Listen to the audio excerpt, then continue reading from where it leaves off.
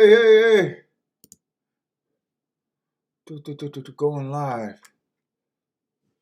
All right, let me grab this shit. Fuck. Let me see Gmail.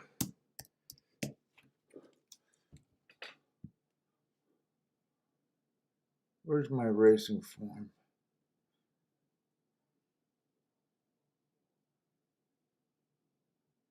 I sent the golf one over.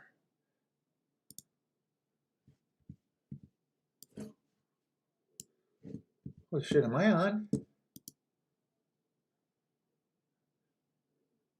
Oh, hey, what's up, I'm on. Hey, what's up, everybody? Welcome to the Shake Up.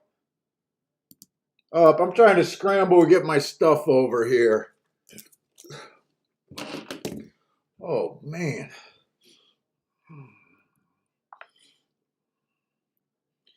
Maybe I didn't send gulfstream. Let me send gulfstream. Today I handicapped gulfstream and woodbine today.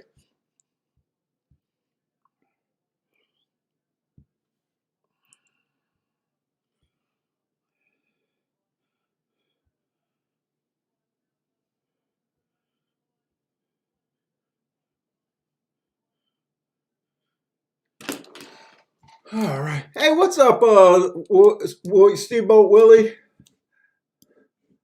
Let me see. Let me just get this shit together.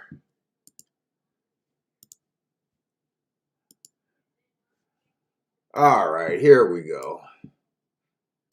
And I got to get my betting stuff. Let's see. Where the fuck are we at?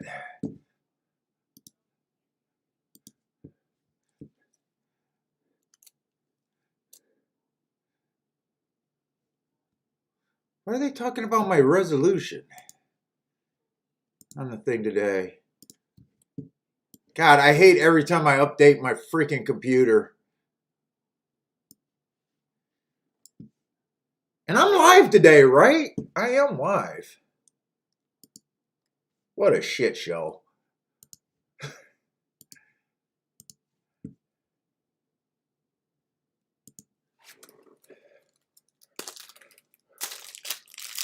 Fuck.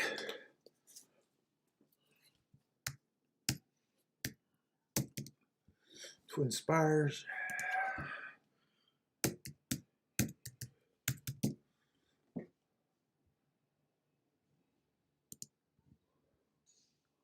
Oh, I see Belmont and Churchill is starting today. I didn't realize that. I'll probably do Churchill tomorrow if I do a second track.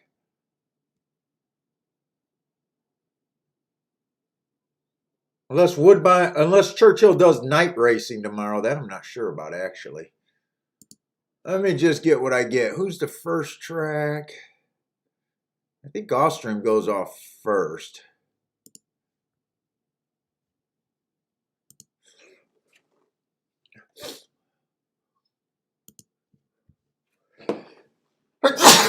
Oh.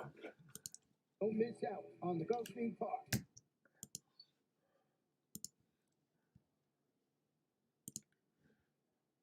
All right, there we go. I should be all set now.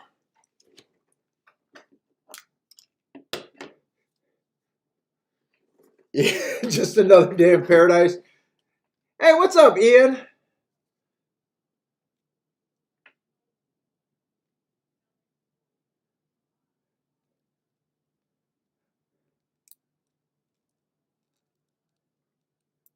Aren't they the same thing? Twin Spires and Bet America. I think they're the same thing. Their platforms seem identical.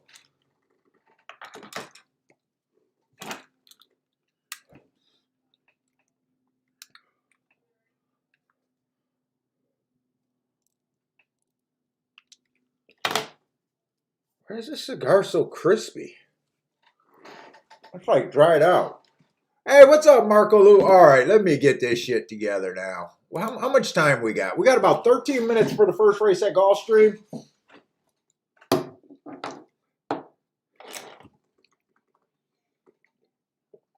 Let me see. And we should be on the turf there today. What we got? Maiden claiming 35,000, 7.5 furlongs on the turf.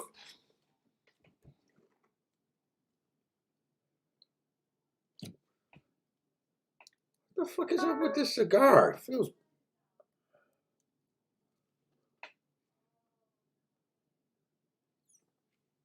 Yeah, I thought they were owned by the same people, those two things, because they seem identical. We got a Drew Estate Underground today with the blue label. I like the blue label better than the shade. I think the shade is the white label and the red label. I like the blue label the best.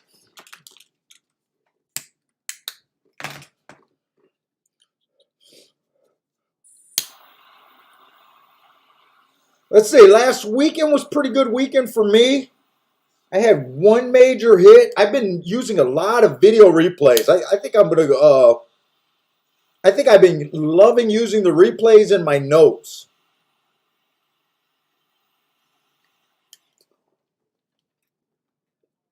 Hopefully, these two tracks are spread out far enough. Sir Williams, you know what? I didn't even look at the card. All I do is mark my stuff. This card, I thought the early races kind of looked kind of weak for me today. A lot of just, the first two races at Gulfstream, I just thought they were 2-year-old races with not a lot of form there or too many questions. I'll see what we like about it. I never like looking at a card too far in advance, thinking if I like a card or not, because I don't look for picks early.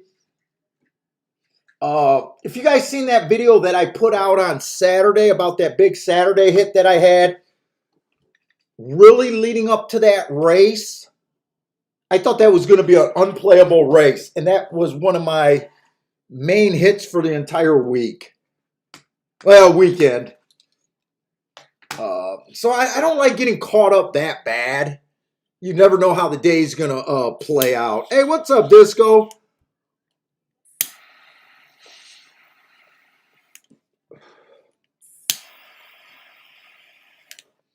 All right, let's see what we got.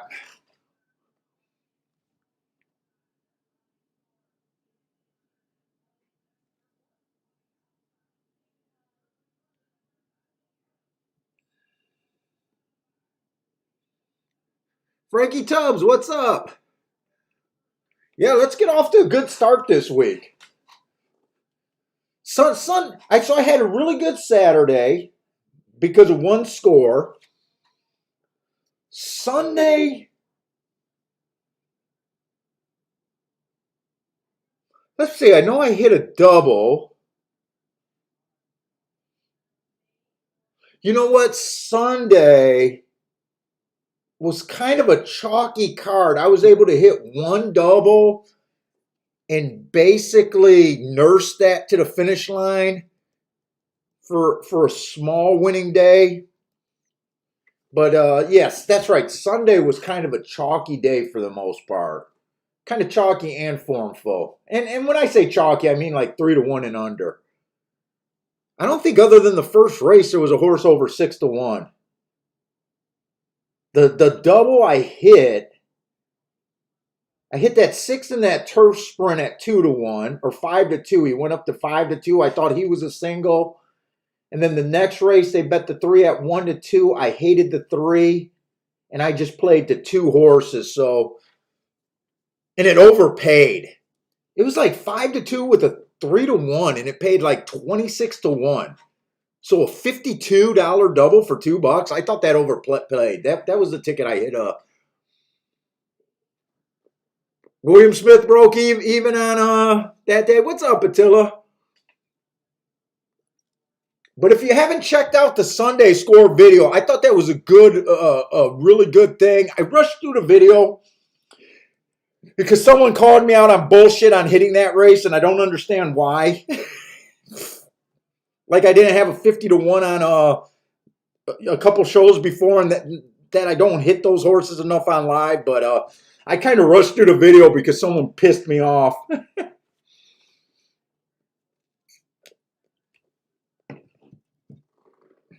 I'm not going to say his name because he still watches the fucking show, and I don't get it. Call me a liar. Don't watch my fucking show then.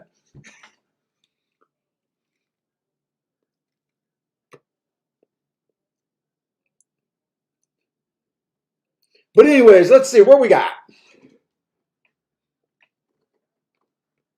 So we got 7.5 furlongs on the turf. Let's just start on this race. So the one horse, Inside Stalking Day, last time he ran, that was his first, or 2 races ago. The timer malfunctioned. We don't have the times that race. So I got him running against the bias, first time out. Let's see. He wasn't in position at the top of the stretch. He did finish 5 by 3. I don't know. I think that's a useful first race out. Last race, it was early pressing day. He was a little bit closer to the pace. He was an early presser, a stalker that day. I got him at slow average square, but he's dropping in class. Says he was bumped hard in the stretch. I said I'm on this replay kick right now. If I don't waste too much time, I'm definitely going to try to watch that.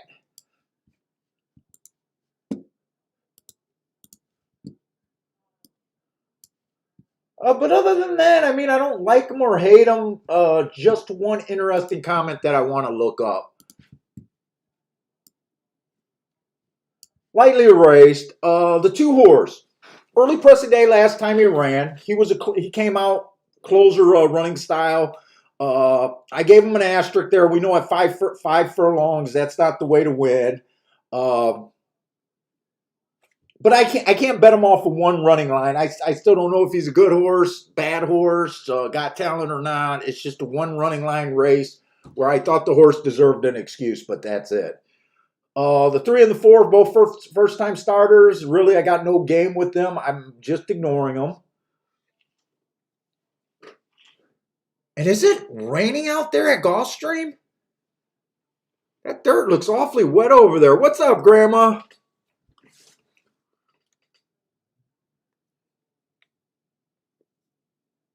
Oh, is Grandma asking who pissed me off? Dude, like I don't hit those horses and key off those horses every fucking day on the show. And then the other thing that pissed me off, he goes, "You always lose." And I'm like, he was just on Thursday and Friday show where I hit the 2 nice days back to back early. I was like, what the fuck are you talking about? Maybe you're just fucking drunk. I don't get it. Maybe you don't understand that hitting 20% at the odds that I do is actually really good work. I don't get it. Let's see, the 5 horse. First race out, speed favoring day. First time out, I automatically give you an excuse, but he did run against the bias that day. Very next day was a bad rail. He was on outside. He was average slow. So that race doesn't make me feel very good. And then last race, speed favoring day. I gave him an asterisk for not being able to get the lead. But he was a little bit closer to the pace, but I don't know how I feel about that either. Are they going to be off the turf now? I guess they're on the turf. It still says good. I was just shocked to see that it was money out there. And then the 6 horse, early pressing day. I'm not that interested in this race, but I am curious about the one's first time out. I want to see how much trouble that was. If I can get to this replay. But you know what? I got about 1, 2, 3, 4 of the 6, 4 of the 4, 5 of the 9 horses. So over half the field running one race or less. All I got is a few interesting asterisks, but anyone has extreme crazy value. Let's see. No on the 9. No on the 8. And I don't even know if I can get to the 8 myself. 7 is like the only one, and I'm not that crazy about that. What about the 5? 5 is offering decent value for what he is, actually. 5 is.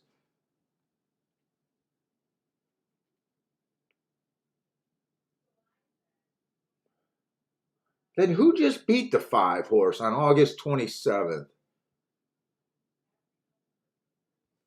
August 27th. Who is that? Oh, the nine. The nine just ran with the 5 horse. They both have some excuses. I would probably prefer the 5 over the 9. Let me see what this trouble is and see if I decide to bet.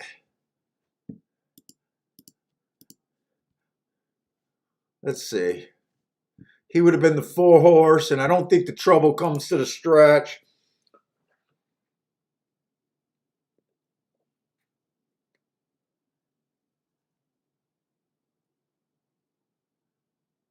You know what, Frankie? That was the weirdest thing about it. I didn't realize until I was looking up the chart for when I was doing the video that both of those 2 horses were Starship horses.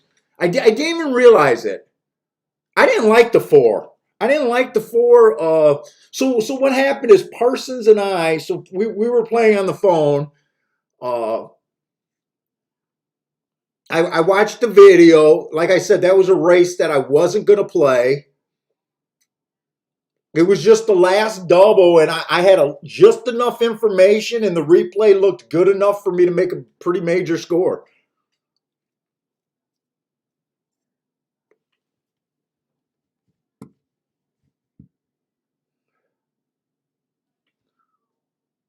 Let's see. This horse said he was bumped hard in the stretch.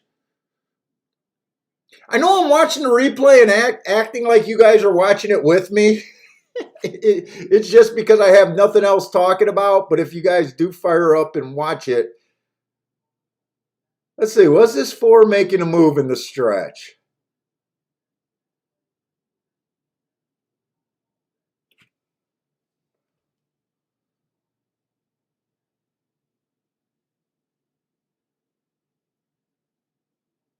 I'm calling the 1 the 4 because that was the. I don't even see it. I don't know that he was a 4 horse. Let me watch that on the head on because honestly, I didn't see anything there. Let me speed it up. Let's see, that looks like the back stretch coming around the turn.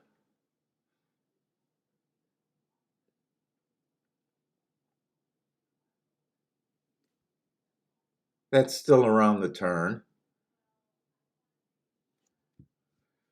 Why am I squinting? I just blow it up full size.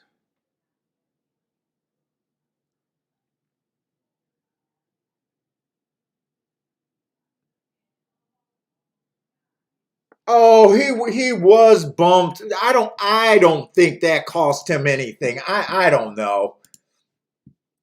I definitely couldn't play. I definitely wouldn't like him at 3 to 5 anyways. This is a race I really don't like. I think I'm mostly interested in the 5, but I'm not going to back it up with my money.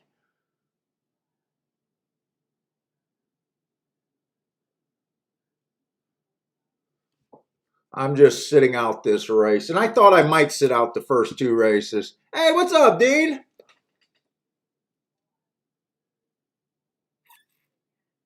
Oh, Ian's starting out with the play on the 5.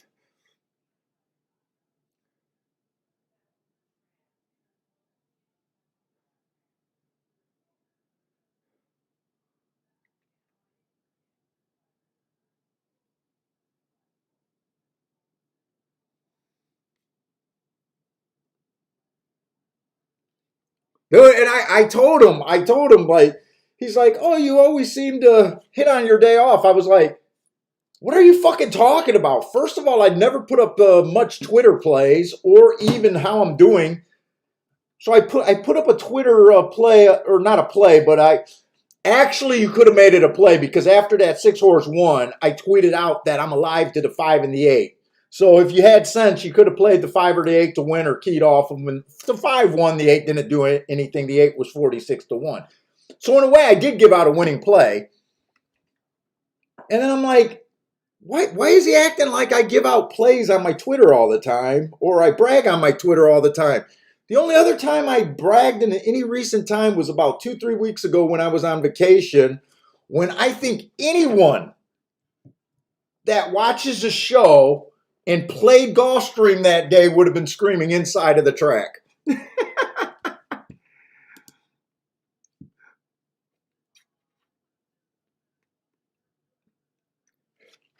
Let's see, 8 did get the lead here.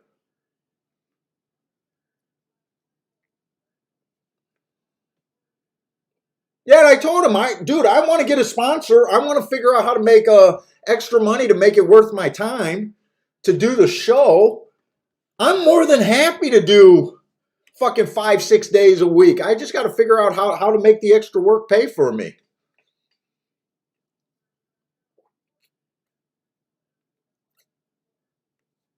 It's just a lot of extra prep work that I don't need. I'm doing this out of the goodness of my heart for the last 3 years. Unless you think I'm killing you, then you know, maybe I'm brutalizing you for the last 3 years. Let's see. I think I would have liked this 5 to get the lead. I did not. I don't think I see. No, I couldn't have seen the 8 horse getting the lead. He was a sprinter, but off of a one race. He was dropping, but off of a one race thing. That's nothing I probably would have played. Come on, just keep this 5 bouncing along because I think Ian put a show bet on him. Come on, get this 5 home for Ian.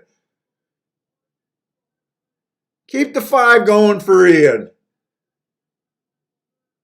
You know what? The 5 did not embarrass me. He didn't embarrass me. He just missed running. He got second and was trying to get the win.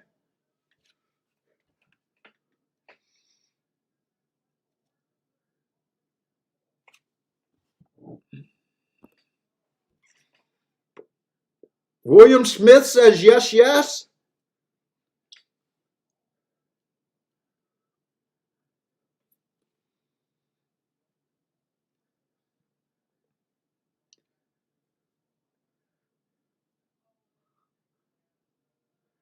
And I think I'm going to do a show with Disco in a week or two. And Disco, I keep telling you that Disco is on a live stream. Disco does his live stream. I hope I don't butcher it again. I think it's called Who's Got Action. Who's Got Action?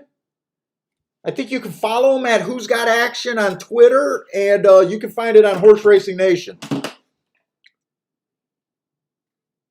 And I think from the sounds of it, he tries to do a live podcast every Friday. I think his goal is to put out one every Friday.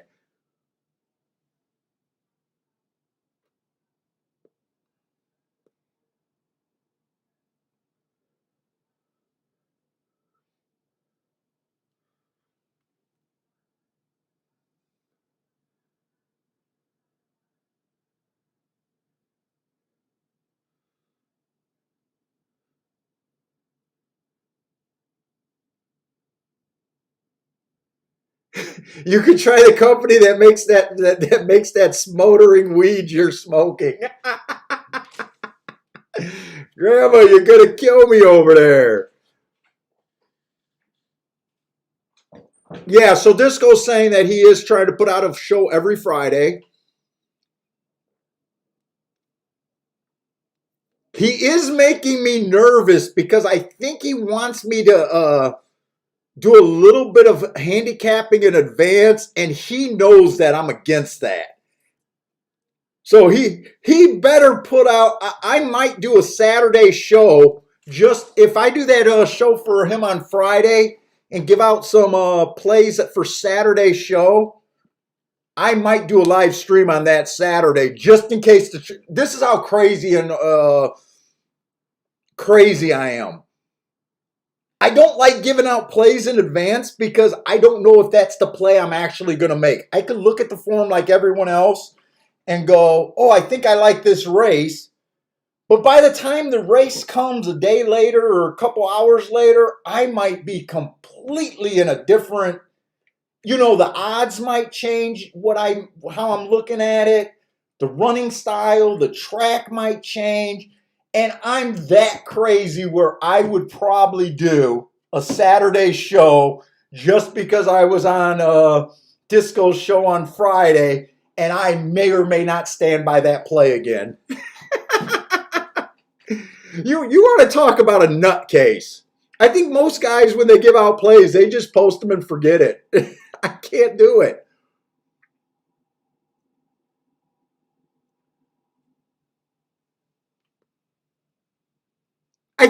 Grandma, I think he does a tape show. I think he does a tape show because we won't be taping. So it's a podcast. I think he does it.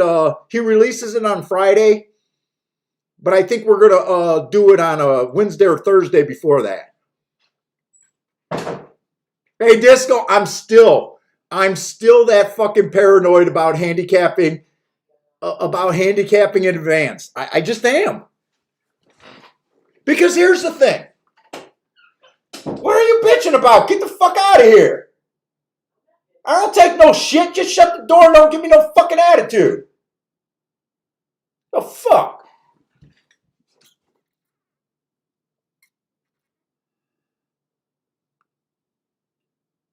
God damn. Don't marry a guy that don't take bullshit from anyone. Fuck. I hate that fucking bullshit, what is that? Passive aggressive attitude shit? I'll call that every time. Sorry about that. What the fuck? Yeah, I just can't give out a play on another day and then let it go. And then especially if I play something completely different that day. I just can't do it. But you know what? Maybe it'd be a good advertisement for the show if people actually wants to watch. I don't, dude, actually I'm in a good mood. You got to come correct like that. I just don't let shit slide.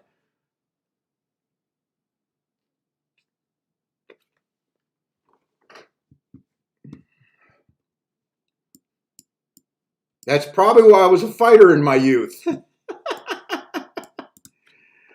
Oh my God.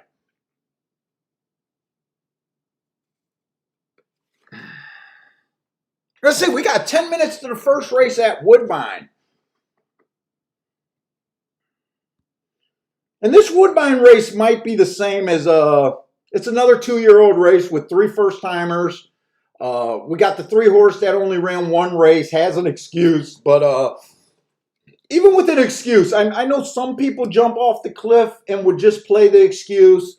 For the most part, I need to see more running lines.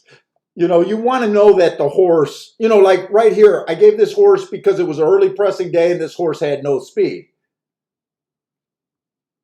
Well, that could just be this horse is just a bad horse and never is going to have any speed. Or he could have broke slow first time out and, that the track then hurt him. So let's see. 6 horse is a little interesting. The first race, he got an excuse. I kind of gloss over that, but he did come back and run on a bad rail. So he got another excuse. And then on August 21st, he was a little bit closer to the pace. He got steadied early.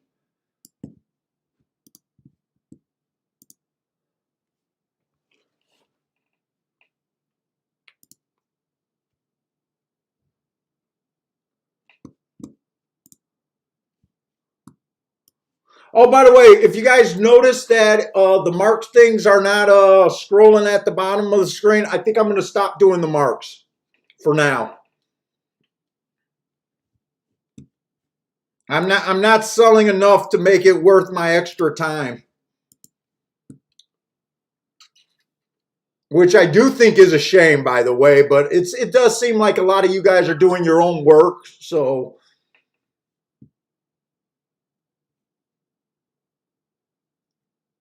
part of me feels like I'm still giving away too much anyways, so let's see, I missed that start.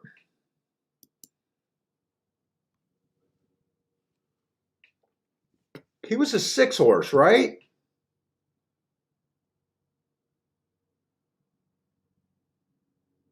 He was a 6-horse that day. I should be looking at the head on here.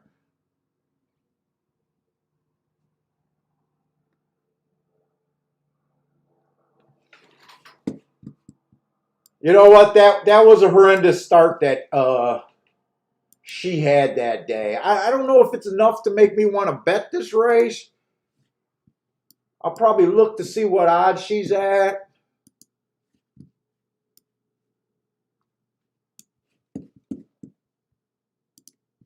But other than that, this just looks like another race that I don't think that I'm interested in.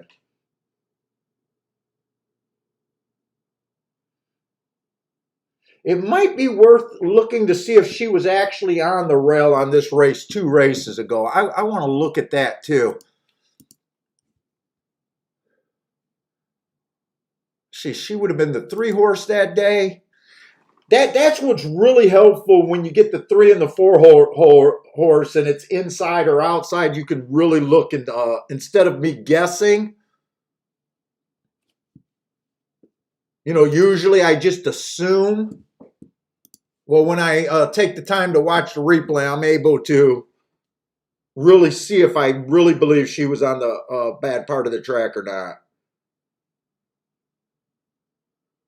She was inside that day. The 1-horse didn't break at all, and she was actually on the rail behind horses.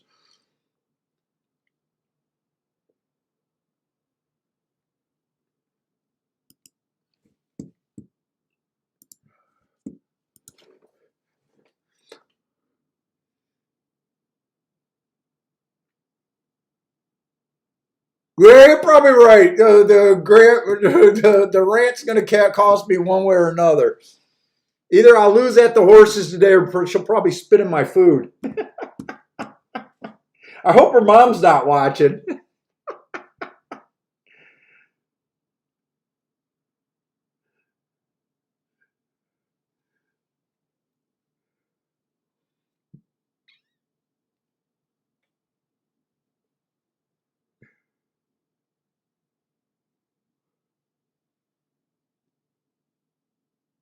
Oh, Ian says, hey, Ian, did that show bet pay pretty good with that horse? What did you get to show over there?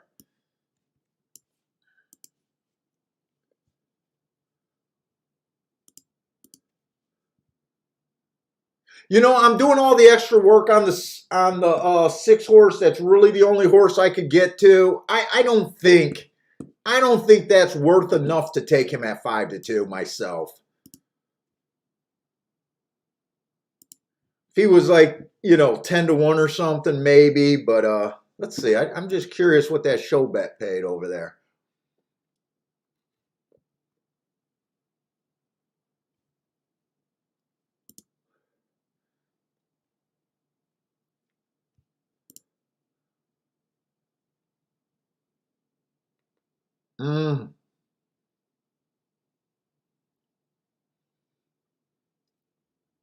Horse's name was Yes, I'm Spiteful.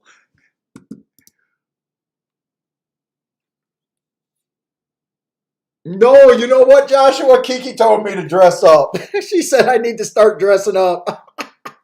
I told her I want to get an actual smoking jacket for the show. I want an emerald smoking jacket in velvet. we're gonna go Hugh Hefner.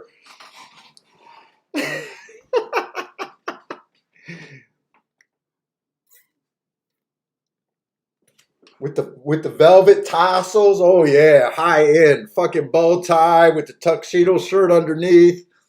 We're gonna jazz it up over here.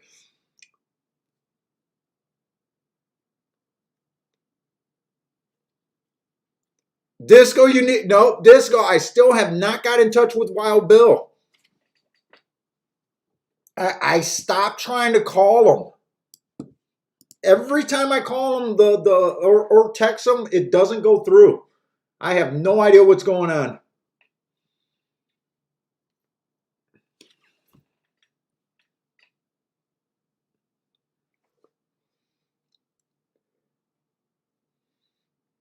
Yeah, I know. Me yelling at my wife's not going to go good for sponsorship that I can't find. What an idiot. I'm sorry about that. Trust me, I will. I'm one of the married guys that admit I love my wife. I absolutely love my wife. I hate to be that sap. It's cooler to say I'm done with my wife, but I love my wife.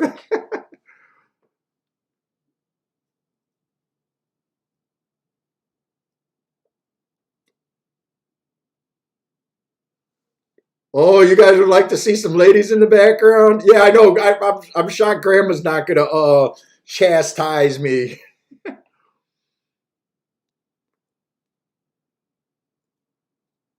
what's up, Crusader?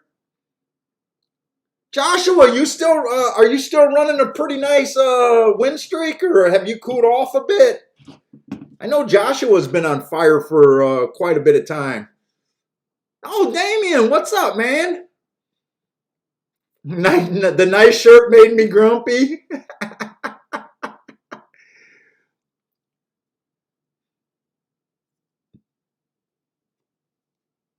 Steve B is here. What's up, Steve B? Attila likes the 3-horse at Woodbine to win. Who's the 3?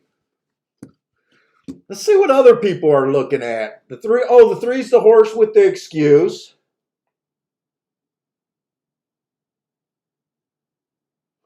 Let's see. Broke out, dropped back on the turn. Let's take a look at that replay. Let's see if we can see anything, because I'm really enjoying, I am really enjoying using the replays mixed with my notes.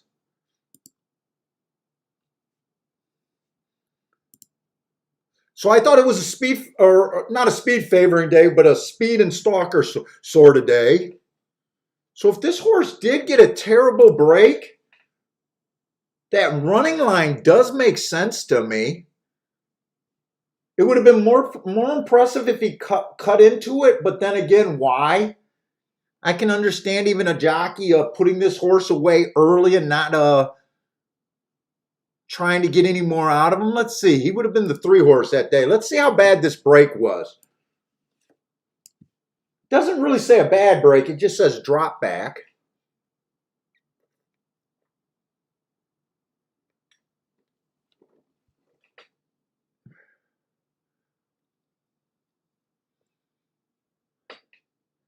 Came out the gate okay. Came out the gate about 3 lengths.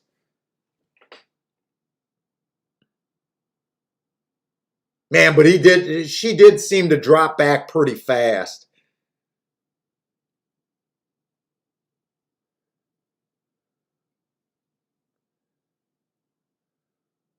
She seemed to be running and she seemed to drop back pretty fast.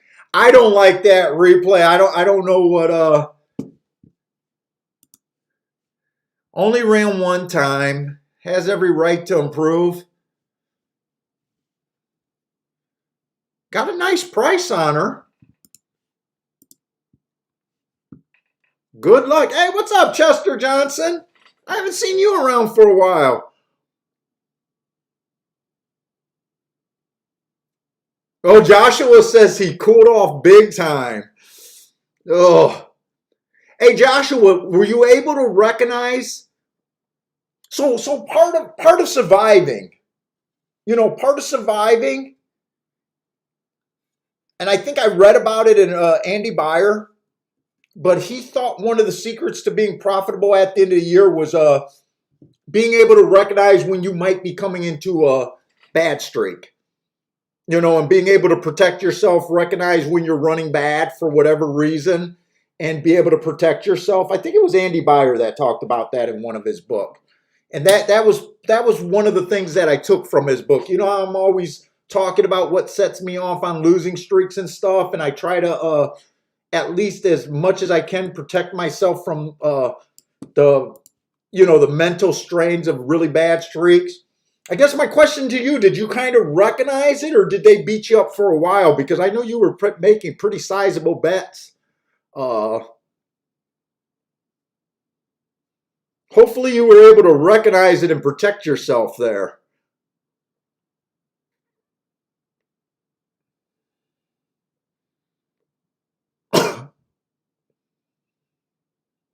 Let's see. Steve B says, "Hey Paul, I seen how powerful your matching strides with the slowest winner of the day." So right now you don't think you're losing because of sloppy hand.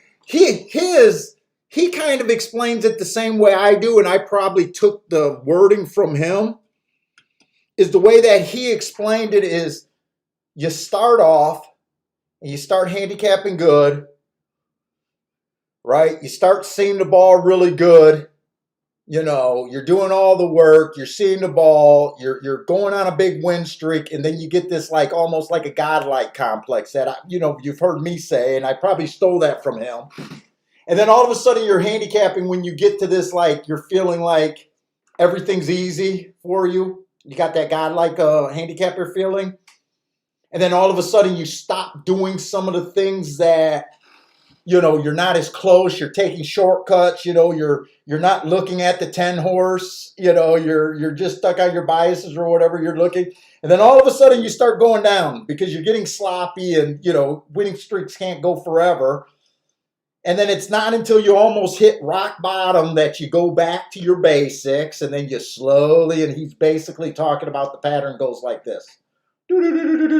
And his thoughts were, if you could get your rise, limit your dips, instead of dipping here, you dip here, before you go back to the basics and get back on track. I hope I explained that good, and I hope that's about what he was saying, but I thought that made a lot of sense. That always made a lot of sense to me.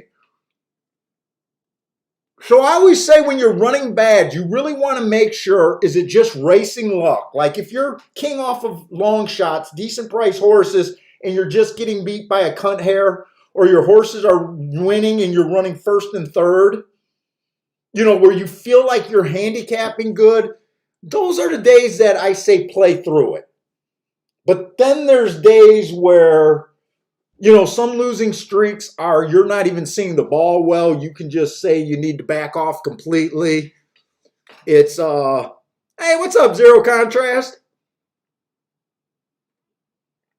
Oh, you guys, you like that explanation? Yeah, I think I stole that from Andy Beyer. I think that Andy Beyer, and that's kind of almost how I feel about how it works.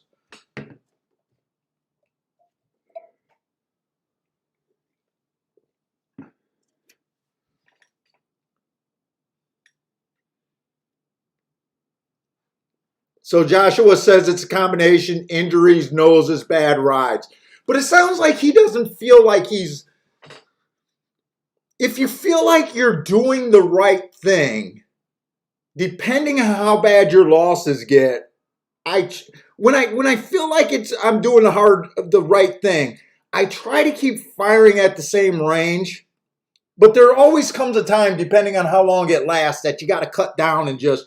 You know how I said after that $10,000 day, I said a show or two ago that I really didn't know why, but I was kind of betting in the play category even more than I was comfortable with. Luckily, I had some really nice hits in the play category. Let's say we got to go over to Gulfstream because I didn't realize that we're on a big,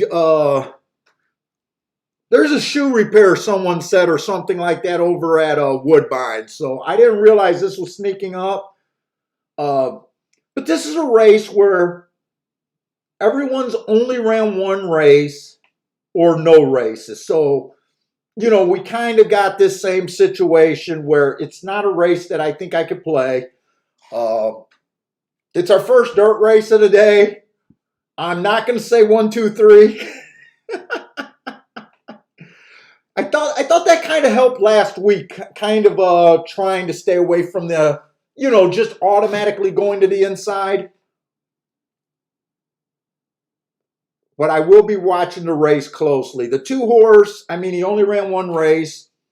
Stalking Day. Can't get to him off of that running line. I don't like route to sprint, but I can't even tell you if this horse is supposed to be a router. The 4-horse, I just got that as an average, slow race. The running line does not look bad. But he was a 7-5 morning line. He's 2-1 right now. I mean, that looks like a winning running line, but the marks aren't great. Let's see, the 6-horse banged the gate, far back, plus with the early pressing bias that day, he probably lost all chance. But without running lines, like I need those 2nd and 3rd running lines just to tell the talent. Right now, I'd look at him like this was his first time out running. And then the 7-horse is a route to sprint, ran against an inside track. Would be interesting to see if he was actually on the inside or he was in the 4-hole. If he was on the inside, you might say that he didn't deserve that asterisk. But he was, if he's 3-4 wide, I'd stick with that asterisk there. But then again, he's 9-5, and it's not even worth digging on him. I'm just going to watch the replay just to watch it. Let's see, he was a 5-horse in the 4-hole.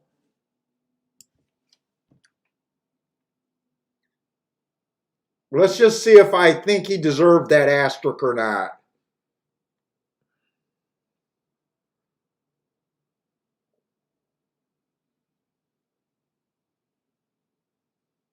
Five-horse in the 4-hole.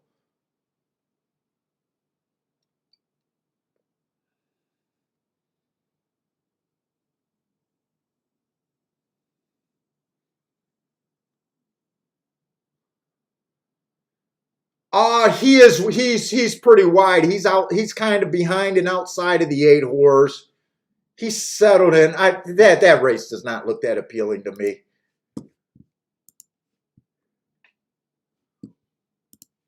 Let's see, and I hope because of this delay, I hope these races aren't going to start going off at the same time.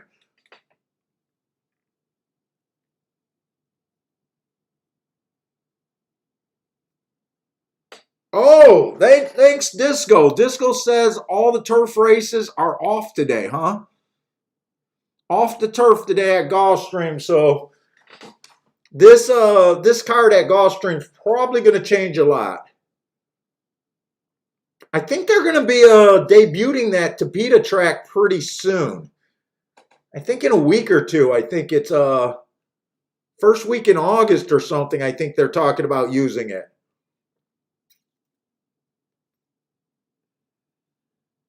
Wait, August? It's September. Maybe the last week or the beginning of October, I think they're talking about using it. Hey, Disco, who did you have on for this last Friday's show? I didn't look at this last Friday's show. The last one I seen, I think, was with Mark.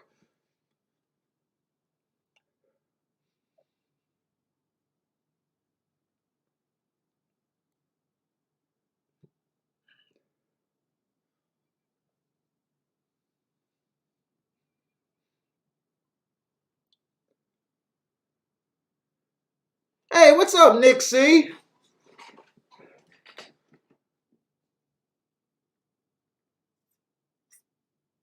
Let's see. I don't even remember what. I don't think there was any. I know there wasn't a play at a woodbine, but I don't remember if I was.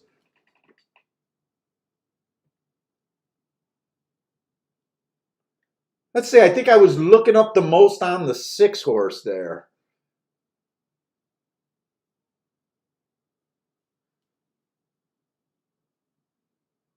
And I remember looking at someone's 3-horse and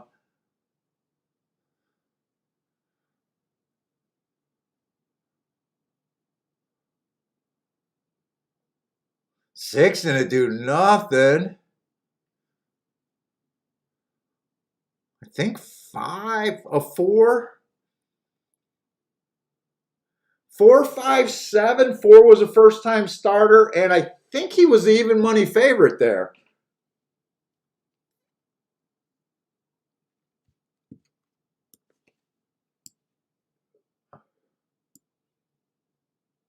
Oh no, 4 was 3-1. What am I looking at, man?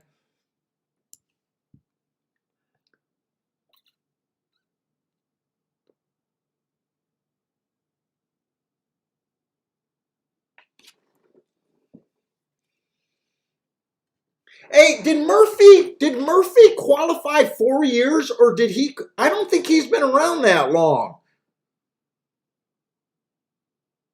Hey, Disco, how are you counting the 4 time? He must have double qualified. Because I don't think he's been around that long. Not that I'm ripping on that. Not at all. Is that Murphy from Discord? I think I was on Discord the first time he ever qualified. That was a fun night.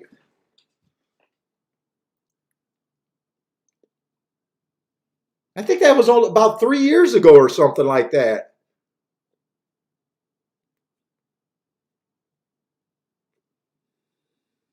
Hey, what's up, Gregory?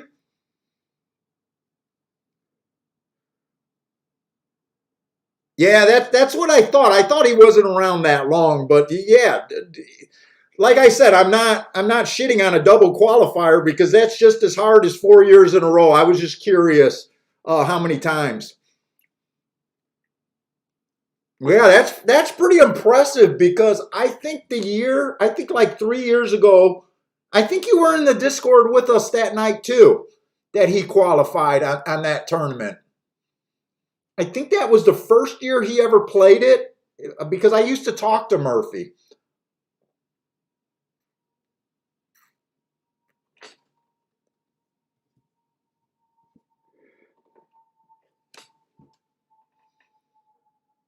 Let's see, the 4-1 at Gulfstream. I think that was the horse that I kind of thought deserved it, at least to be deserved to be the favorite because everyone else was a first time starter or a router. I think you got 2-1 on him, maybe, which was better than the 7-5 morning line.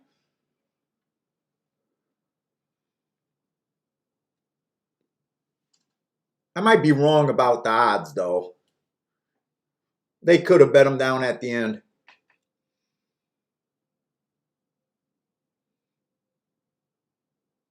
Oh, he won at the Delmar Surf and Turf. He won like 14K in August. If that's the Delmar Surf and Turf, that's a good tournament right there. Hey, what's up, Joshua Anthony? We got a couple Joshuas in the chat room, so I got to use both of your guys' names over there.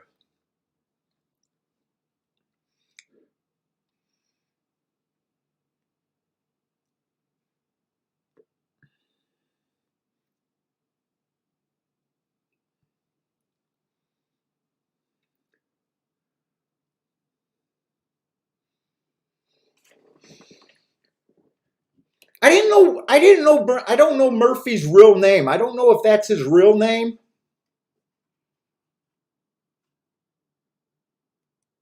I didn't. There was a few names that I recognized on the NHC because I always watch the tournament or try to follow the coverage as close as I can.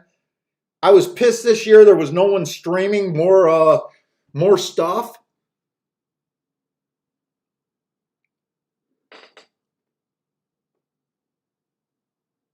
You know what, Joshua? I call you Joshua and I call the other one Joshua's Anthony because you're right. I'm not going to be able to say your last name.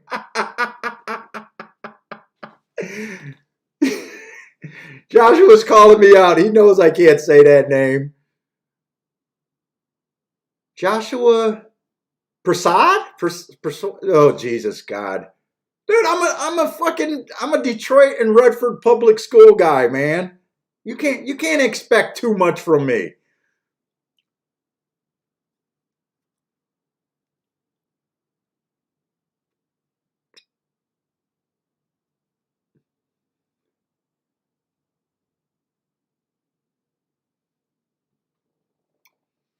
Let's see. You are absolutely, wait a minute.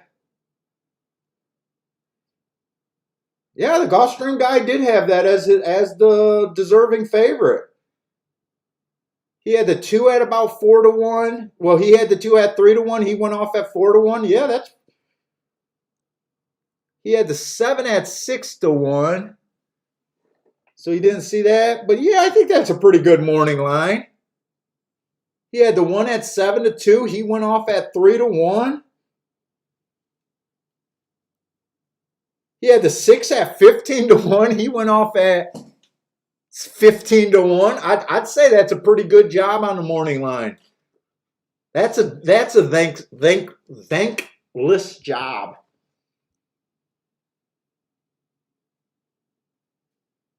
Did 4 go? I'm guessing 4 went wire to wire. I'll try to keep my eye on that replay. Oh, I was pretty close to that, huh, Joshua? Okay.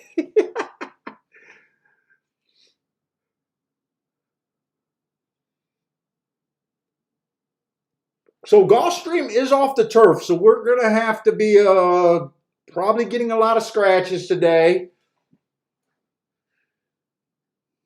And they are taking some of these 5 furlong. I don't mind that much when the turf routes are scratched off the dirt, but I always hate it when turf sprints are taken off. So I'm definitely glad I did a second track today because I wasn't sure I was going to do it, and then I decided to do it because the first 2 races of today looked non-playable. So I'm really glad I included Woodbine. Tomorrow I think I'm going to do Churchill as long as Churchill is running. I don't like doing first days of the meet. It'll technically be the second day of the meet. I don't even like doing first weeks of the meet. But I think between Belmont and Churchill as the second track, I think I'd rather do Churchill. Belmont is probably the New York track that I play the least. 4 went wire to wire and he won by a pole. Thank you for that.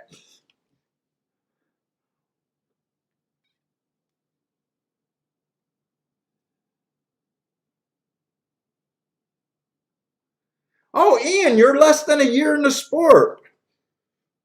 Nice. So you're a Corona baby over here. You came in during the Corona times.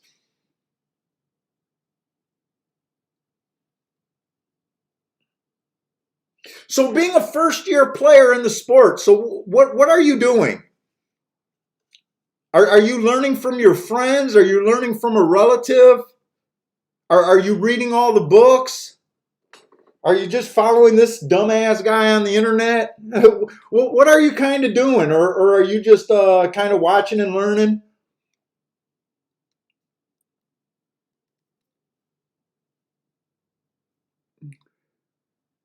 You need to go on horse racing Twitter because that's where all the pros are at.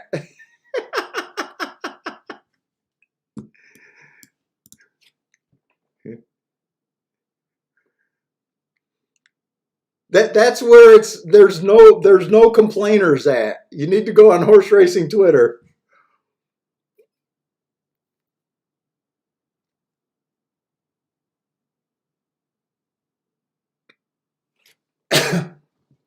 So Joshua, when I used to do my so now our record keeping, so now the record keeping is on your betting account, right?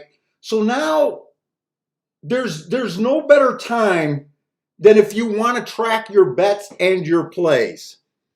So I don't do any additional tracking other than what my ADW gives me. You know, the reports there. I don't know if they break it down by distance. I know they break it down by doubles, trifectas, win bets, show bets, that kind of stuff. I never kept track of distances. For a lot of my years, I refused to play route races. Yeah, route races. I refused to play turf races. I refused to play maiden race, or not maiden races, 2-year-old races. So the only thing I would play back in the day for most of my playing day, and this is 20 years into it. Turf is brand new to me, and I've been doing routes longer than turf. So I never had to track distances on paper. The way I used to just track my stuff for my record keeping, I used to keep my form. I used to go to the track, so I used to staple my tickets in the form for the day's form. And I wrote down the bets, but really the only way I tracked the day is I would go through all the plays of the day, and basically I would keep a running tally. So basically my record keeping was on the front of the form, plus $200 for the day, even day, lose $400, whatever it was. That's how I used to keep track of it back in the day when I had to do everything. Now, like, I just go by the ADW reports.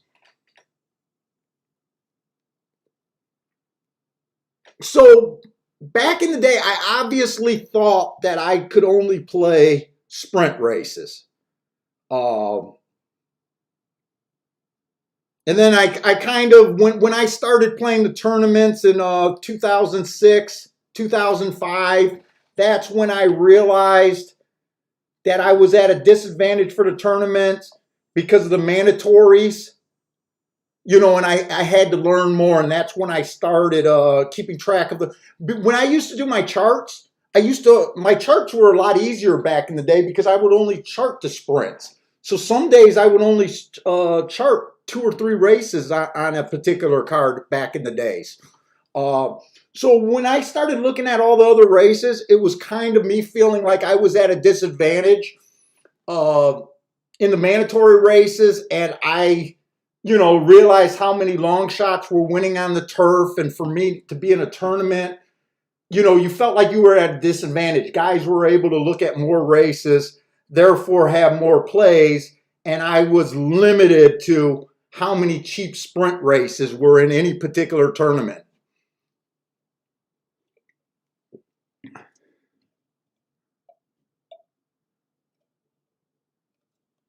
Dude, John, you know what? I honestly thought about just selling my data. But I was a little discouraged. I didn't sell as many of my marked programs as I thought. And I just don't think I want to give away everything that I do. And I don't believe anyone, I know there was some sharing with my other stuff too. So I think I said I'm getting rid of the hearts. I'm still doing the bias reports, but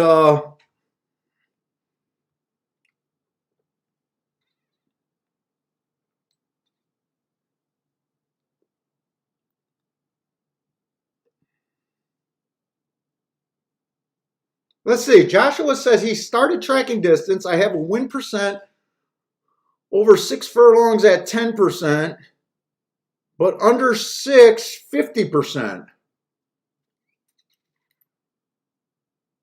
I have a win percentage. So you're only hitting only 10% of your plays at route distances, but you do that much better at sprints. Hmm.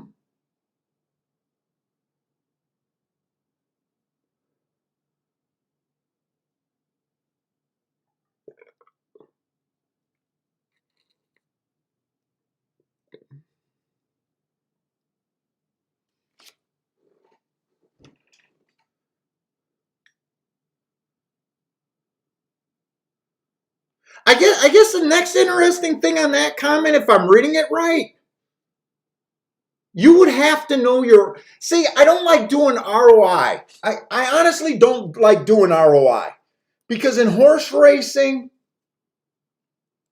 it changes drastically.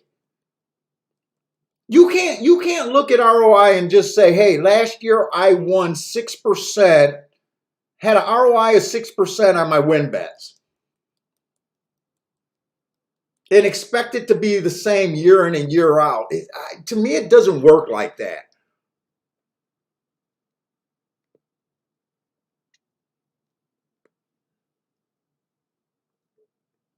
But I think in your situation,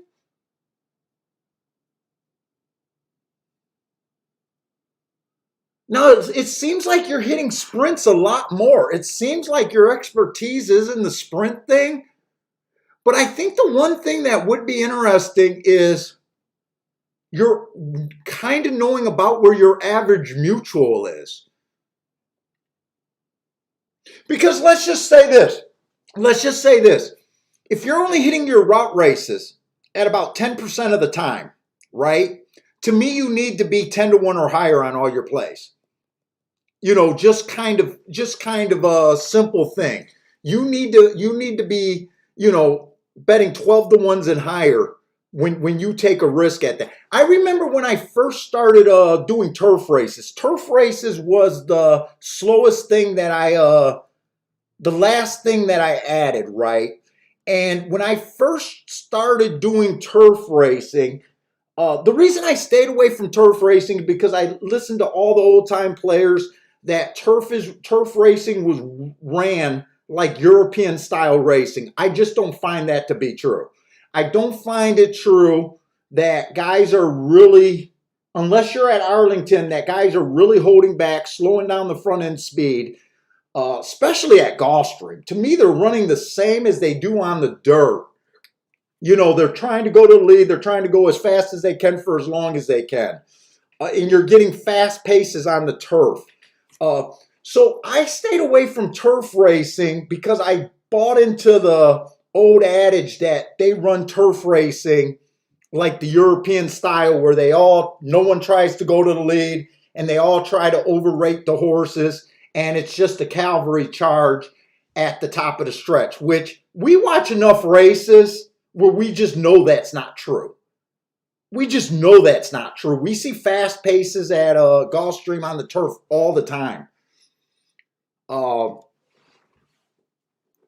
So anyways, when I first started playing the turf, I accepted the fact that I wasn't going to be good at turf. So I would only play when I liked horses over like that 7 to 1, 8 to 1 range, because when I was right, I needed to get paid. Like, I wasn't interested in playing turf races with, 4 to 1s and under.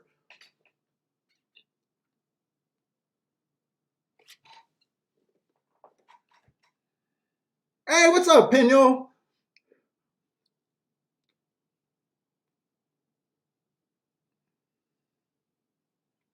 Yeah, Ian says you should be an expert at quarter horse racing.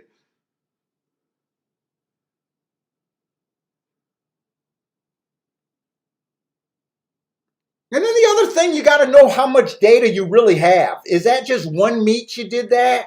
Because you said you just started. Is that just a couple weeks? Because to me, that wouldn't be enough information to really know what you're good at. I mean, it's obviously aiming towards short races, but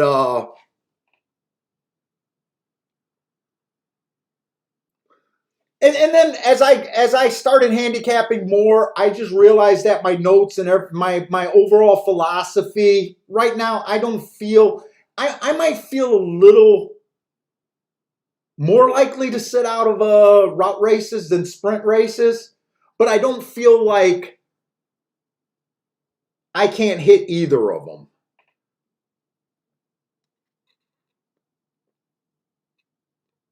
Yeah, you've only been doing it a few weeks, and it might be a little, it might not be enough to jump on that.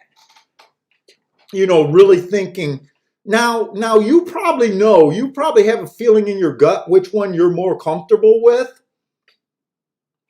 and that's probably worth more than any data you got. Just knowing which ones you feel like you're more comfortable with. But it'll be interesting to find out what you keep tracking there.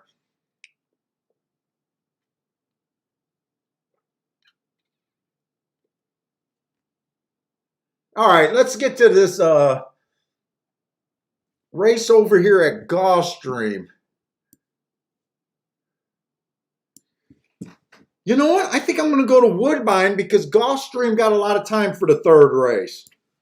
So we had a big tote delay, and I see Woodbine's about 2 minutes for this race. So let's just go to Woodbine over here. So we got 6 furlongs claiming 10,000 on the poly over here. Let's see, this one horse, 4 races ago, Bad Rail. He was in the 7 hole. 1 tick slower than the fastest winner, average slow. Just missed by a K hair. I think that's a good race. That was at maiden claiming 7,500. Stepped up to 10,000. Fastest winner of the day there. First race against winners at 15,000. Slow, average, slow. And last race, he ran on a Bad Rail stalking day. I gave him an asterisk for being on a Bad Rail, average, average, average. I don't think I got to look up that replay because it says he had the rail trip. And I'm not going to have enough time to look up many replays anyways. Interesting, but let's see what else we got. The 2 horse, slow, 3 races ago. He did come back and won his next race. Actually improved his speed figure pretty good. Was the slowest winner of the day there at basement level maiden claiming. Stepped up to 1,500. Couldn't really run with them. Don't really see an excuse. Kind of just slow. Never in contention. I don't like reading that. Let's see, 3 horse. That August 27th race, that's the same race the one was coming out of. That was a Bad Rail day. This horse should have got an asterisk that day, I think, for being in the 3 hole. He's also a little interesting. Whoa, 20 to 1. This is a rematch race. So far, we got a few horses coming off of that 27th race.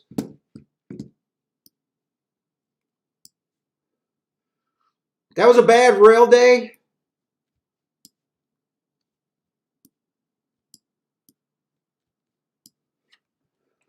I might want to watch that replay as I can. I love these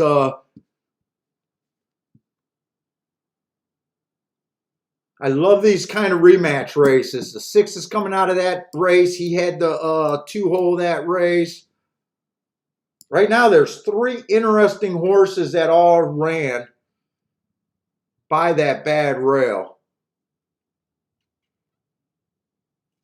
8's a Fort Erie horse. I got nothing. I don't have enough freaking time. I don't have enough time. I wanted to watch this replay and see if I thought this August 27th race was a key race. Let's see. The 6, even though he had the Bad Rail at 3 to 5, I wouldn't have been interested in that. The 4 horse was off the inside. He had the 6 hole. Wouldn't be interested in that. I guess I'm going to be rooting for the 3 and the 1 horse there.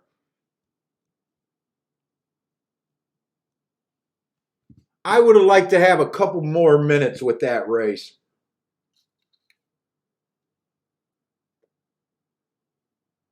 Just don't let this. I kind of want the 3 horse to win, but then that will set me off if he does.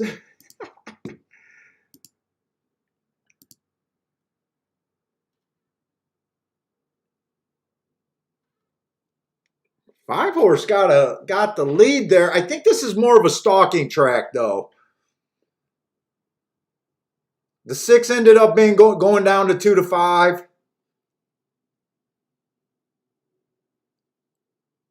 Come on, 3, angle out and go. He's just running behind that 4, and now he's locked down.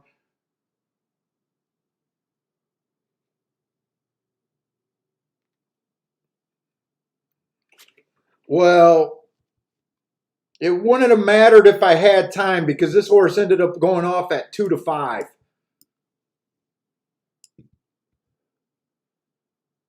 Oh, he leapt at the start also and had the bad rail and was steadied on the rail. Do I got enough time to look at that replay now? I want to see how bad that race was. If I would have just glanced over at the running line, leapt that start, steady that rail, I would have still thought he was well over bet at 4-5 without a doubt. I just want to see how bad that was.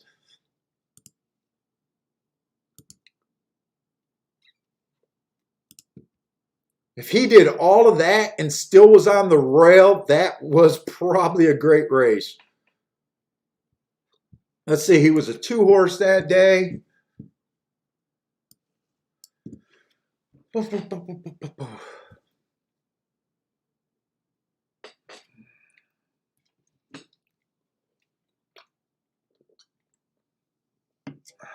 He leapt that start. That definitely happened.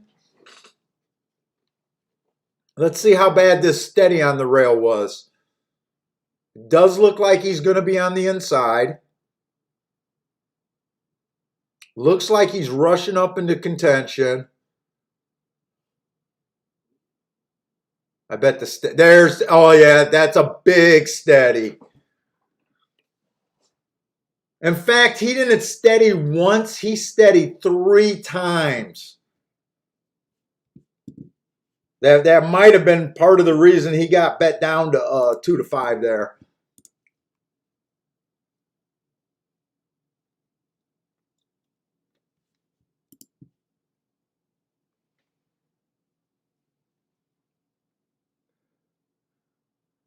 Let's see, Gregory had the 7 to place over there at Woodbine. Nice. 55-1, Gregory.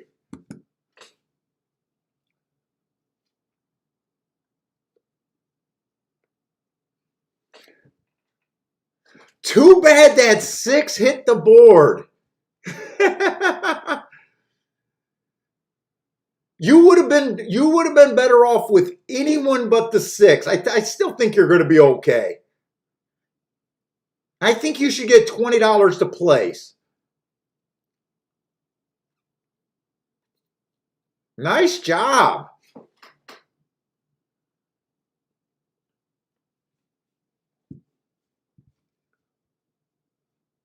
Too bad that 6-horse ran.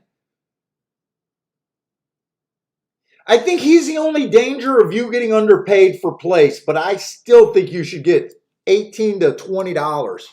$16. I think if anyone else would have ran first, you would have been a lot better off, though. But still, nice job.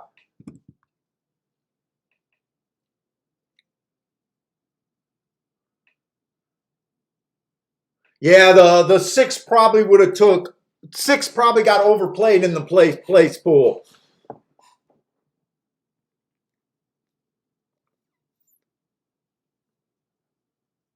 Yeah, $16 isn't bad, but it would have been a big difference if anyone else got first.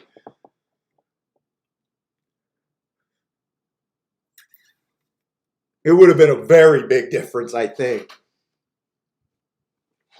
Let's see, we got 10 minutes for the 3rd race at Gulfstream. So these races are separating apart, which is good for us. We got 5 furlongs on the turf. Oh, no, on the dirt, claiming 12-5. So at least basement horses. I think the biggest problem with this race is the 1's the favorite. 1 definitely looks interesting. 3 races ago, went too fast to win. Earned a nice speed figure. That was on the turf. Comes back on the dirt. Stalking closing day, so he ran against the bias. He still went too fast to win. I love that race also. And then last race on the turf, average 1 tick slower than the fastest winner average. I think that's still a good race. Speed figure popped right back up after running against the bias. I'm just not excited about the 7-5 price on him.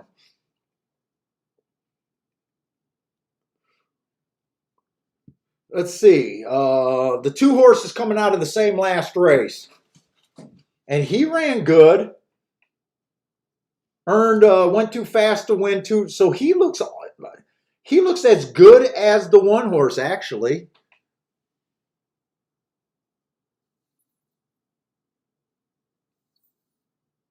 One might be a little bit faster early, but they both look good. The 5 horses coming out for that same August 22nd race. So far we looked at 3 horses and they're all coming out the same race. It was an early pressing day. He had no speed off of an awkward start. So I like the excuse there. He looks more of a stalker. He needs a speed duel, I think. I don't think his marks are as sexy, but he's definitely a contender. He gets within 3 lengths of the lead most of the races.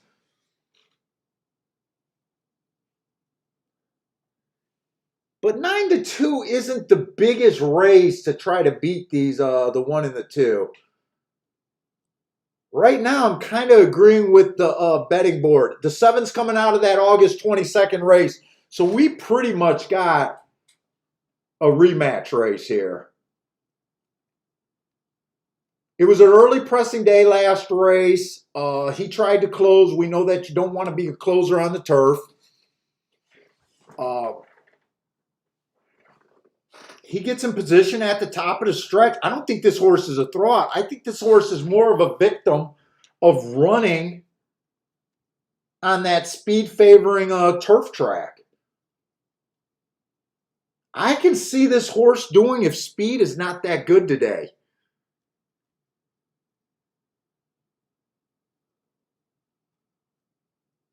The 8 horse I find interesting. He got really good marks. He's another speedy horse. I just question that $4,000 and $5,000 class. He has the right running style. He's fast.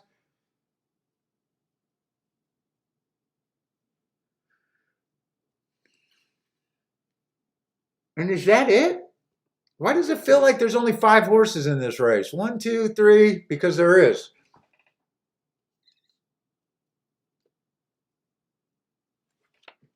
I'm going to look up that August 22nd race.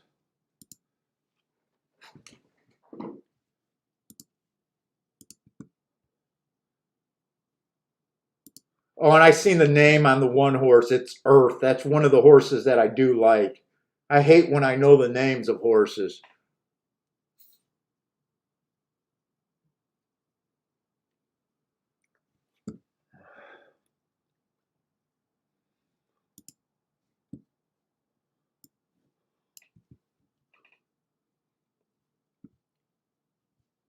One, two, three, four, five, six, seven, 8. Don't look like there's any scratches. Let me just see the numbers that I'm looking at here. I'm looking at the 2, the 5, the 8. I'm saying the numbers that they were in the replay. 2, 5, 8, and 1. 2, 5, 8, and 1 is the numbers that I'm looking on the replay.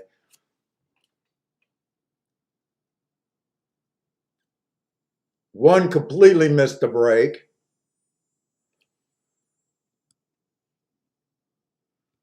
2 horse got the lead. Who would the 2 horse be?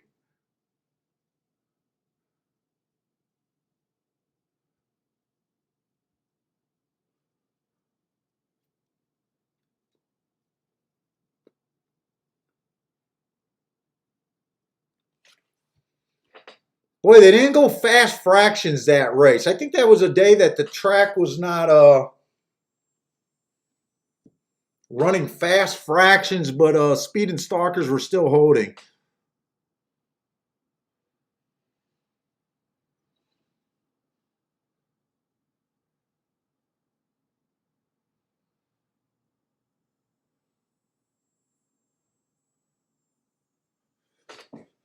I think this is all how you think the race is going to run. If you think speed's going to hold, I think the 1 horse is the horse to beat. If the pace backs up a little bit, I think that opens a door for the 2.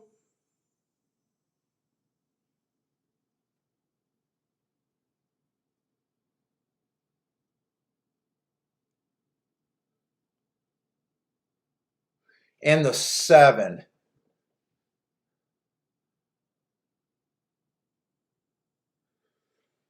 And you know what? There's no difference in odds really between any of them. I just think the odds board's not really going to let me bet here.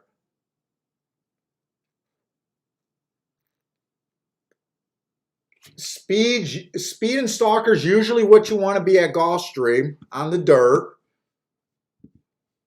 So if speed is holding, my only question is just because it's a muddy track today. If speed's holding, I think the one horse is gone.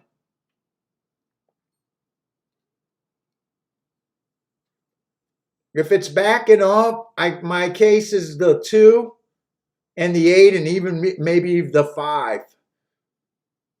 So just odds wise, I'm not interested in 7-5 on the 1. I'm not really interested on 2-1 on the 2. 2. I keep saying the 5. The 2 is the 5 horse that I'm keep talking about. I know it's confusing when I watch replays and I start spouting out numbers because I keep mixing up the numbers on the replay with the numbers on the, on today's races.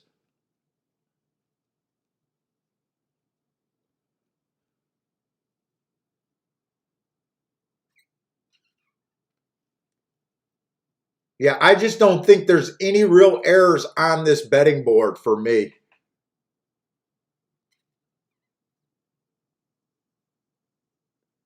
Hey, Marcom Pro, you said you like the 1 or the 2. Are you willing to Dutch between? Are you just making a comment, or is that a Dutch bet that you're thinking of doing? To me, I just don't like the idea of Dutching between 2 horses. I don't mind Dutching, but just at those odds. So that's the only reason I'm asking.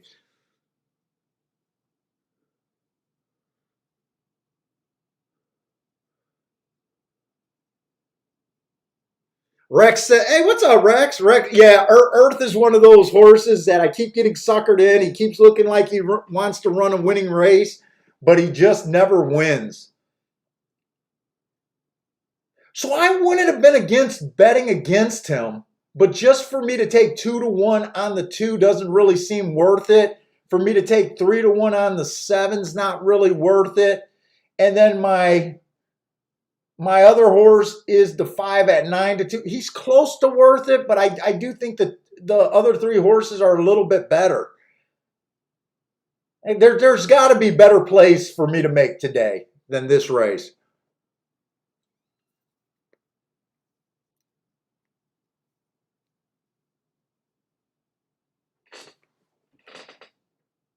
Let's see, Attila is Dutching the 5 and the 8 horse to win.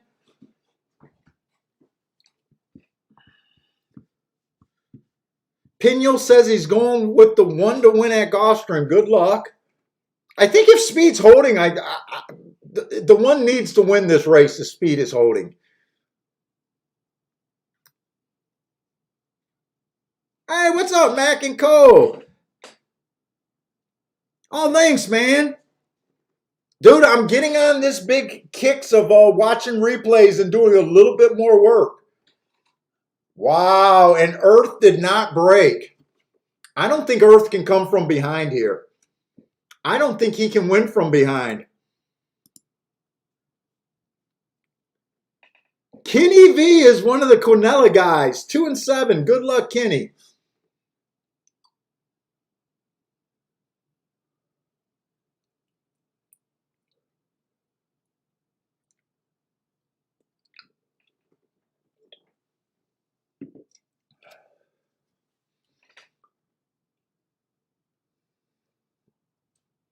Earth just does not want to win. He just does.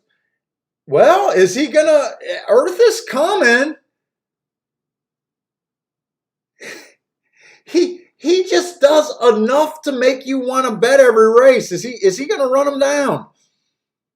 Wow, I did not think this horse could come off the pace.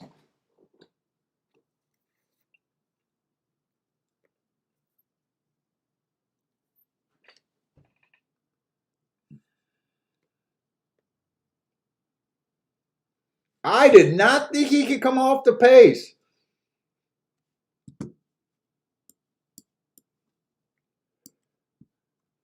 That tells me he's not a quitter. It tells me he's not a quitter.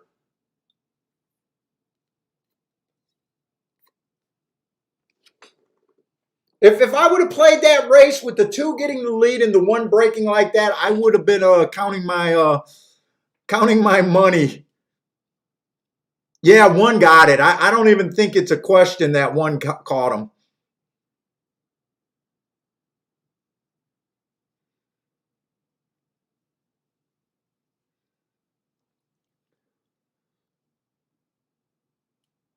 Yeah, now I don't know if speed's good either. Now, 1 was the best marked horse on paper. I mean, I thought he was the best horse. I just didn't think that this horse could come off the pace after missing the break like that. I got no problem with the result. Other than the odds just weren't what I was interested in myself. Markham Pro says the 1 horse won at decent odds. So I imagine you thought this horse was probably an even money proposition.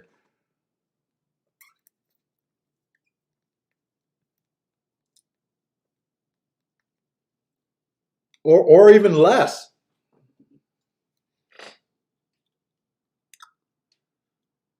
Oh, that's right. Someone did say they were betting the 1 here.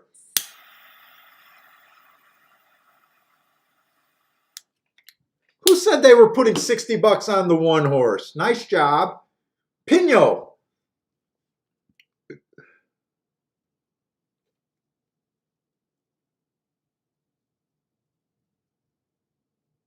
Yeah, we're definitely gonna have to watch this race or just really see if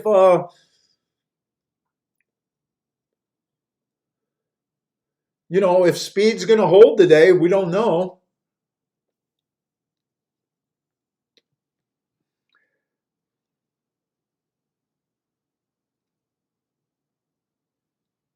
Yeah, I think it could be that 1 was tremendous in this spot. Like I said, I really love the marks. He ran against the bias 2 races ago. I'm more just shocked that he was able to close.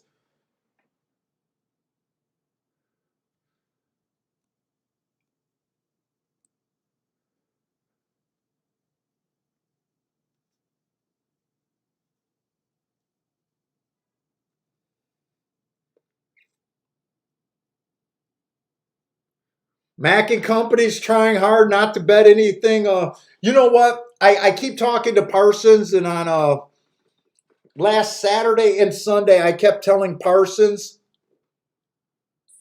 that really I should not be playing a race unless I'm keying off of horses 5-1 or better. I think I'd be better off. You know how sometimes I Dutch between 3-1 and a more longer shot.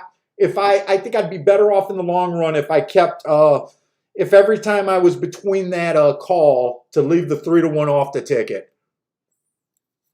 Cut down on the bets or play to the longer shot more. I'm not sure how I'm going to address that because a lot of times I say things like that I should be doing, and I'm not always 100% on them. But I do feel, it's a better way to play. But, sometimes you're just trying to find action. No one wants to handicap a whole card and not to make a single bet.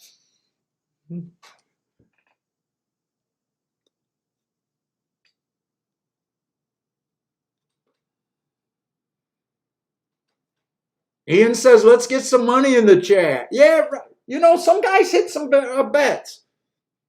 Some guys hit some bets today, but it has been on the chalky side or in kind of a few non-playable races, in my opinion, for what I'm trying to do. But yeah, let's definitely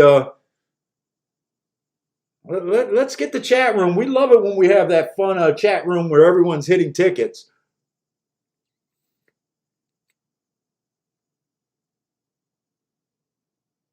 Yeah, Pino, take it easy. Nice hit on one of the few bets you were able to make a play on today. Get back to work and join us tomorrow, man.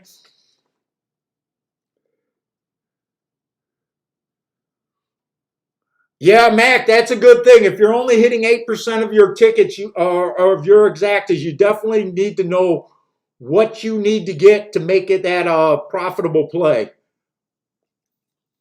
Less is more sometimes, especially in horse racing.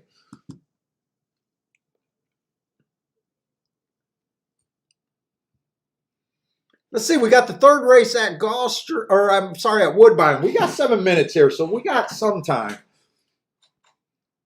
We got a mile on the poly. I think this is our first route race today.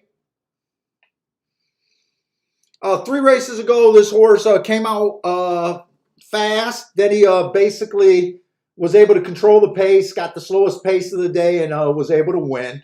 Nothing's wrong with that race. Broke its maiden. Steps up to 10 grand. Didn't really run. Bad rail. Early pressing day.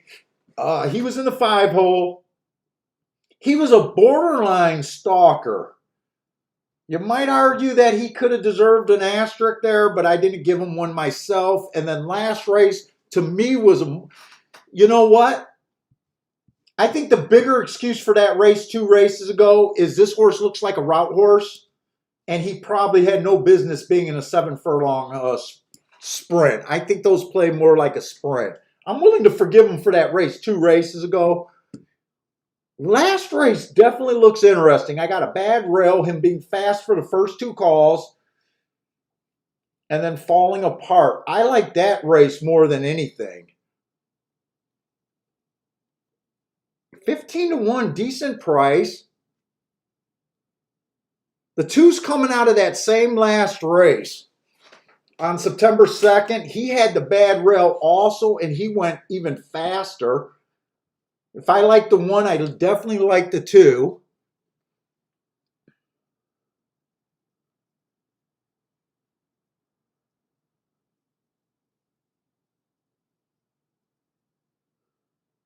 I don't really think I could get to the 3-horse myself. I don't think I can, even though I think this is a more tiring track. And he looks like his only chance is off the pace, or her only chance.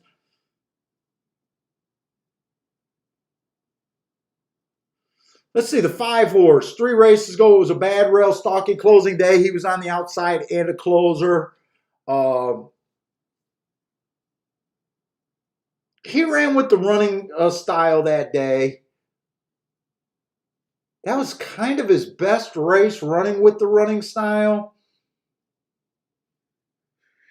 I don't really know what to make of him.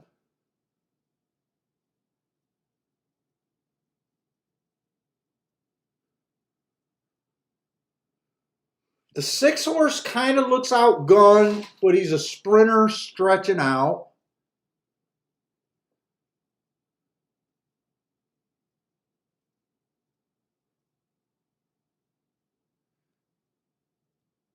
Let's see, 7-horse. Bad rail last race. But his other races, he hasn't been getting in position at all. God, I would like to try to make a case for this horse, but I don't know if there's one there. May or may not have liked the turf. God, I don't know why this horse is. I might just be trying to dig too much for odds, but this horse looks a little interesting to me.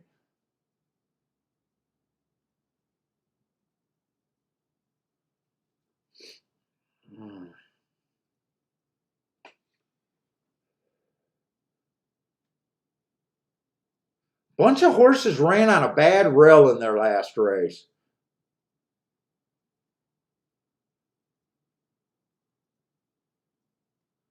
Let's see, I kind of like the 2 if I think speed is holding. 4-1's not the worst price.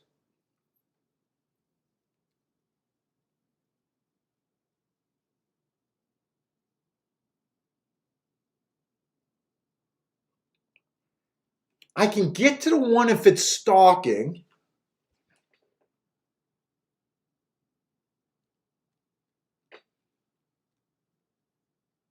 And I'm trying to decide if I'm just chasing a long shot on this 7 horse. I got to decide if I really like this 7.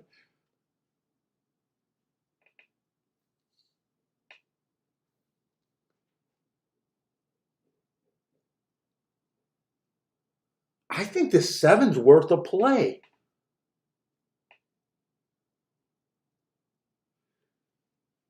I think I'm going to box a 1-2-7 and bet the 1 and the 7 to win here.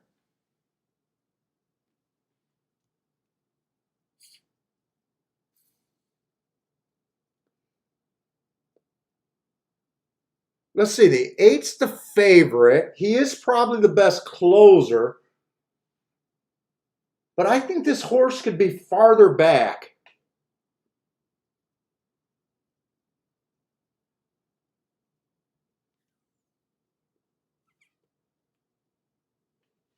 I'm going to do that. I'm going to box the 1-8-7 and bet the 1 and the 7 to win.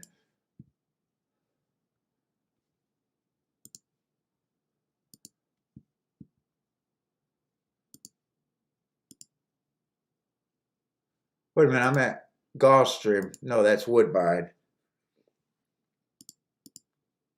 1 and the 7 to win here.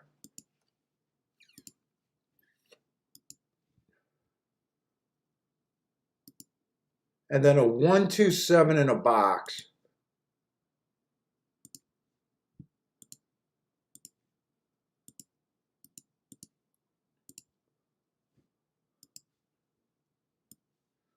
This is my first play of the day. I don't love this race, but I do. This almost feels like an anti-race. That I got just enough to try to play this race. I don't have to bet a lot, and I can make quite a bit here. I'm even wondering if I should bet the 2 just flat out to win at 9-2. He's even getting tempted to just do a 3-horse bet here. Marco Lou likes the 6 here.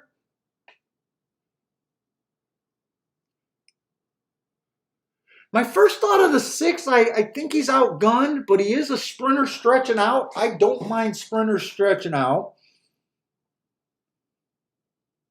Especially when there's only 1. I think there's 2 in this race, though.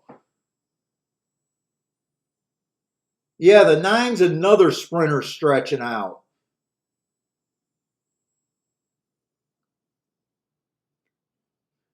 I'm kind of thinking the 6, the 9, and the 2 could all possibly be on the lead here.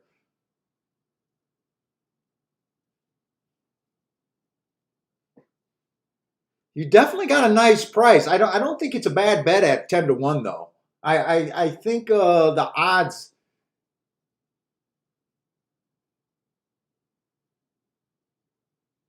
If he's able to get an easy lead, he might be quicker than the 2 because he's a natural sprinter.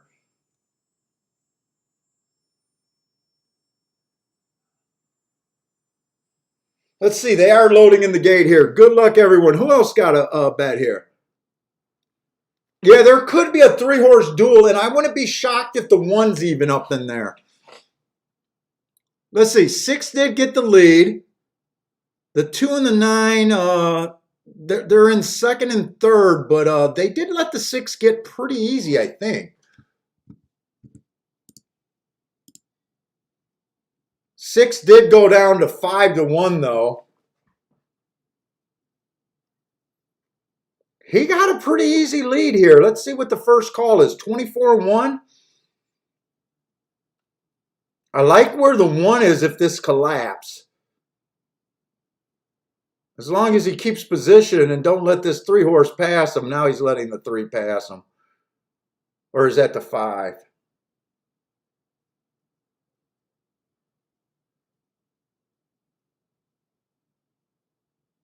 Yeah, at first I thought this horse was outgunned. Now I don't think so much.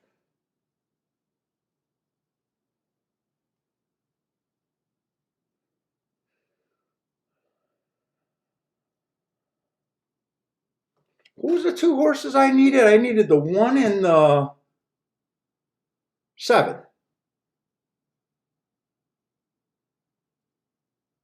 I don't think the 1 and the 7 is going to help me out. I think the 2's gone.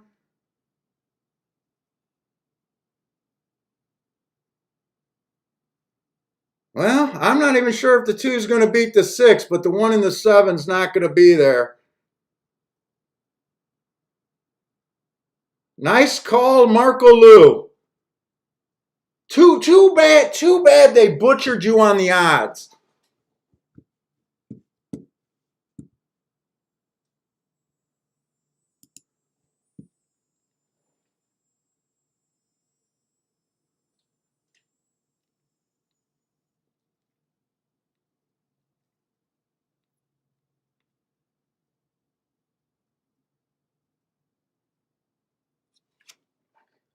Yeah, I glossed over that 6. I thought he was outgunned. It wasn't until Marco Lou, I had to respect Marco Lou on that one. I can definitely see that outcome. That speed duel didn't happen.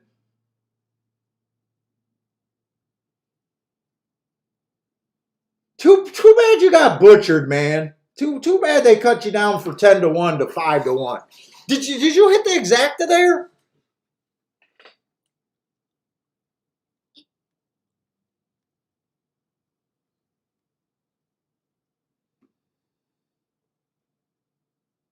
Gregory had a nice boom there.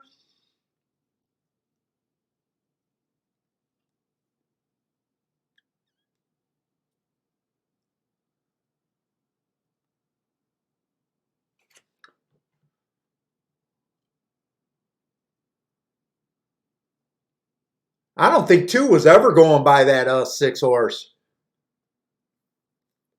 8, like I said, I thought 8 would be too far back. I didn't like 8 as the chalk. That was an opinion that I was standing by there. Wait a minute, did Marco Lou, did you hit that race or not?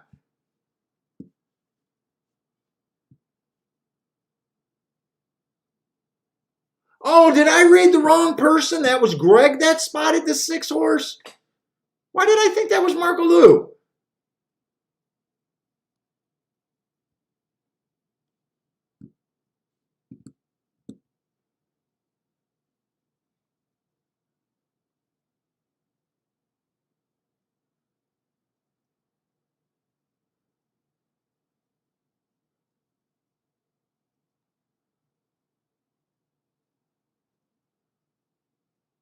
Oh, I might have read his comment wrong. I think my blurry vision. Oh, Marco Lou was calling the 5. That's probably my blurry vision.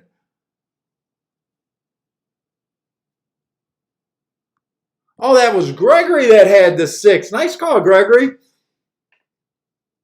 I'm sorry about that, Marco Lou. I think that was my blurry vision, confusing the 6 with the 5 there.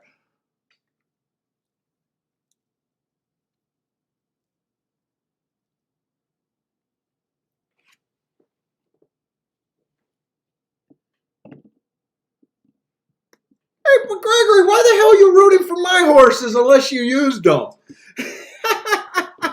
You had a nice call on that 6 horse. Is that reverse psychology? If you root for my horses, yours will win. that might be a little reverse psychology there.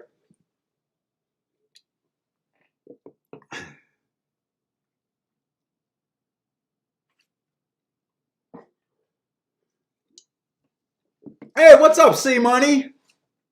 Dude, you've been gone a while. I've heard you were working at Saratoga.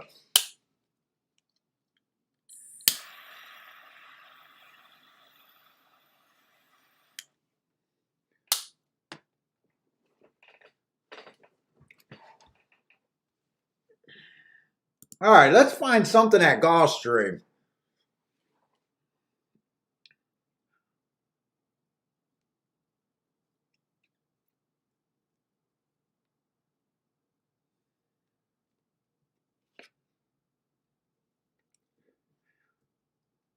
Oh, you always root for the long shots? Yeah, they weren't good enough. Now, I almost thought about playing that too at 5-1. I guess I'm glad I didn't. He didn't embarrass me, but I thought I seen something with the exact as I did. Just wasn't there. Let's see, we got the fourth race, 6.5 furlongs, maiden claiming on the muck. Let's see, the one horse, slow. First time out, last race he ran against the early pressing day, which he's probably always going to run against the early pressing day.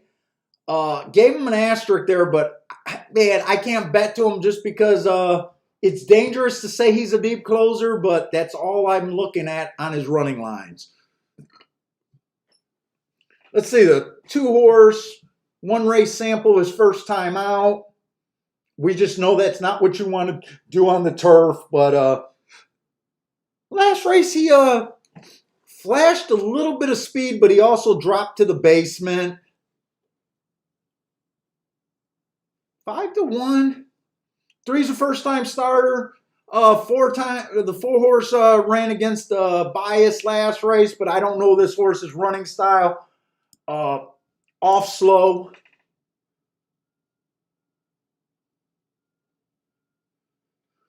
The 6, 1 race.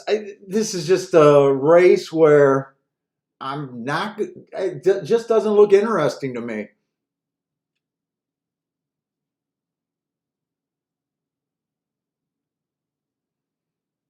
Let's see, 9 horses taking a pretty good drop. First race out was average, slow. That's better than most of the horses here. 2 races ago, ran against the inside was good. Oh, he shouldn't have got an asterisk for that race.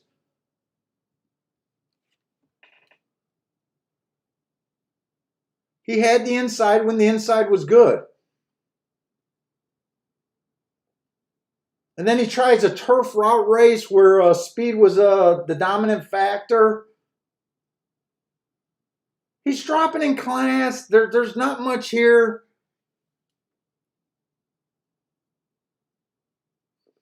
This just looks like another race that I'm okay to sit out. I just, to me, the only horses I would even consider myself is the 2 and the 9.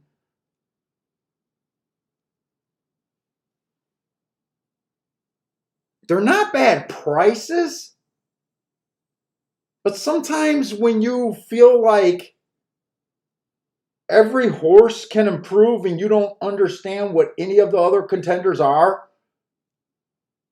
like if it turns out that all of these other contenders are just slow horses, which they look like from their 1 or 2 races, to me the 9 and the 2 are probably the bets or the first time starter. But if any of these horses can improve, it could be anyone's race. The only thing that's tempting is the price on the 9 and the 2 are actually tempting to me. Okay, no, so you're asking if the mud gets me off of first-time starters. No, the fact that they're first-time starters, I don't have any game with first-time starters, so I generally ignore first-timers. So I don't believe in breeding. I don't believe in trainers. I don't believe in workouts. I don't believe in jockeys. I focus on running lines and that sort of thing. So if that's how I play all the races, it doesn't make sense for me to change my opinion just because of first-time starters. So you kind of understand why I ignore first-timers. But the mud has nothing to do with it.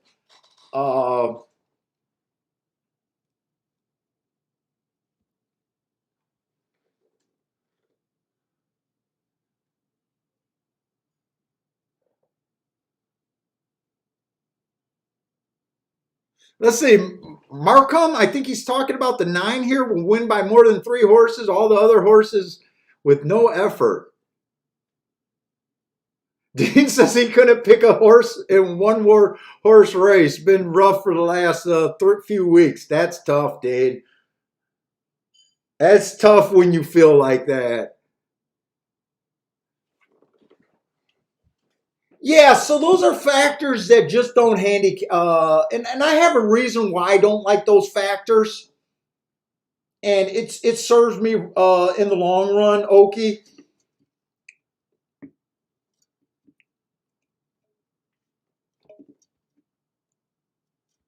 Four ends up getting the lead. I mean, this horse was off slow. Like I said, if someone was able to reverse their form, this could be a completely different race. Four ends up getting a nice, easy lead on the inside at about 50 to 1. This is a 50 to 1 that, even though I had an excuse with, there's no way I could have fired here. But at the same time, I have no problem if this horse wins. I don't yell bullshit or anything like that. Come on, just keep this for. Well, I don't know what you guys got.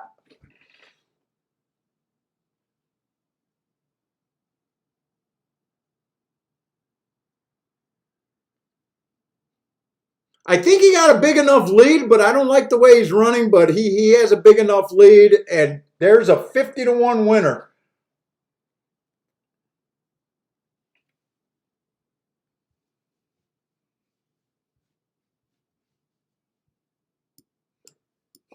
I'm gonna watch this replay, but I don't even think watching the replay I could come back and bet this horse. I just want to see what that start was. How do you get 31 lengths behind at the first call?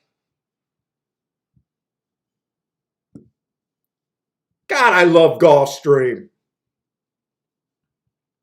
I absolutely love Gulfstream.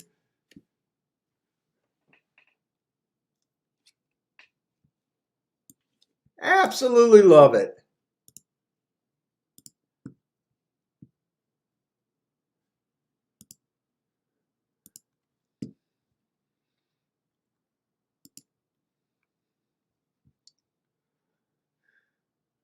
Let's see, he would have been the one horse that day.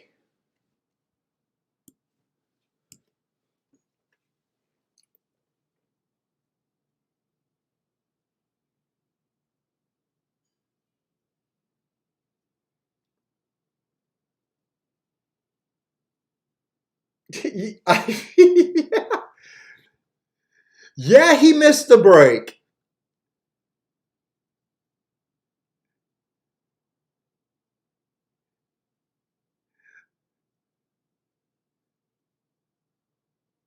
And he didn't miss the break today. I got no problem with that.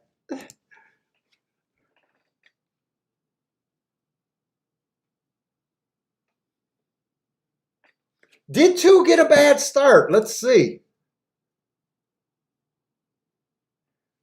We might want to watch that to see what happened to this two horse.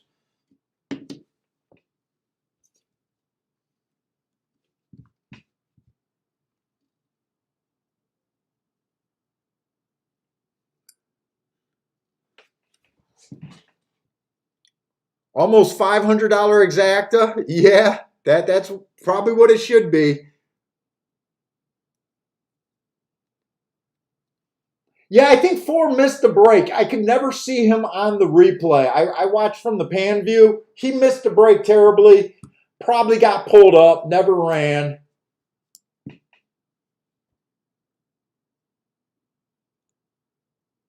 But even with that, like I said, I'm pretty consistent. That's not enough. I seen the excuse, seen the slow break, but off of one running line, I would have to be playing pretty freaking loose to make that bet. Pretty freaking loose.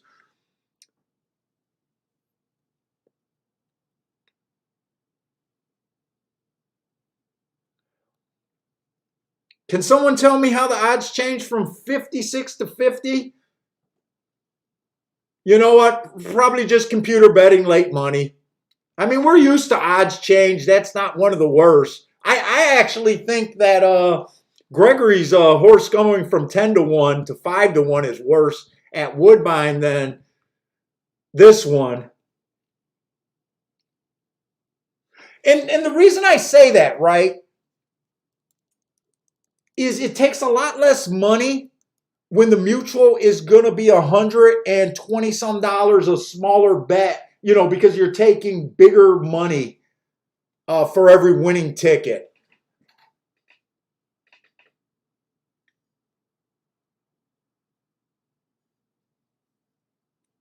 Gregory says he once hit a $1,200 exacta because a girl on the phone gave him a wrong number, one instead of the 11.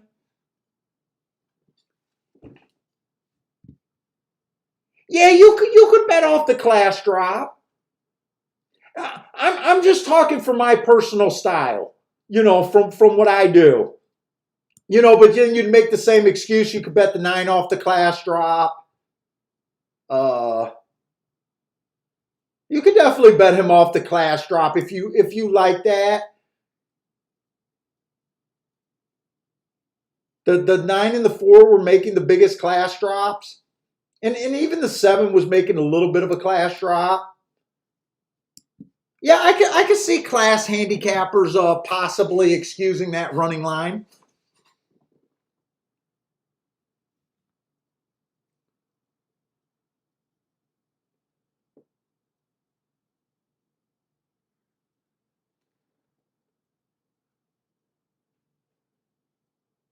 Rex says if Rios was on the 4, he would have bet him. So Rex gives Rios a bit of credit.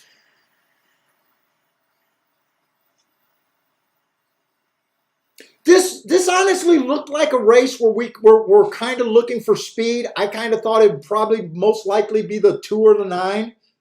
And at the same time, I had that disclaimer, you know, if any of these slow-looking horses improved and got closer to the lead, the race is completely different. You know, I'm just happy knowing where I stood there and knowing it was a sit-out race, you know, for me.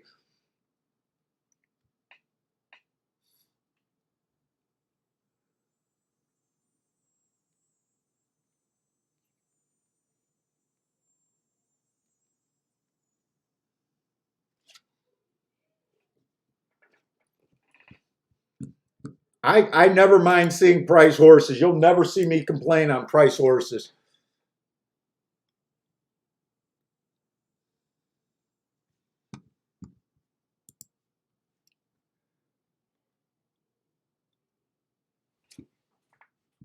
I just wish he had another running line that we could have got to, but then he probably wouldn't have been 50 to 1, right?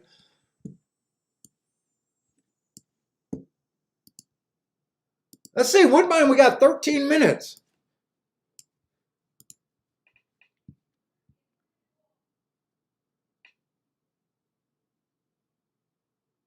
I'm trying to see if anyone had him. I don't think anyone had him, did they?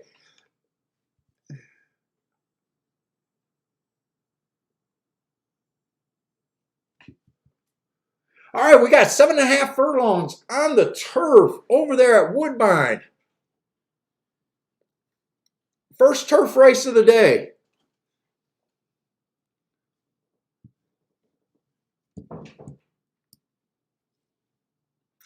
And I just want to look at my bias reports because I'm not playing Woodbine all that much. I haven't played any personal Woodbine other than on the stream. Let's see, post positions at Woodbine. You want to talk about an even track post position wise. 1 through 3 is winning 36% of the races. 4 through 6 winning 32% of the races. 7 on out is winning 32% of the races. That's what I call an even track. They're wiring 19% of the races. 19% is bad on the speed end. That's bad. Not impossible, but bad. They're stalking. When I say stalking, 1 to 4 lengths off the lead. They're winning 55%, and they're closing 5 lengths out or farther, 26%. I'm looking at this track like it's fair post positions.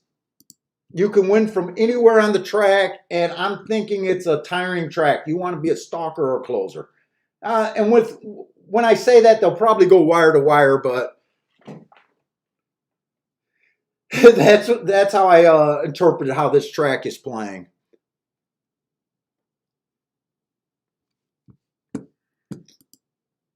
And it looks like a pretty good betting board. We got 11 horses with a 5-2 favorite. And then the second choice is like 9-2, 5-1. So this does look like a pretty good betting race if we could find something here. Let's see this one horse, Stalking Day 4 races ago. He was a stalker. He was slow, slow, slow. I wouldn't worry about that slow, slow, slow. These off the pace horses, I always say I like to judge them by if they get in position at the top of the stretch within 3 lengths of the lead. He does a pretty good job in getting in position. And I do think this is a tiring track. I don't think he's a complete throwout, but I don't know if I like him. Let's see what else is here.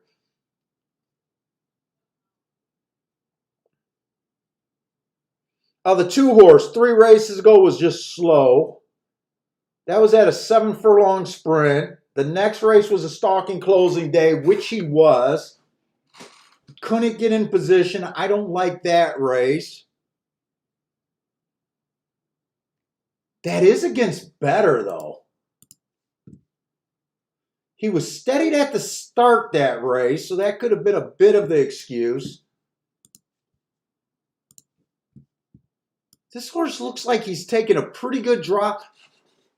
I do like his last race where he was stalking and he managed to earn a heart.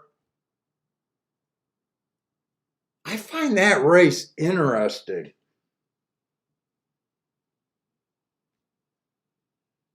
Let's see, the 3's on the radar for last race, earning a heart at that second call.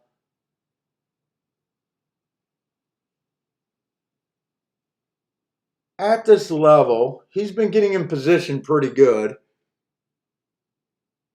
Wow, 12-1. There's going to be some prices here.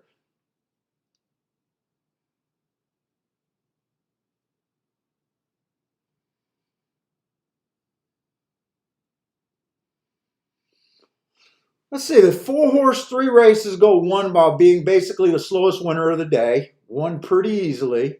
Comes back, flash speed, and falls apart.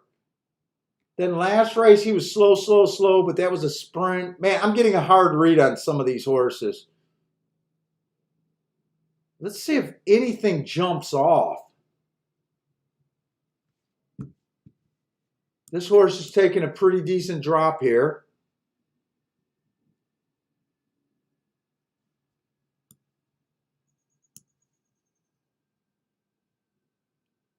Dude, a bunch of these horses look blah to me. They just look average. I'm not sure if they're complete throwouts. What's up, big guy? You coming to see me? I'm going to have to see if Mom took you to the bathroom. Do you need a bathroom break? Or just a butt scratch? Huh? I don't have any food. Let's see. I need to go to this 7 horse because I need to really tell what I think of this favorite. Because right now, I want to be interested in this race. I'm just not sure if I see anything that I really could sell out on.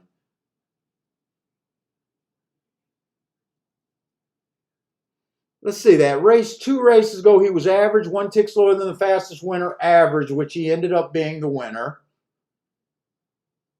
Next race, he was slow, slow, slow, but again, this is a horse that gets in position.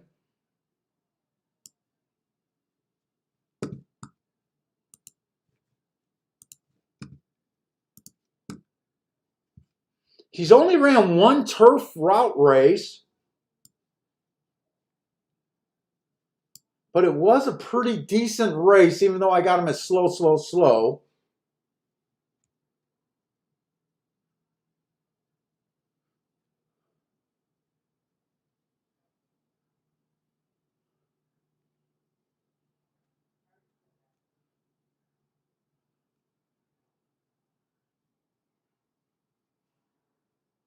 Dude, I got some interesting long shots that I do like. The 9's on my radar at a big price. The 3's on my radar at a big price. And the 2's on my radar at a price.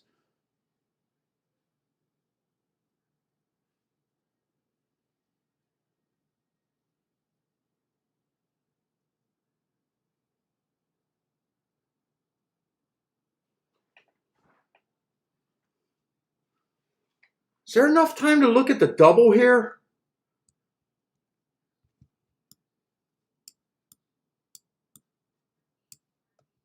I want to see if I can look at a double here. I might try to beat this 7 with those 3 horses.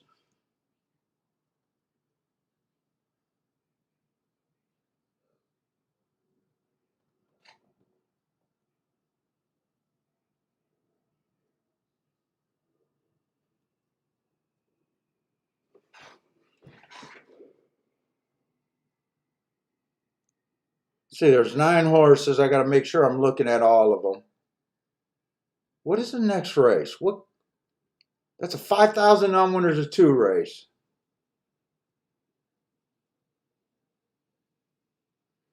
I definitely want to use the 2.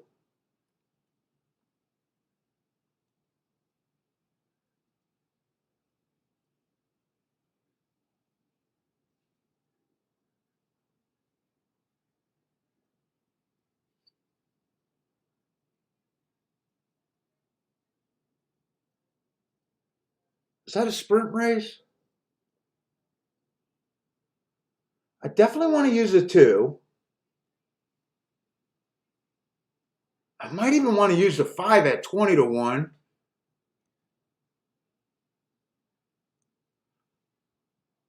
I think I'm going to play a little double.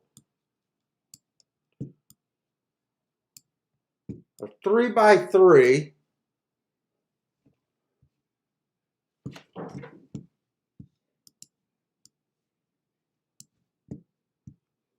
Two, 3, 9 to the 2, 5, 6.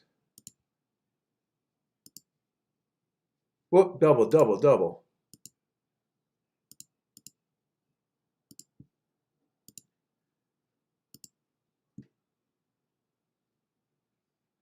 And that double's going to pay, if I'm right.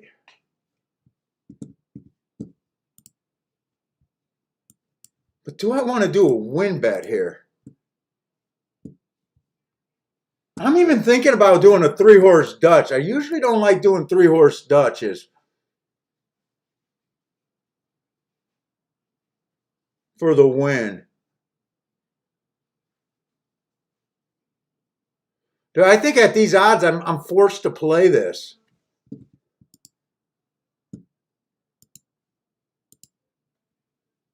Let's see, if I put more on the 2 and the 3, I could put half as much on the 9 and win about the same. I think that's how I'm going to do it.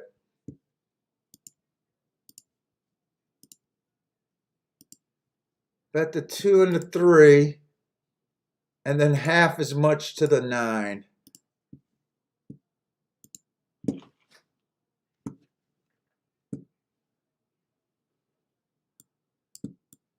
So 2, 3, and yeah, you guys know I'm doing this in my playback category.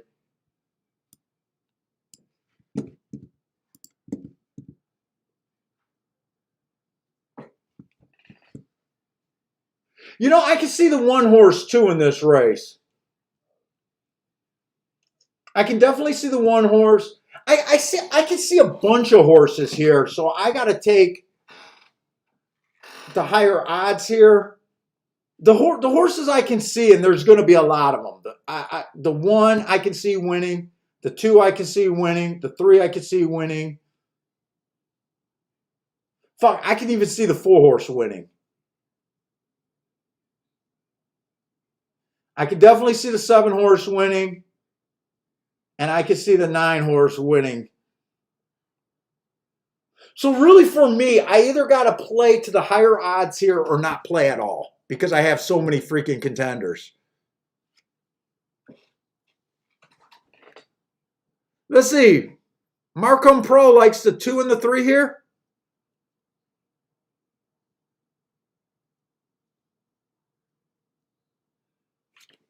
Oh, what's my opinion about the 2 horse? So I like the class drop on the 2, and I don't know if I seen your name before, Pro.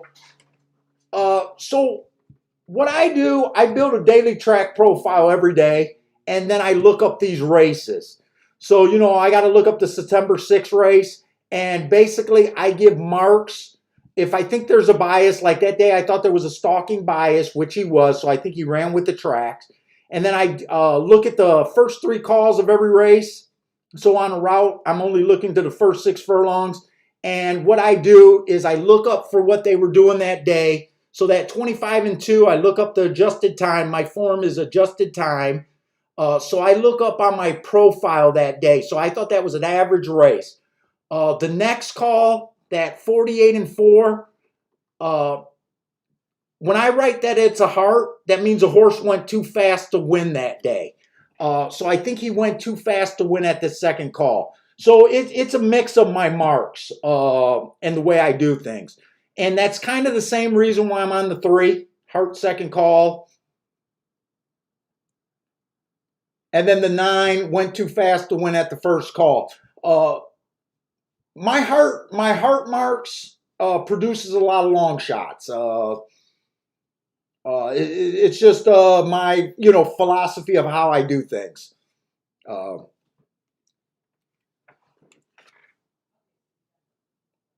so yeah, that's the show prep. So even though you see my form completely marked, all I do the night before, the morning of, I put my marks in. It takes me about an hour to look up all of these marks. That's why if you're watching the show, you don't hear me saying, "Hey, I like this horse coming up in the 6th race." I don't look in advance of what I like. I handicap in real time. It's how I play personally. It's not because of the show. A lot of my bets, I'm a biased player. I like to see what the track's doing. When I'm right about my bias calls, if there is one that day, track profile bias, whatever you want to call it. Uh, I'm very price conscious. I'm a terrible bettor. My ticket structures are weak. I will admit that, but I mostly focus on long shots to beat the game at the end of the year. So I got these philosophies that are really stuck in.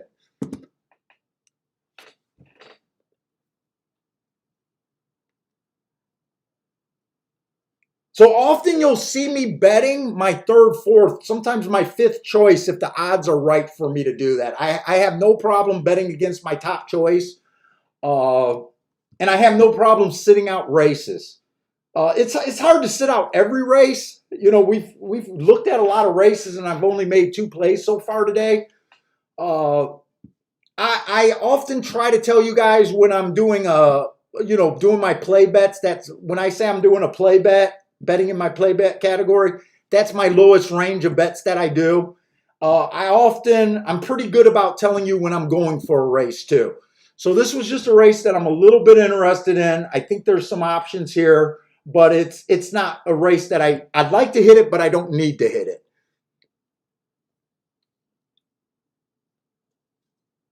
And the other thing that I have a hard time when I'm getting the lead, I have a hard time watching a race.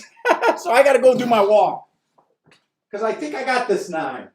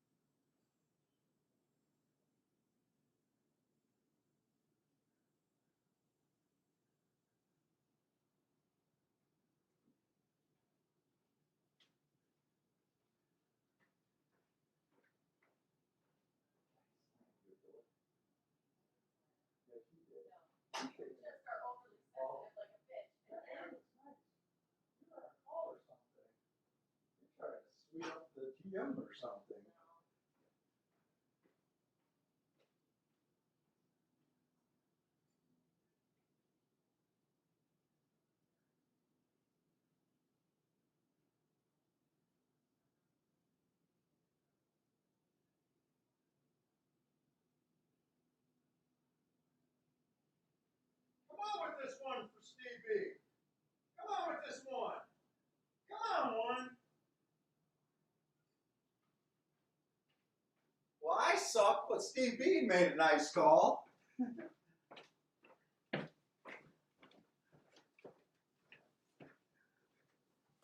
Well, oh, Steve B, you only got 5-2. I thought you were getting 9-2 on that horse.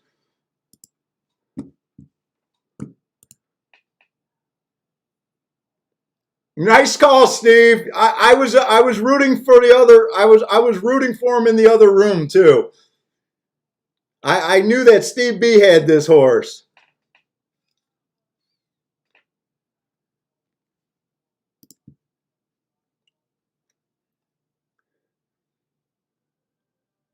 Let's see. Here's another race where I really thought this race was wide open. I said I wouldn't be surprised if the 1 or the 7 won, but I had to play to my longer shots. I'm okay with that bet. I'm okay with that bet I made there. I got no problem with the 1 winning.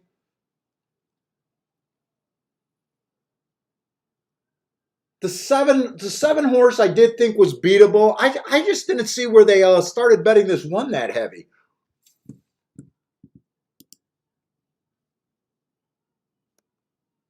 Yeah, I swear to God, sometimes when sometimes I don't feel as sharp as I think I am when I think a race is super wide open and the public just comes out and big dick me and basically just says, no, it's choice A and B. That was a tough race. I think that was a tough race. I got to give the public credit for just nailing it.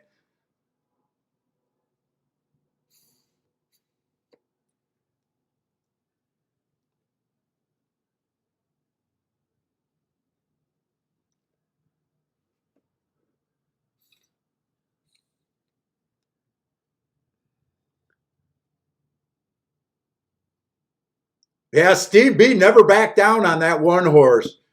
He was talking that 1 horse up. So nice job, Steve.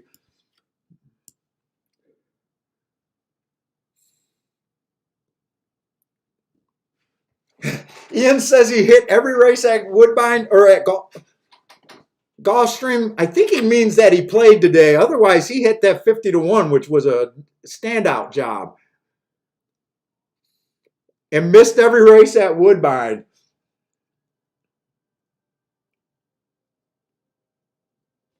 It's early.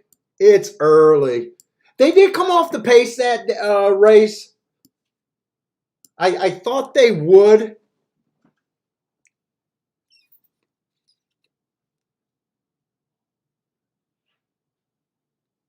Rex is waiting till Churchill Downs. He's done with this shit. He needs a new venue. I think I'm going to try to handicap Churchill Downs tomorrow. I downloaded the form already. I think I got Gulfstream all the way done for tomorrow, so I think tonight and tomorrow morning I'll work on Churchill.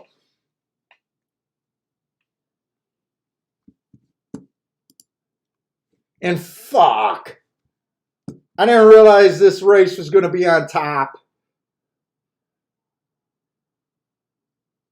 And my 2 horse, at least the 9 ran, but my 2 and 3.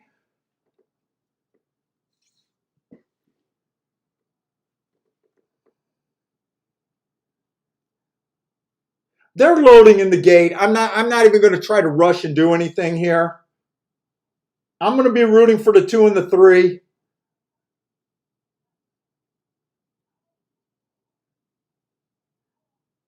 But let me slow down real quick because the 4 is coming off a stakes race.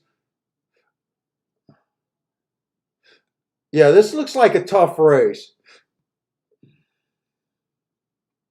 5 looks a little underclassed to me here. I'm against the 5 horse. He's in really sharp form, but I am against him.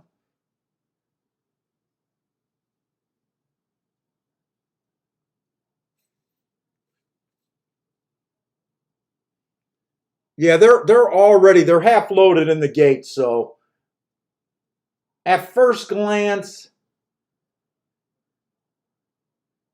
I'm mostly interested in the 2 and the 3 there. 2 and the 6 shot out like a rocket.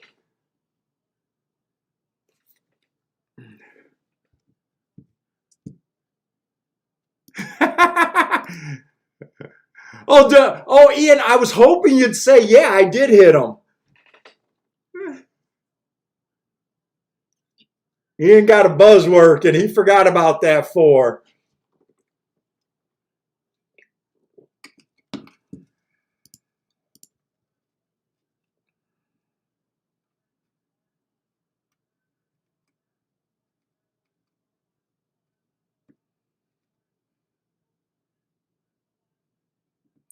I'm not going to get that irritated unless the 3-horse wins. But if it comes in 2-3 exacta, I don't think. I know I wanted to put a bet. I couldn't have Dutched the 2 and the 3 there. So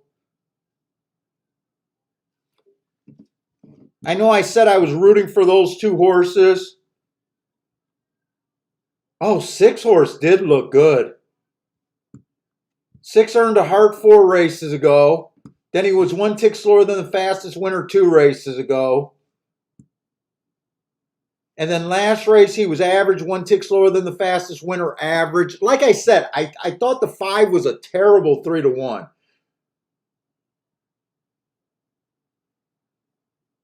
You know what? I think this exacta would have been could have been hit. I think this exacta actually could have been hit. I thought the 5 was a terrible 3-1. And 6 has very good marks.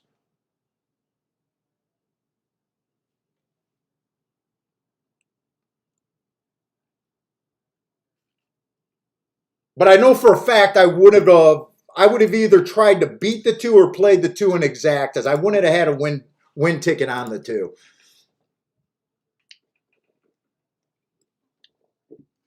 Let's see. Markham Pro needed the 2 there, so the 2 held on for you. Nice job. 5 managed to get third.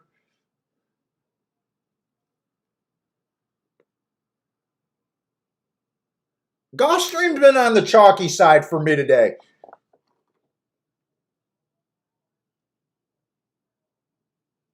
I think this exacta would have been hittable. I think it's going to pay between 25 and 35 to 1. But I didn't have enough time, but I'm not going to get that upset about this one.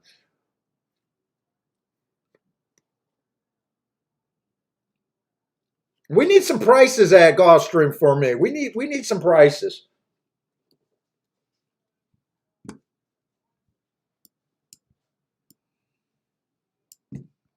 But 2 won that race. Oh, thank you for watching the show and taking part in the chat room, man. We like the new people. We like that you're active in the chat too. We got a pretty we actually have a great chat room. Hope you check out the show more.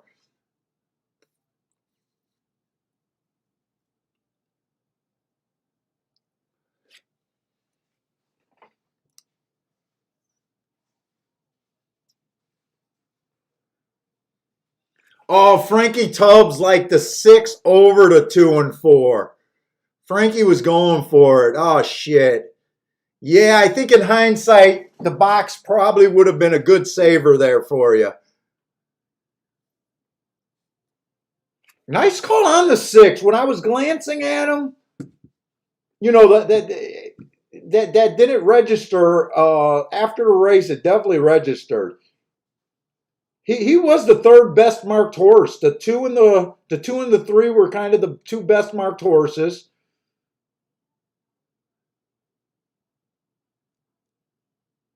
And the 6 would have been easily the 3rd best marked horse.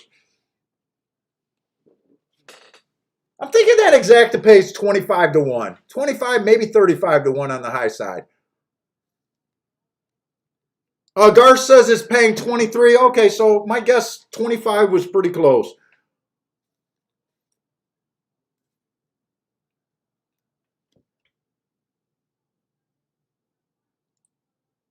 Joshua had 200 to win on the 2. And he's saying, see, Paul, 50% of 6 furlongs he's hitting. Dude, like I said, for probably the first 20 years of me playing, it was nothing but sprints. I specialized in sprints.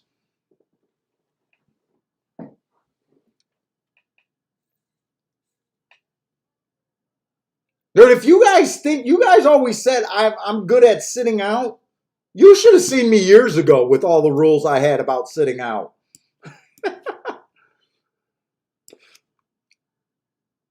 There'd be some days where I couldn't even, I wouldn't have even been able to stream live some of those days back in the day when the cards were heavy on turf and the routes. I'd just come on and say I'm not interested in anything today. Oh, the 2 was your best bet of the day. Nice.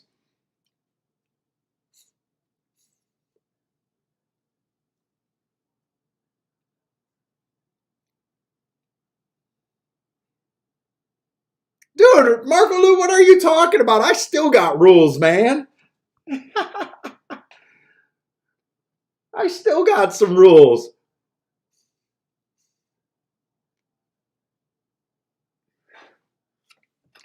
Let's see, 2 almost played, yeah, 360 to place.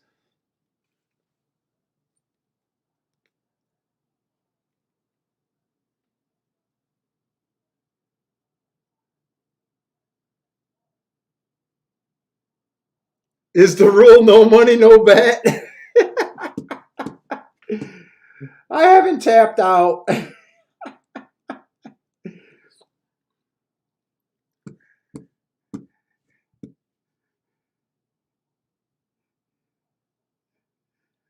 You know the rule is I don't want to lose $400 on play bets today. I can tell you that right now. Right now, I'm 0 for 2 on my plays. They were both play bets.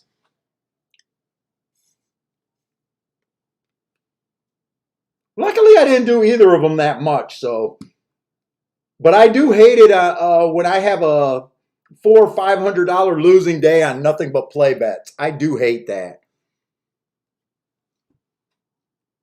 Oh, that's your rule. No money, no bet.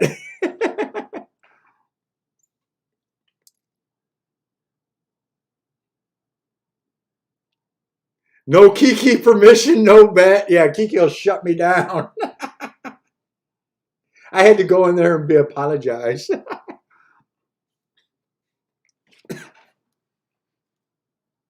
She's pissed at me because she's not taking her show shower. She's not trying to be a webcam girl.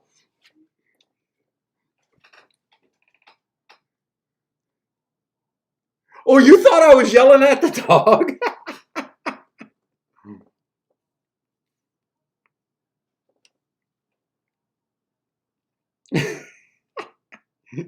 You thought Bentley was being passive aggressive? She's gonna make me sulk back to her. I'm sorry, baby. I'm talking out of my ass.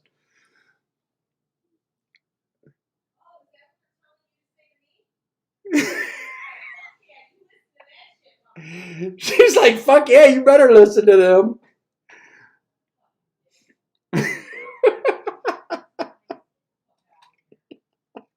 No, she's going off at me. See what you guys started now? See, I like her being aggressive. When she just yells at me, I like it. I hate the passive aggressive. She said she wasn't. I know she was because she let out the big psst when she slammed the door. You did. Yeah, I am over her. Says she always says I'm from my ghetto upbringing that I'm overly sensitive to slights, and she is right. I'd rather her just yell at me and come in here and slam the door. You're being too loud. Than psst, slam the door. I know what that meant, Kiki. Yeah, I am.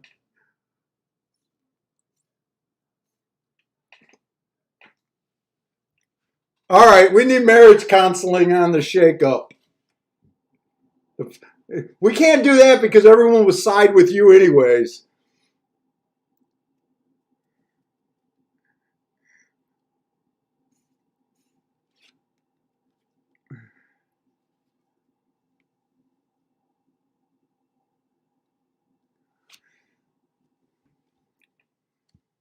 All right, let's look at Woodbine. How do we still got 20 minutes from Woodbine and 19 minutes to Gulfstream? How are these races on top of each other all of a sudden? I was just going to compliment them for giving us 10 minutes between races.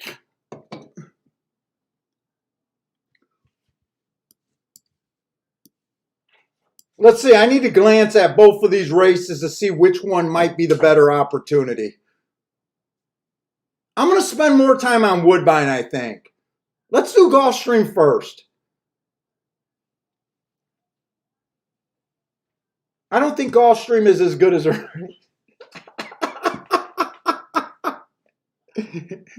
She just came and shut the door again. Yeah, I don't think Gulfstream is as good of a race. It's a 2-year-old, right? 2-year-old. Lightly raced horses, 1 or 2 races on pretty much everyone. I think we could go over this race faster. So it is going to be on the dirt. It is going to be a sprint. Other than the first race, the first dirt race of the day, maybe it was the second one, where that one horse, Earth, missed the break and came off the pace. But we did think he was the best horse. I just didn't know he could close. They did go wire to wire, including a 50-1 that went wire to wire, and then this 2 just went wire to wire as a chalk. I hate to say it, it's kind of been inside. It's kind of been inside. I keep saying the inside's winning like 50% of the races on the dirt, post 1 through 3. Let's see, the 1's running line. I can't get to that running line for a bet. I don't even know if that represents its talent, but he started at the basement, moving up a level, came out average, slow. I just can't get to that horse. There was no excuse, but at the same time, if he beats me, that's what you're dealing with. Lightly raced horses that, just ran 1 race. I got no problem with it, but I can't get to him. The 2-horse first race, he came out average and slow. Next race, he ran the same speed figure.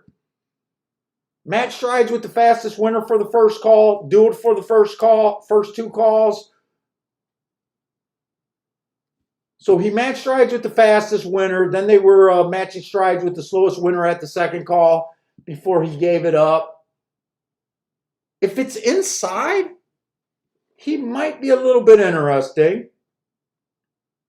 4 horses dropping from route to sprint. Don't know if he wanted the route or the sprint because I don't know nothing about breeding. I do see he was steadied at the start and was bumped. But the asterisk already covers that he had an excuse last race. I can't bet him off of just that 1 running line. Wouldn't surprise me, but I wouldn't take him at 9-2. 6-horse flashed a little bit of speed, making the biggest drop in racing. If you guys like that. 5-2 is just not worth it with so many unknowns in this race. 7's a first-time starter.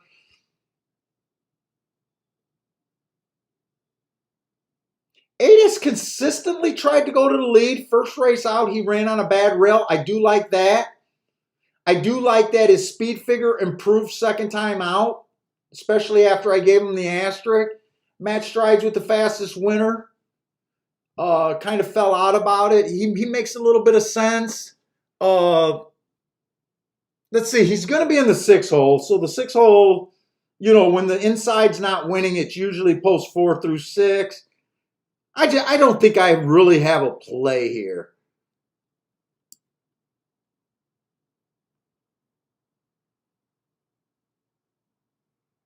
Nothing would shock me. Let's see, if the 2's high enough, maybe. 7-1, I'd like him to be a little bit higher for me to take this play here. I don't know. I'll think about that too for a little bit. It'll be a play bet if anything. Hey, what's up, Rennesdu? So let's just spend more time at Woodbine.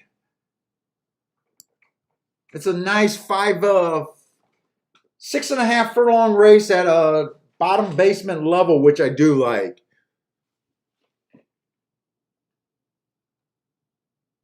Let's see, this one horse, early pressing day, 3 races ago. He was average, slow. That was off a bit of a layoff. I don't think that's a bad race. Comes back, hits a bad rail on an early pressing day. I do like that race. Last race is a little tricky. I got that race as a slow race. But he was only 1 length off the lead at the first 2 calls. That almost, I'm going to look up the chart there. That almost looks like he chased the slowest pace of the day. I'm guessing the winner went wire to wire there.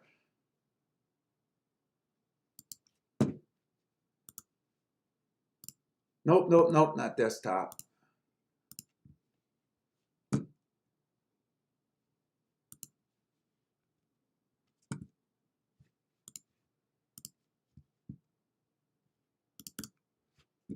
Looking up 9-5.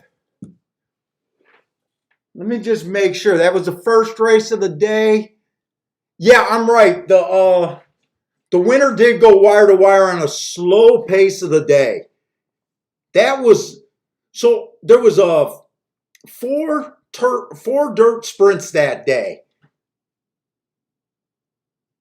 And all three of the 4 races all had the same opening quarter at 22-1. That first race went 24-1, 10 lengths slower for the first call. So this horse looks like he's naturally a stalker. Got a slow pace that he couldn't cut into. Which I find interesting, but I don't know about at 9-2. I want to see if anyone else is coming out of that race. Okay, no one else is coming out of that race, so I can look at the other horses. So I don't think this race is as bad as it looks. I think he's interesting off of this race. I just got to see what else I like here.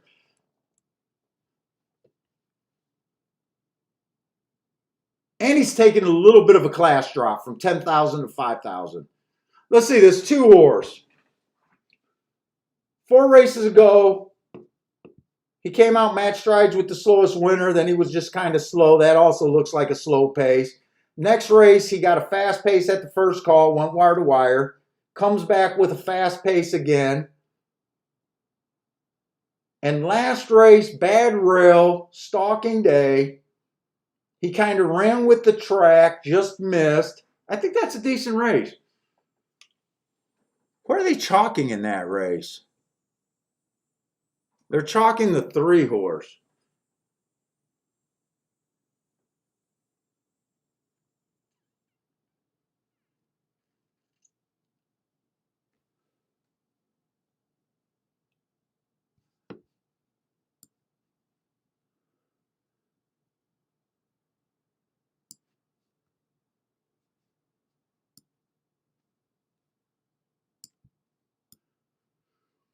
The 3 horse and my 1 horse both ran on the same day. Were those different races?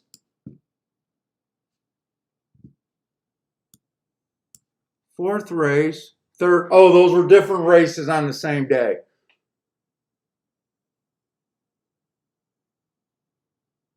Well, I don't know what I think of this 3 horse.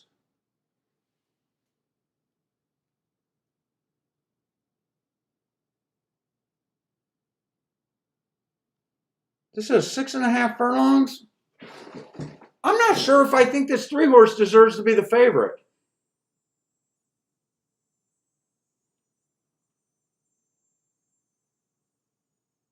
4 horse just broke his maiden, basically being the slowest winner of the day.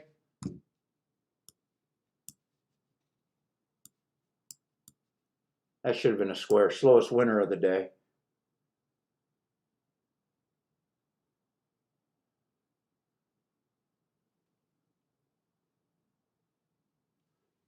I was trying to get a live. Who was I using in the doubles? 256. But now I'm trying to get to the 1 horse for some reason. I like the 256 when I was looking at the doubles. Let's see, 5 had a big number, right? 5 is going to be 15 to 1. It's basically coming off a year layoff. I do like his first race back. I want to see if this horse had the rail. I want to watch that replay with him.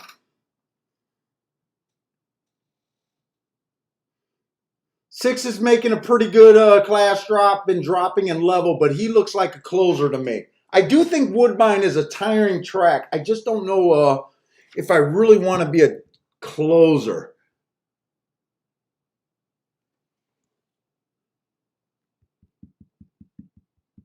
If he's a closer, if he's 5 lengths out or farther, I'm going to try to beat him.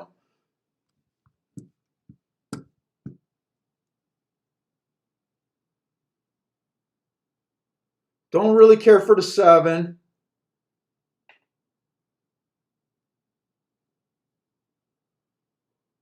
I'm mostly interested in the 5. 2 and 1. Who was I trying to get alive to? 256. I don't know if I like that 6 as much as I did when I was putting in the doubles. But when I put in those doubles, I'm glancing. Let's see. I definitely want to look at some replays on this Woodbine race. And the 2's still 7 to 1 over there at Gulfstream. I still don't know if I'm going to play that bet or not.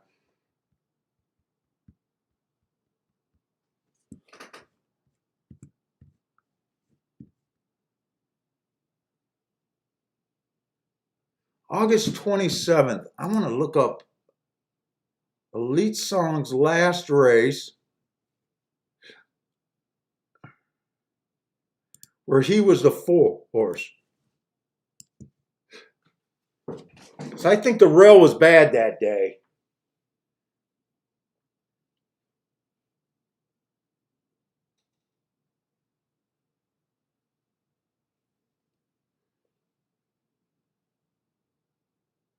Let's see, it came out the gate okay. He's about 4 wide right now. When did he get to the rail? Looks like he's forced to the rail. He's forced to the rail pretty early in the race. The other thing I want to see is if this 1 or 2 held up.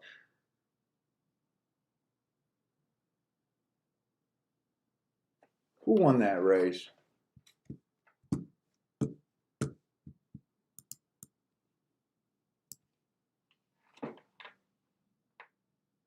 Horse that wins is going to come from out of it because I don't see that name anywhere.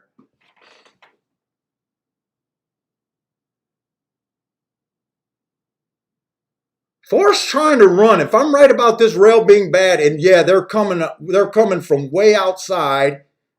It's going to be 6, 5, 7 there. I like that replay. I think I'm definitely going to play this 5 horse a bit. Let's make sure I got more time.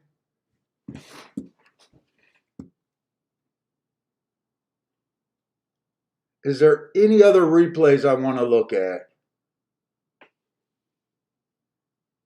6 is 7 to 2.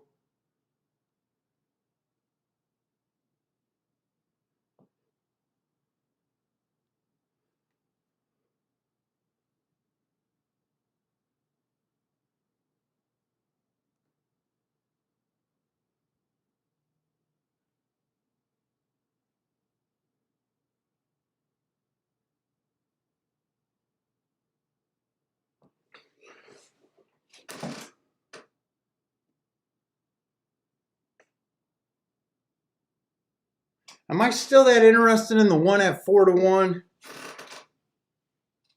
Holy shit, how is this 2-12-1? Am I in the right race? 2 is 12-1. Oh, my decision's easy here, I think.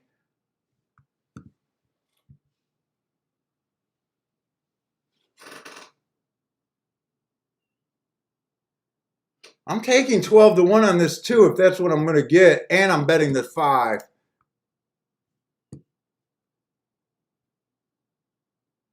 Let's see. I'm just going to go with Massey. Massey likes the race 3 at Belmont, the 2 horse. Good luck over there. Hey, what's up, Renazdu? Renazdu likes the 1-3-4 at Belmont, and I'm not even sure if that race is going off or how much time we got there. Let me try to bring up the video of Belmont. Oh, Belmont's off.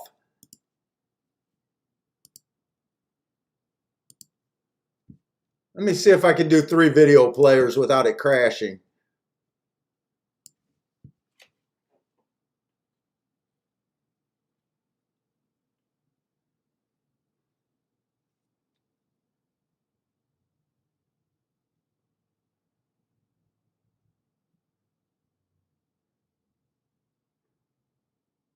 Come on, Renner's due. You got it. You need a little bit of help. I think. Come on. Come on.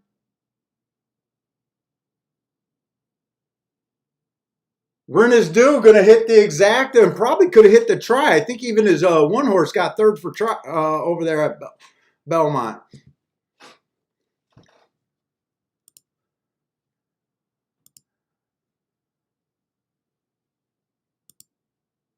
Let's see. Do I want to make these plays here?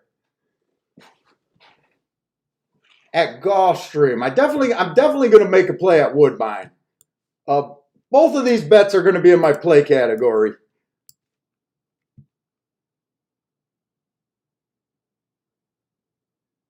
Let's see. Gulfstream, I was interested in the 2.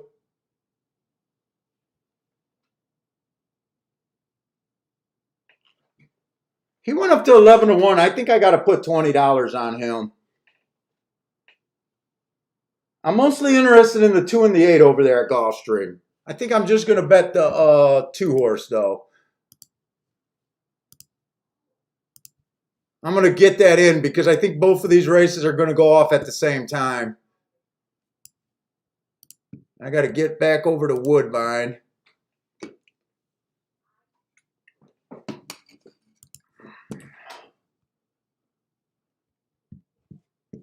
That's Gulfstream.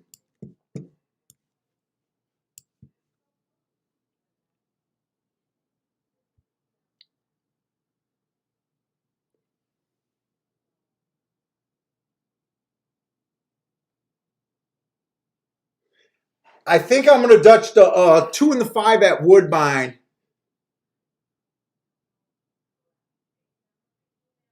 And I'm thinking about doing a 1-2-5 in the exacta box. I think is how I'm going to play that.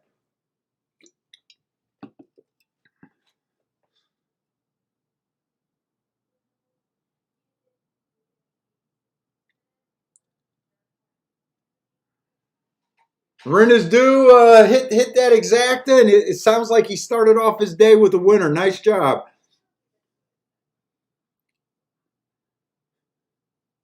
John loves the 1 at Gulfstream. Loves the 1 at Gulfstream, huh?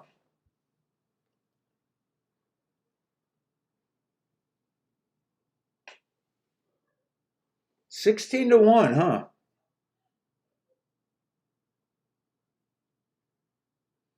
He's coming out of the same race as my 2.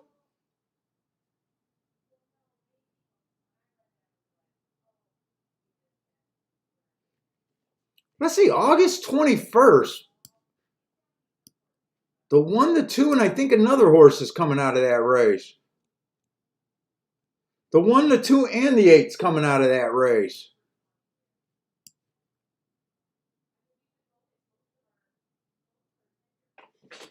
I don't have time to watch that replay. They're loading in the gate.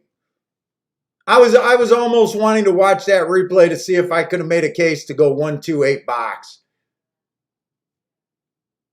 Instead, I'm just going to sit there with a $20 ticket with the 2-horse to win there. I got to get over to Woodbine because I definitely think I want to play this Woodbine race. Oh, shit. I got to put this in.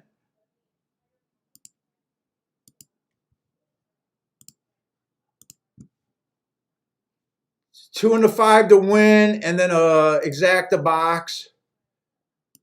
Let's see. I got the win ticket in. Let's see if I can get the exacta in. 1, 2, 5 in a box there. I got them both in.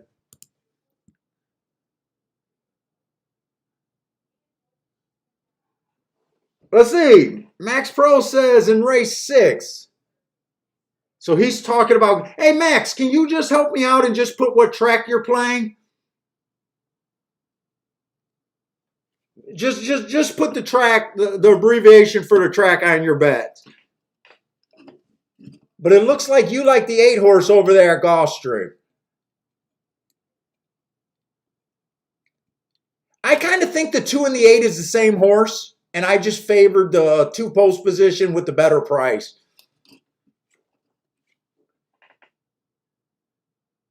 Let's see, Rennes do like the 5, 7, 8 over there. Yeah, thanks, Pro. My 5 got the lead at Woodbine. I'm very good to getting the winner to the first call, but I don't know about the finish line.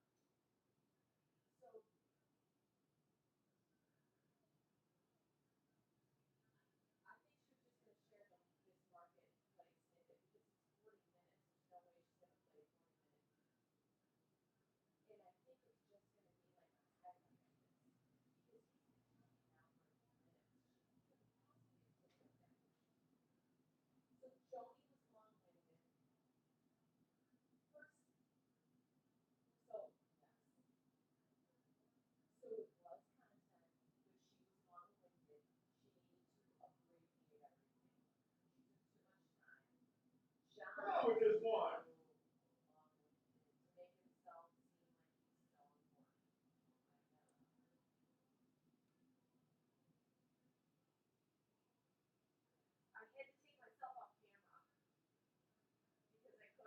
Nice call on the 1.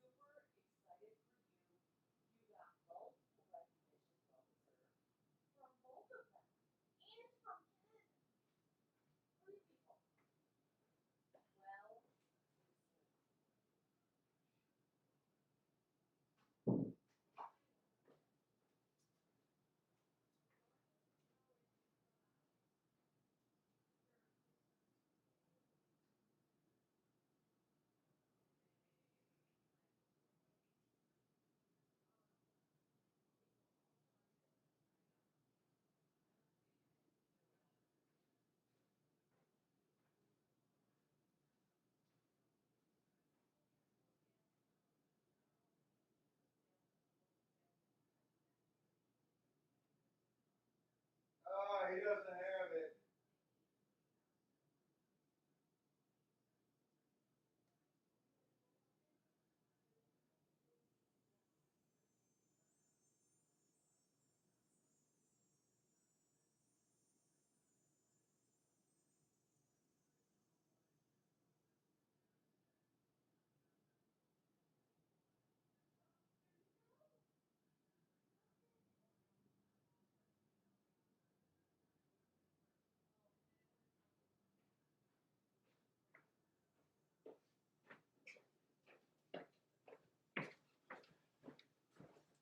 Well, I do not feel like I'm seeing the ball at Woodbine at all. I don't think I'm seeing it clear at Woodbine.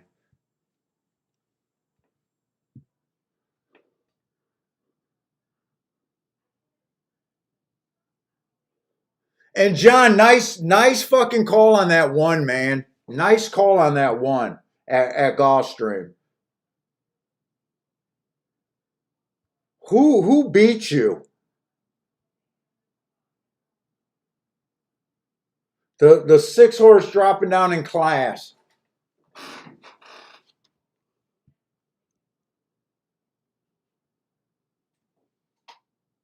God, that's rough. Why don't they stiffen racing anymore? Can they stiff a chalk for you, John? Nice call on that one.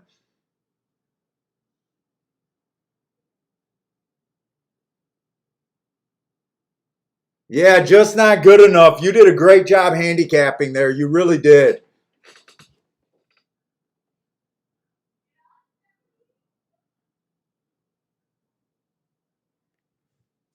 Hey, John, are you telling me to watch the replay of the August 21st race or what happened today? I take it you're telling me to watch a replay about something about the one. I just don't know which day you're talking about.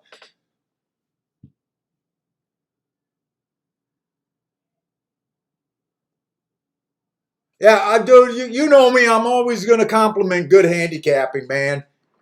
I seen it at the last minute where they were all coming out of the same race. I'm wondering if you're telling me to watch that replay.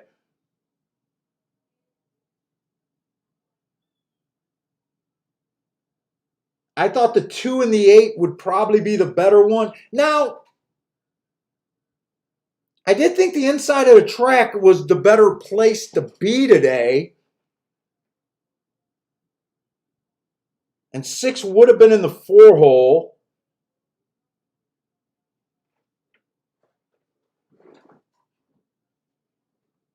His last race, I am going to watch that replay because you did that good of a job.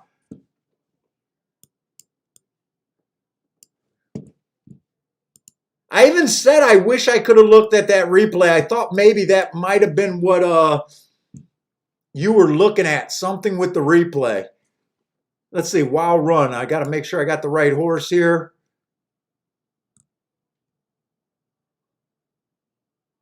So he would have been the 7 horse, and we know that the 7 post is usually where the big drop off is at. Let's see. God, I scraped my elbow and I don't even remember scraping it. Fuck, that thing hurts.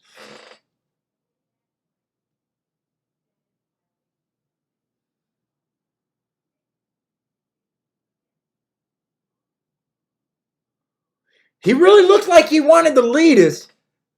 He really looked like he wanted the lead.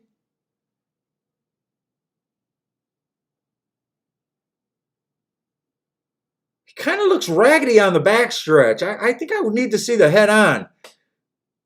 I want to guess what John's telling me to look at on him.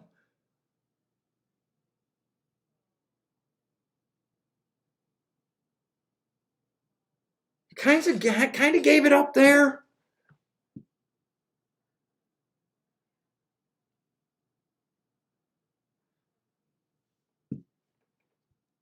Let's see, 7 horse. I want to see the head on. Came out the gate clean. I see it, John. I do see it.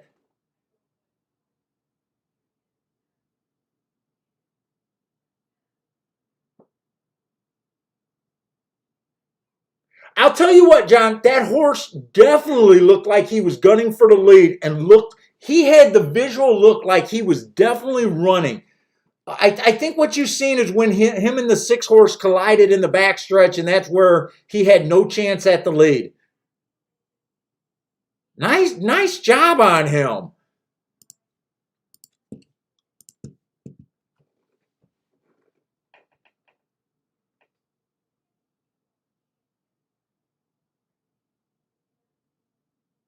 Oh, John, is that what you're saying? It wasn't the bump?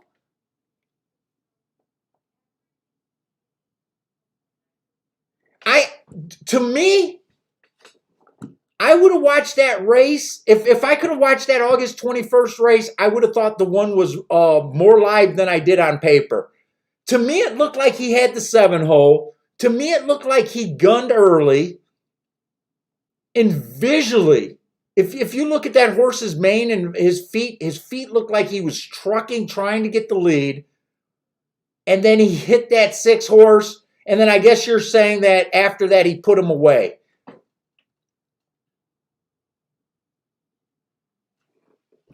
Too bad that 6 horse ran.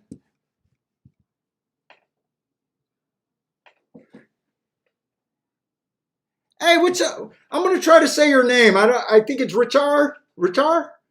Is it just Richard? Can't be Richard with a D.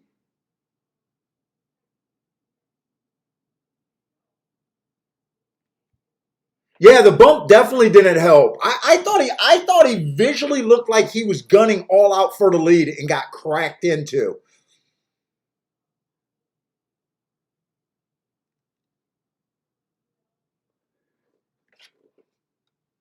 Good job, man. That's what I love about this, man. You guys are fucking you guys are just sharp. Just sharp. Watching replays and seeing it, loving a 22-1 shot. Nothing's wrong with. I did you backdoor anything? I hope you got paid something off of that job.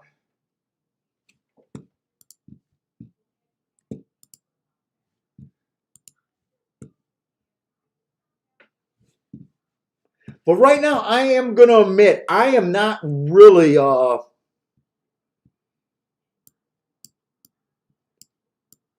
I am not seeing Woodbine at all. I don't think anything that I thought of doing at Woodbine ran at all today.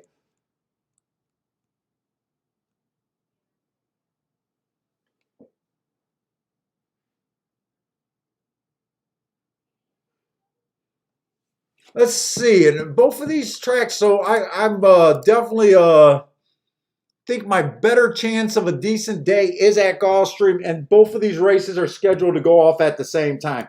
I just gotta I want to look ahead to see which race I want to spend more time on.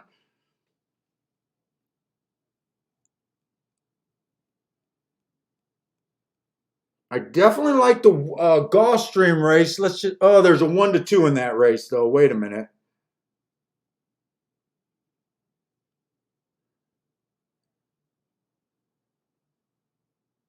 And he has really good marks.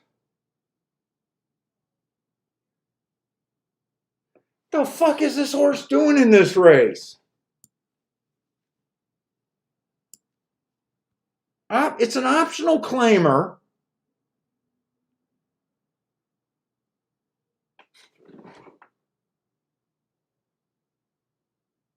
What?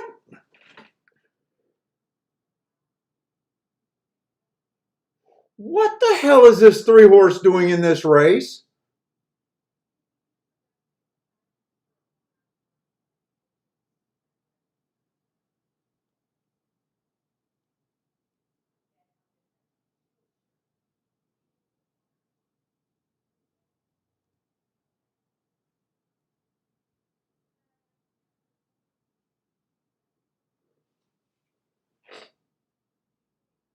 This horse broke his maiden at first asking, finished 4x2 in an optional claiming 7,500, 75,000. I'm sorry. Goes up to a grade 2 race. Just missed by a net at allowance 50,000, and they say, "Oh my God, we got a $12,000 horse."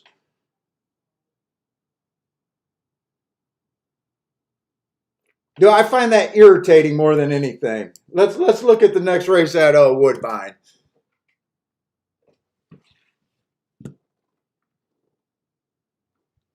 Next race at Woodbine, we got the 6th race, even though I don't feel like I'm playing real well there. Although, in all honesty, I haven't found anything to really go after today. Let's see, we got a turf route. I don't know if I'm that crazy about this race either. I'm going to do the Woodbine race first, just to even see if I'm interested in anything. Let's see, the one horse. So this is on a turf. It's a route, maiden claiming 25. I don't care for either of the one's first two races. The two horse went too fast to win on the turf 3 races back. I do like that race. Then he steadied. I'm just not sure where that steadied was at, but I don't know how he was on the lead looking like a speed horse one day and then next. Well, he's not really a speed horse because he's never had the lead. I just don't know why he was that far back other than the steady. And last race, the inside was good, but he came out slow. This is a mile race. We got a bunch of horses stretching out.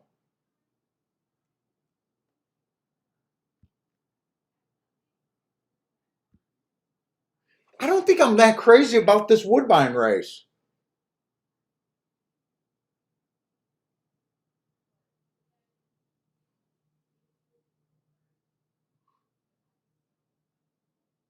I'm not that crazy about this race. I think I got to go look at the Woodbine race with a horse in the race that I know is going to irritate the shit out of me.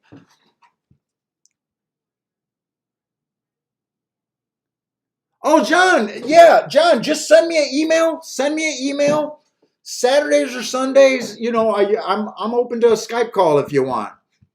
I'll look forward to it. Just let me know when. I don't have Skype on all the time, so it's easier just to hit me up on the email.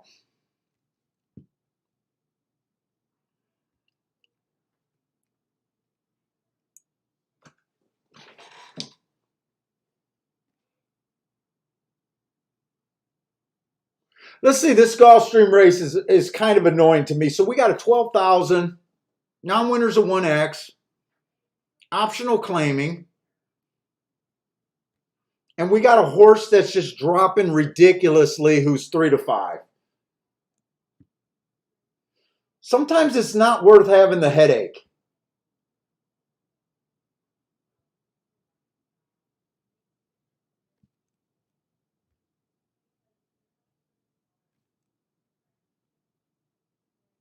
No one's in for the tag, so they don't risk losing him. Only the 9 is up for claim here, so they don't risk losing him. But there's not other purses for him? You want to get $6,000? Wait a minute, the purse is 51,000. Purse is 51,000. Okay, wait a minute. Makes a little bit more sense. They can't lose them.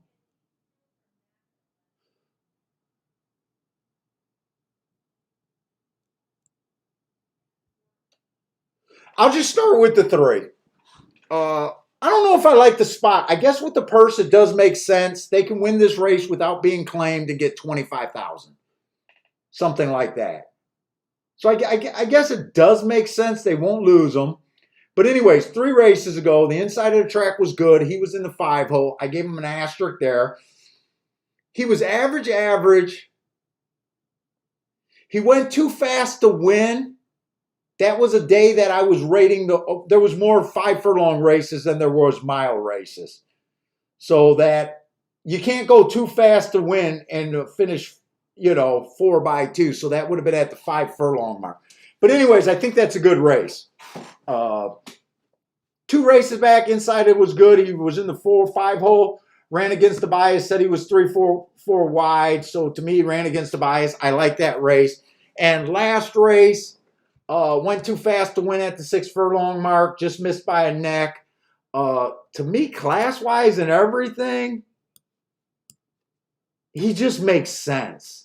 I can't get behind, and I can't really justify betting a 3 to 5 or whatever, 1 to 2, whatever this horse is going to be at.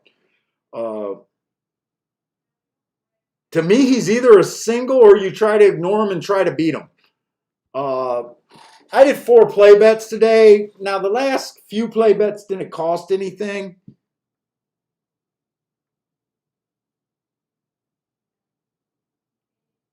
But I'm not sure how bad I want to just keep firing play bets, especially against this horse. Anyways, the one horse, speed favoring track 4 races ago, should have got an asterisk there. To me, he just ran against the track. Next race was a 1 race sample, came right back to win. But I can't. The timer or something malfunctioned that day. That's why I got a line there. The next race, stalking closing day, he was a stalker, won that race. And then last race, he ran against the bias again. He looks okay. It's just deciding if you want to bet against this 3 horse. And right now, I don't really feel like I want to.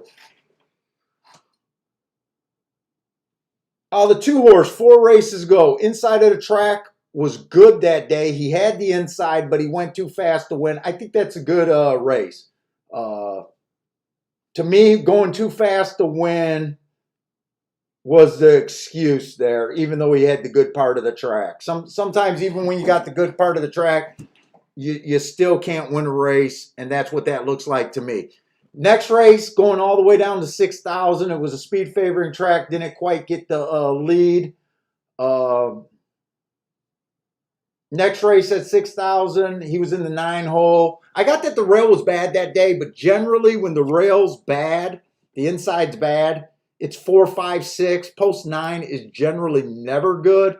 I didn't give him an asterisk, but that's kind of how I'm looking at that race. Like that's probably could have been an asterisk. I just like the race because he matched strides with the fastest winner at the second call, and I think that was a decent race. And he wins off of that race at 9-1 on a early pressing day, which he was. But he went down to 6,000. I mean, if this 3's right, he's not really supposed to win this race. 3, I mean, I don't even have to tell you that he looks good. I'm probably going to sit out this race. 4 horses in pretty good form. Won his last race. The race before that, stalking closing day, he was a stalker. He went fast, 1 tick slower than the fastest winner. Average. I think that's a good race. 3 races ago, that was an early pressing day. He was 1 tick slower than the fastest winner for the first 2 calls. So he ran 2 good races and finally won while stepping up. I mean, he's in good form. I got no problem with his form. It's just I'm probably over-respecting the 3 horse here.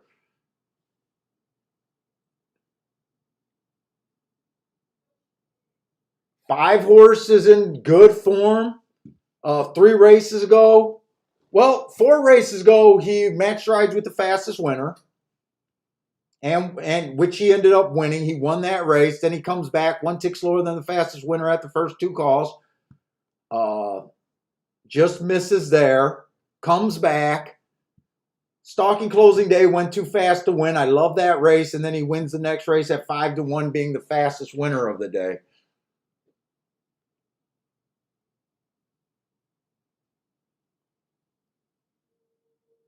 Now, 6 horse is one of these horses that I love. He was a super sharp $6,000 claimer, super freaking sharp. Got himself in position where he tried a $60,000 handicap last race. Went too fast to win, ran his heart out at a big number, running against the bias.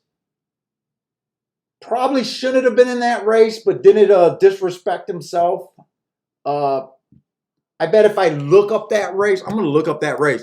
But I guess that race is probably full of way better than $6,000 monsters.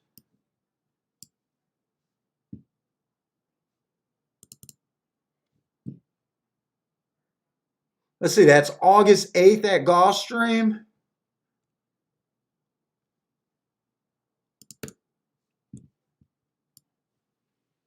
That would have been the 4th race of the day.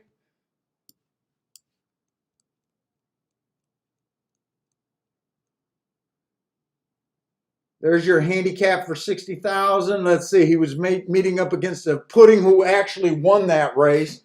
was a legit $20,000 winner. He won $20,000 races, 3 races in a row. The 3 horse was coming off of a $62,000 race and 3 grade 3 races, which he didn't respect him. That he didn't just respect himself. He ran second in one of them and third in another. He did not belong in this race.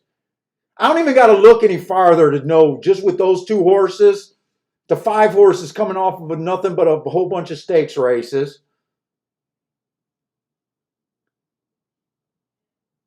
So, I mean, this horse is in super form. Got great marks in that race. God, I would like to play this race, but I'm not confident with that damn 3 horse in this race. And the 9 horse been cracking heads at this level with an excuse 4 races ago.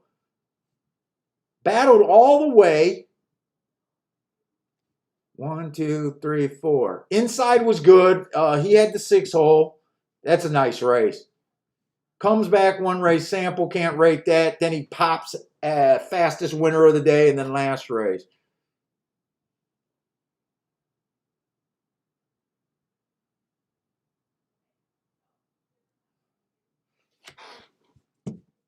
Let's see if you guys are doing any action here in either of these 2 races.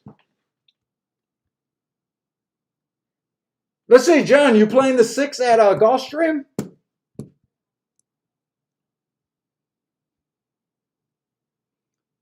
Dude, I love these cheap horses that do this. I absolutely love these. These are actually my favorite horses. Cheap horses that work themselves up and do something against a way classier field than they should have been along with. I respect these horses more than I do graded horses. I love this type of horse. I wish you all the luck in the world on that bet, John, because I'd be happy to see this horse actually do something. But this is a loaded field to me. Hey, what's up, Curtis Murphy?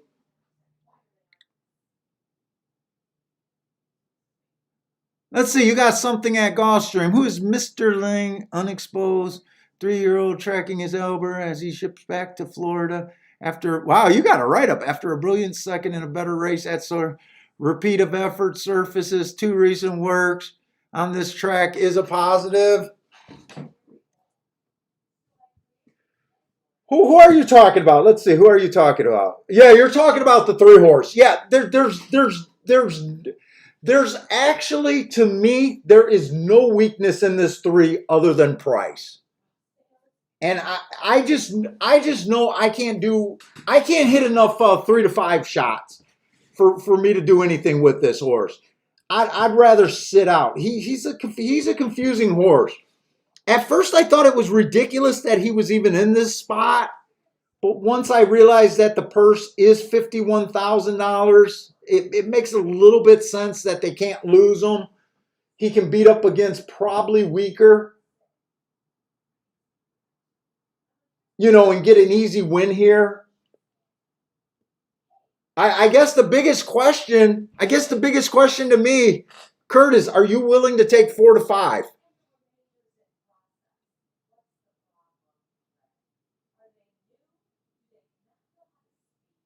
Ah, Joshua, you are coming back today. Joshua's been on a tear. He said he cooled down for a little bit, and he hit his best bet of the day today, and it looks like he hit another exacta over there at Belmont. Nice job.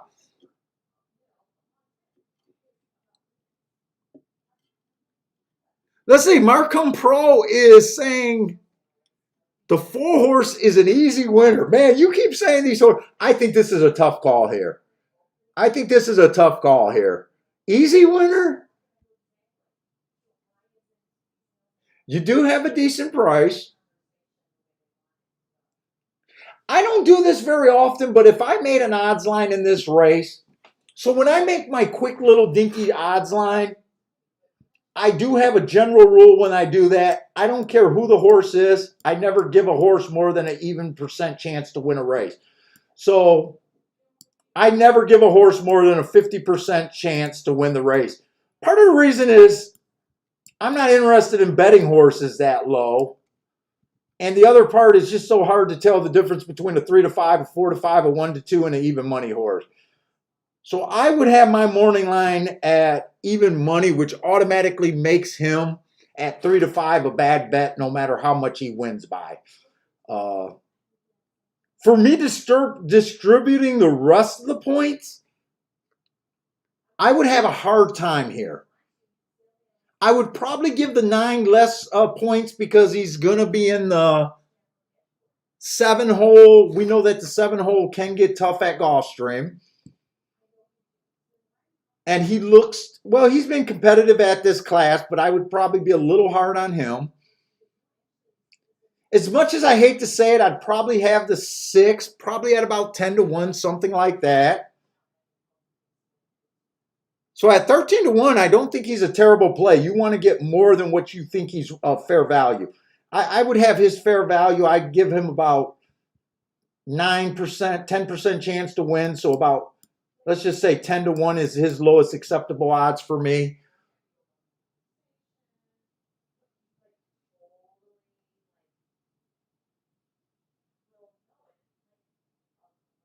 I would probably be a little hard on this horse, the 1 horse.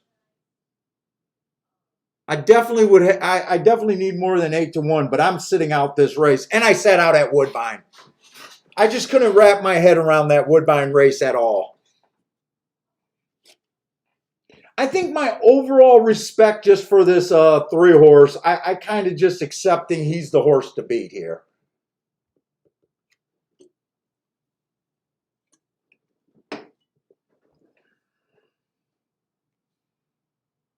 But good luck. Let's see who else got Marco Lou's going with a win wager. 569 here.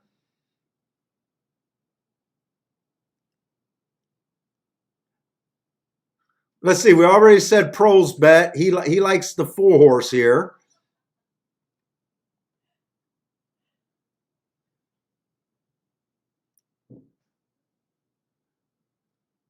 Anyone else got played? Rennes Dew is looking at this race, 349 in the exacta. You probably want to check those exacta payouts to make sure that is worth it.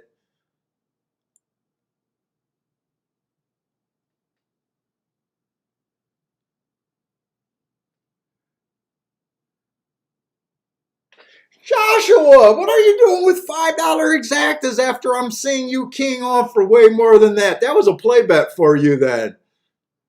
You still hit it. Hey, what's up, Mark Lawrence?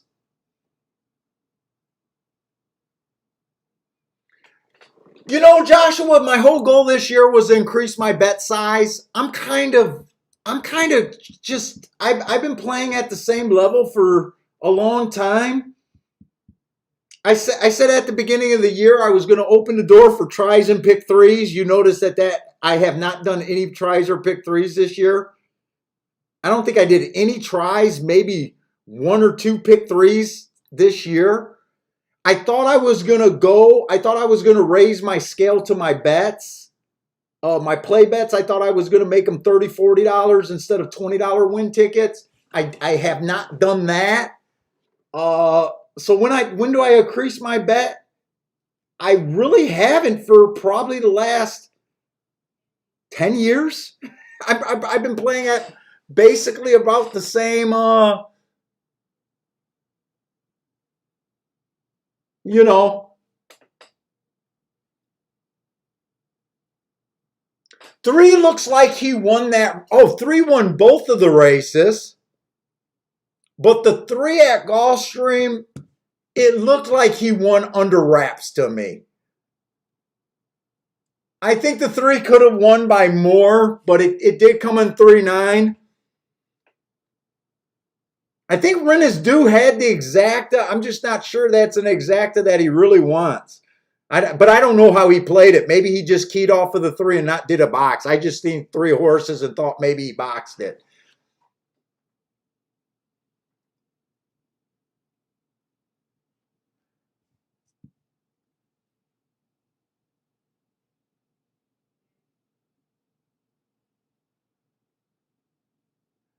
Yeah, and Curtis, you're right about the three. I don't know if you ever answered my question if you were willing to take the price you were getting.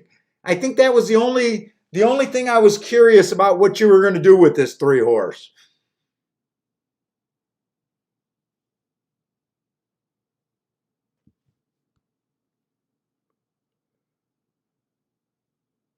Yeah, Marco Lou kind of seen the same thing I did. I thought that the three horse just won under wraps, hand rid the horse, and always knew he was the winner there. Now, when I first was flipping out, saying, why is this horse in the race? I thought the purse was going to be about 12, 15,000. Soon as me seeing that this was a $51,000 race, I got out of flipping out and just saying we were going to try to beat this horse. The purse made all the difference in that race where to me this horse in this spot made sense, but I couldn't do anything with him. Run is due. You can't call a boom on a 4-5 with a 9-2. We're gonna give you a puff. You can puff that one out, but unless you hammered it, and you might have, I don't think we can call that a boom on the in our chat room.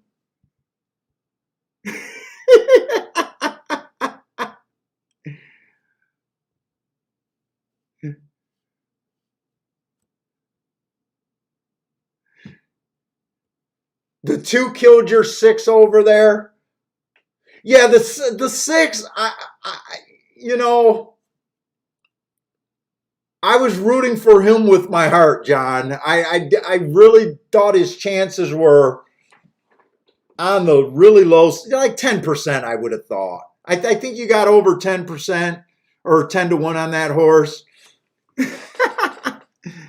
It's a boo.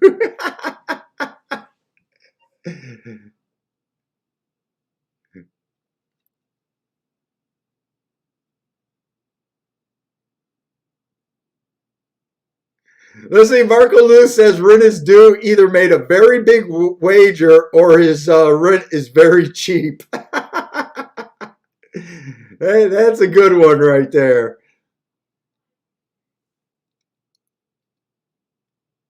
Let's see. I do want to see who that three was that won over there at Woodbine, but I had a really hard time wrapping my head about that race. I just was not interested.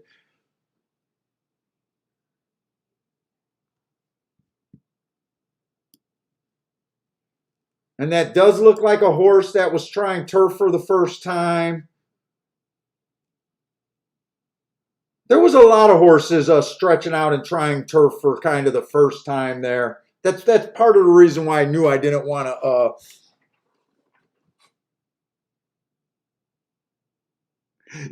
Yeah, right, John. You can say boom on that on Scotty's show. We have a little different standard over here. And if you guys are new to the show and watch Scotty, I'm not dissing on Scotty's show. I actually love Scotty's show. So if you're a fan of Scotty, I'm not taking a shot on that. He has no problem turning chalks into big scores.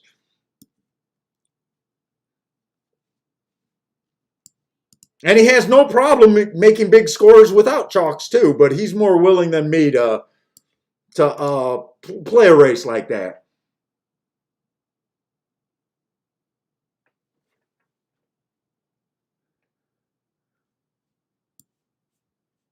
If you got 12-1 on that exacta for $1, if you got 12-1, you got overpaid, by the way, rent is due. Did you really get 12-1 on that? You could not have get 12-1. I bet you got 12 for 2.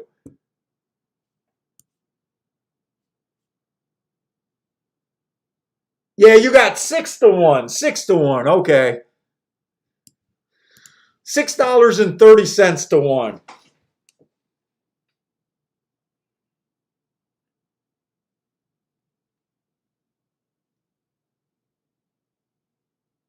If you no, I think anything over 5-1 is kind of a boom depending on how you bet. I have no problem when guys say for a mid-range horse.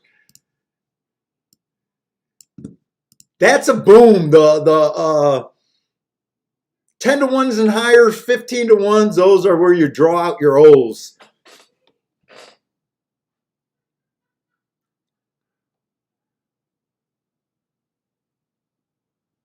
Oh, okay, Curtis. Oh, so Curtis, does that mean that you're playing in Europe or somewhere? That you were able to back that horse earlier at 2 to 1? I think that's a sharp play at 2 to 1. And you wanted to take in 4 to 5. I think that's a sharp play. Like I said, I don't put any horse at more than so in that case scenario, you know, where I said I would have had that horse because I don't do a morning line more than 50%. So my fair value is always even money, no matter how much I love the horse. It could be Secretariat against these horses, and I'll still only say he's an even money proposition. So technically, in that case scenario, if you're getting 2 to 1, I think that's a great bet. But me in the long run, I avoid that bet. Just because of my play and what I find work for me. But that's definitely, by definition, to me, that's a sharp bet.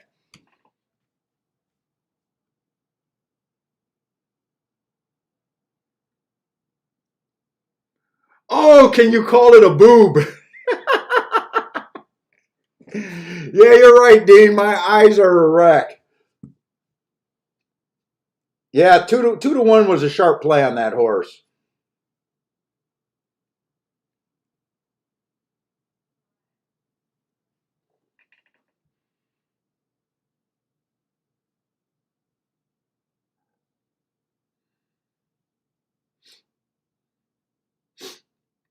And Renna's Due said he turned $15 into $90. Okay, that turned out to be a decent return.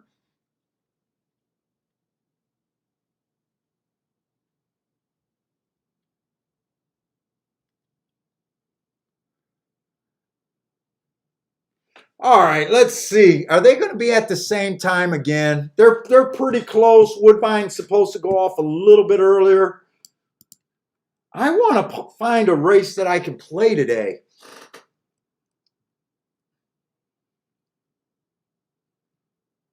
Let's see. We got 6.5 furlongs on the turf. I know a few weeks ago the turf inside was crushing it. And I said I was definitely interested in looking at Woodbine turf sprints. I just want to check because that was a few weeks ago. I want to see if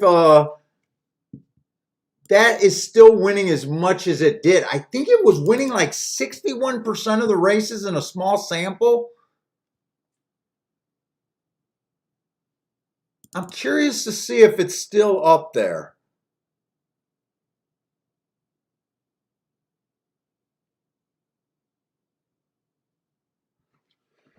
Oh. Let's see. I got an 87 race sample, which is not terrible. But if I remember right, post 1 through 3 was winning in the high 50s or low 60%. And since I made that statement, it did go down because right now I have it as of 9/12, so last Sunday. It kind of got weaker. It's at 44%, which is strong. But before I would have said it was everything, and now at 44%, I'll just say it's strong. I don't know if it's everything. And for it to drop, if I'm right about it, was at 60-some%, it really cooled down to drop down from 61 to 44.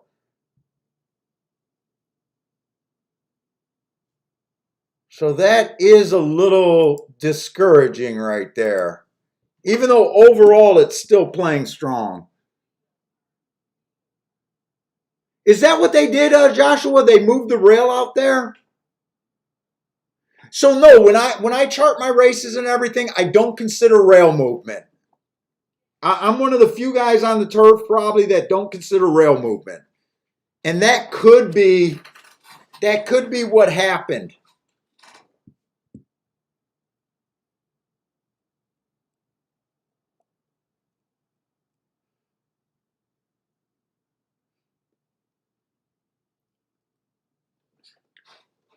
Let's see. I might want to look at this race. Let me just make sure there's no crazy chalk in this race. Yeah, we just got a 2-1 and then a whole bunch of medium odd horses. I got a lot of stuff marked. That might be an interesting race. Let me just see which race I want to spend more time on. Because I think Gulfstream had a lot of lightly raced races today.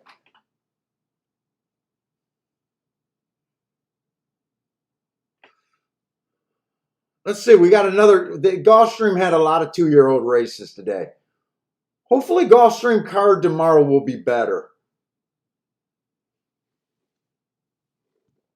And there was some scratches. That's right. They're off the turf today.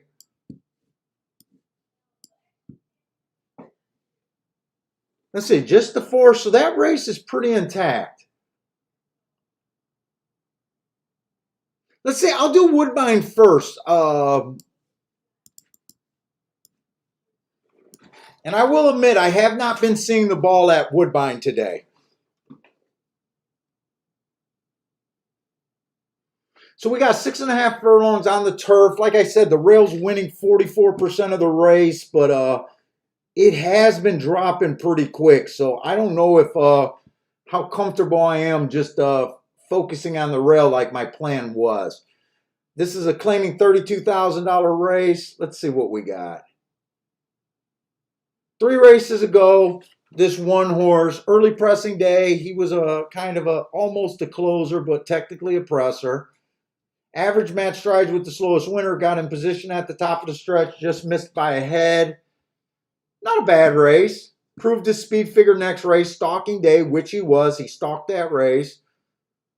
Average match strides with the slowest winner, was in position. I don't think that's a bad race.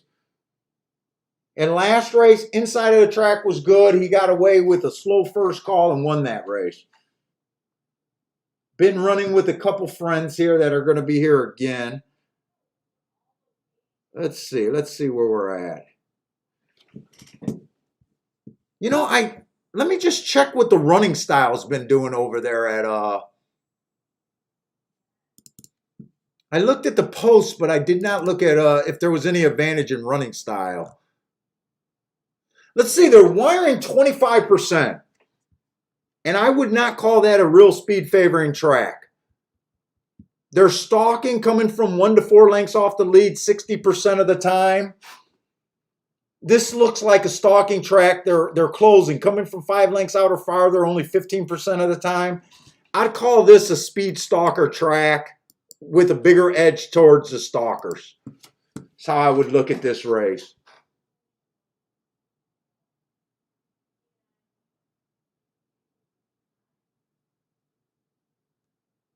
Let's see, this 2-horse, slow average 3 races ago while stalking. That was on the poly. Next race, he came out fast, slow. Still was second best there. And last race, he was fast for the first 2 calls. He has had some turf races, never won on the turf. Hasn't embarrassed himself. He got a couple seconds in third.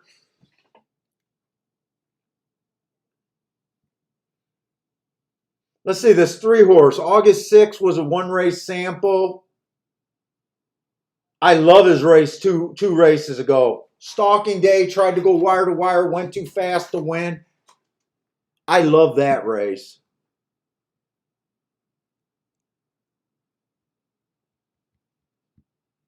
Was that on the that was on the that was on the turf.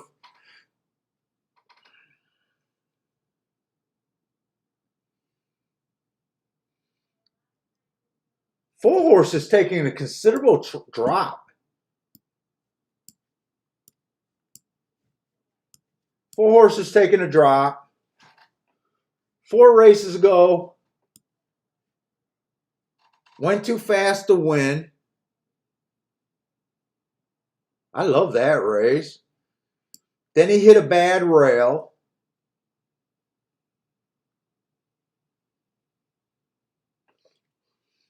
Four is definitely, wow, four's 10-1. I might be playing. Wow, there's a lot of speed in this race.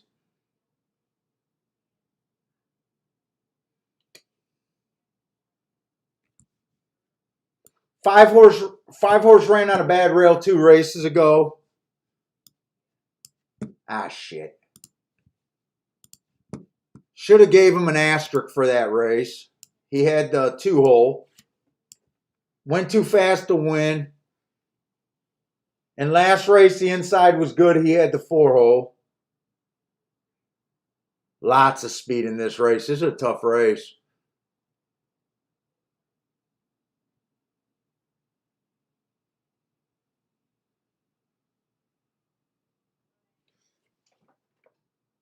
Dude, I think I want to spend some time here.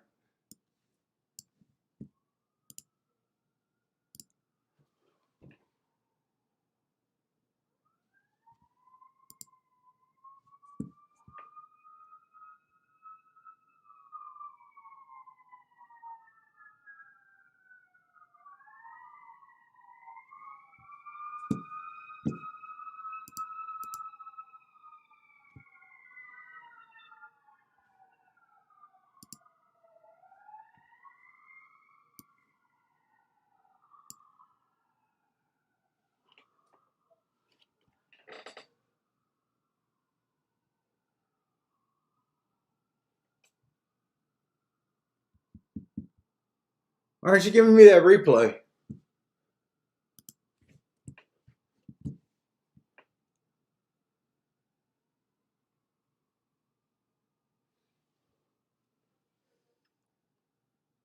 Let's see. I said speed's not doing great. The horses I'm kind of drawn to is a speed horse. I like the 3. Definitely like the 4 horse.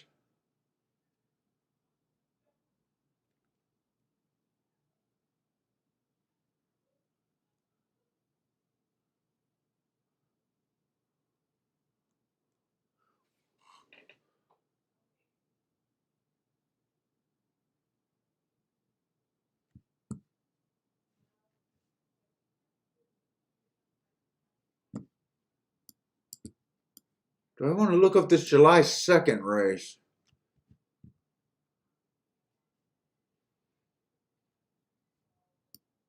They both had the same bad rail on July 2nd.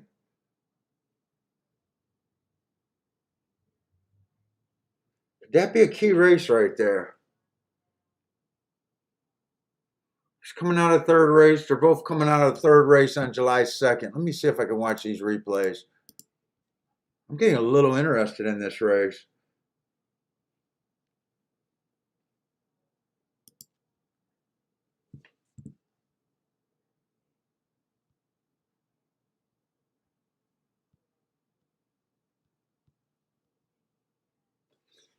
I'm looking at the 2 and the 1. They both ran against that bad rail.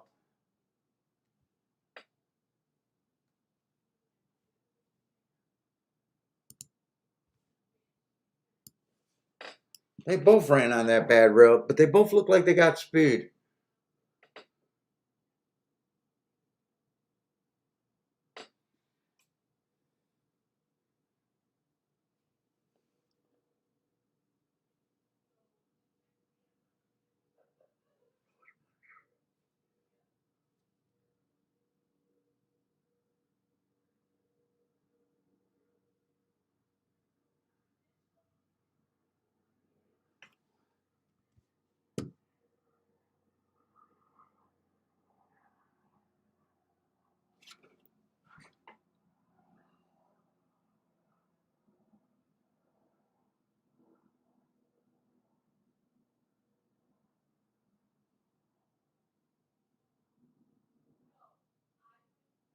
Three horse won that race, and he got a perfect outside trip. 2 and 1 both ran on a rail that I thought was bad. 2 ran the better race, though. Or at least the better first 2 calls. 1 was trying to get to him on that rail.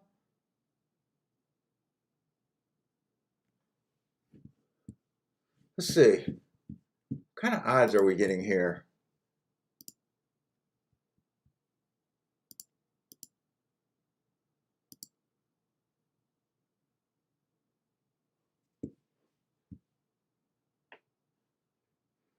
The 5 and the 4.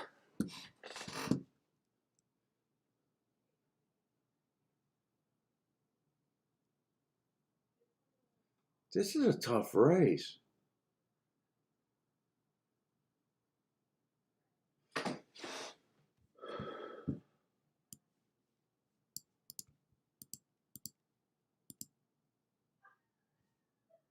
Let me see if Wood or Gulfstream's a better play here. I kind of like the 5 and the 4 there. I'm a little leery about the track profile if the inside is as good. I think it's been cooling off. These are really good marked horses. I'm getting a nice price on the 5 and the 4.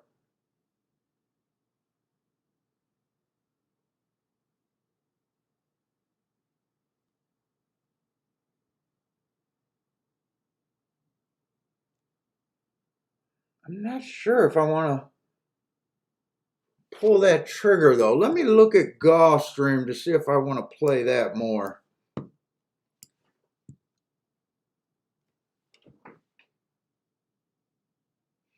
Let's see. 1's the second time out. Has an excuse his first time out. Can't get to him. 2 has an excuse his first time out. Wrong running style. Can't get to him.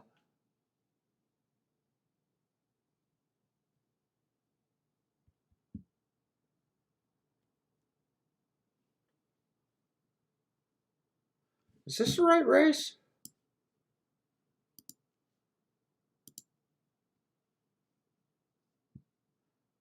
Yeah, that's the right race.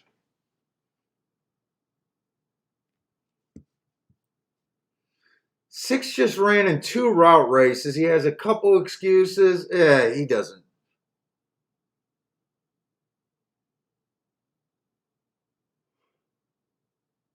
They're running this race at 7 furlongs. This was 7 furlongs.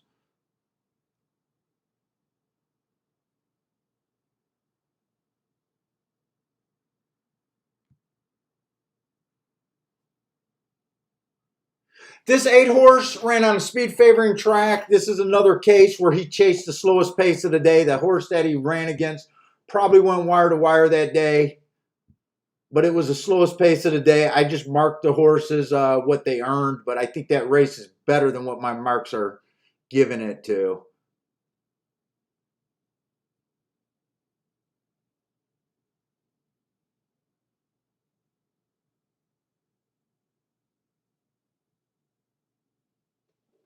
What is this 9 at Gulfstream? 9's at 9-1 at Gulfstream. Should have never been in that stakes race for 200,000. Should have never been in that race. Problem is, I have such a hard time betting the outside posts. I do like his turf sprints. I think that's the horse that gets the lead here.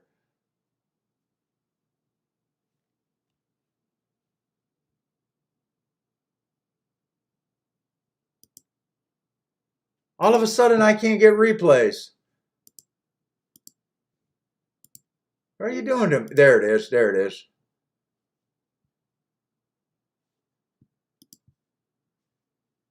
Watch the head on because you're watching the start. That's what you care about here.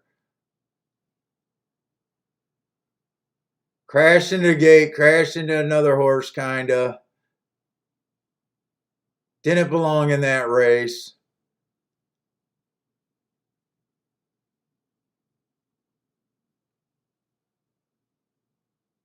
Has nowhere to go with that horse.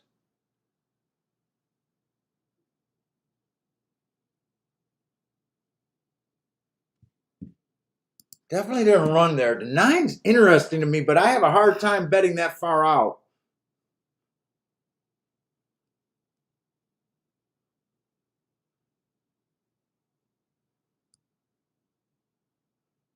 Ten to one might be my price where I'm willing to take a play here.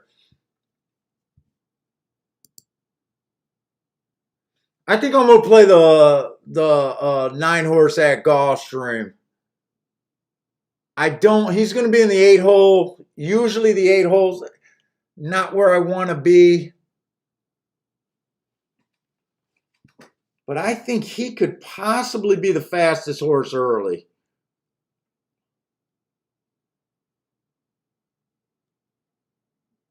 I think he had no business in that stakes race. I like that race 3 races ago where it was a speed favoring track. He came out second. The winner probably went wire to wire there.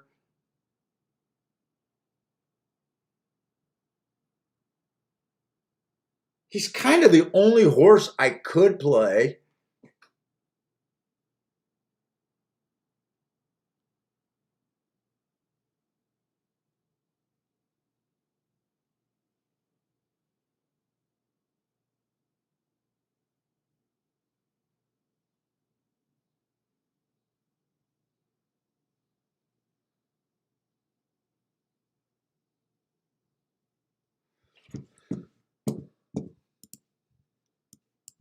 I'm going to play the 9 to win there.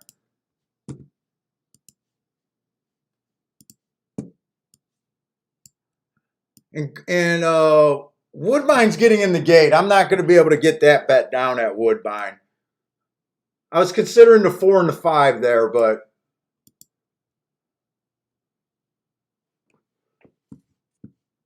do I want to do anything else at Gulfstream?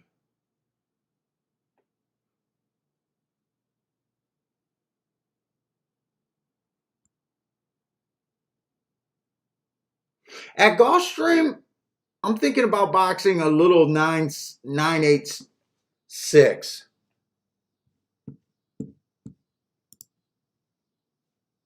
I think I'm going to do that exact to box 2.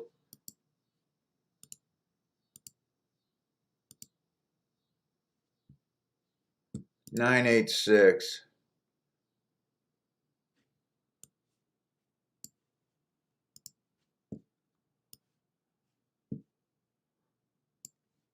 Let's say 3 got the lead over there at Woodbine. Anyone got a play at Woodbine?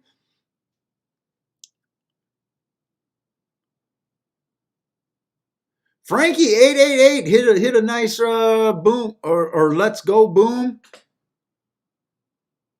I don't know if he's calling his boom before he hit or after.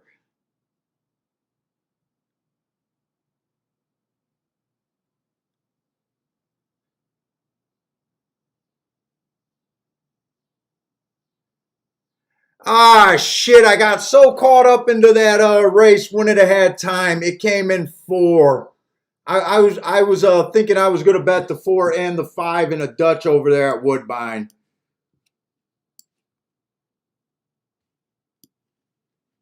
Four horse one over there at Woodbine at 8 to 1.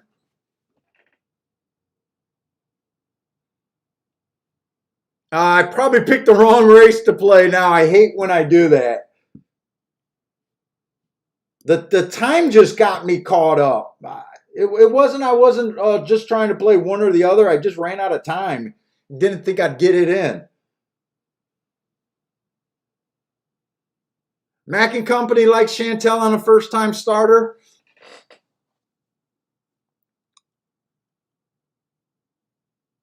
No one liked my 4 or 5 over there at Woodbine. I have not been seeing the ball over there at Woodbine. That would have been the first ticket I would have hit over there.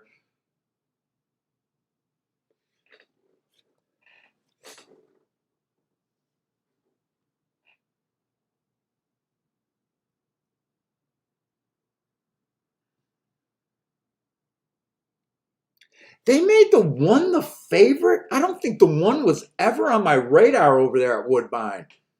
No, 1 was never on my radar.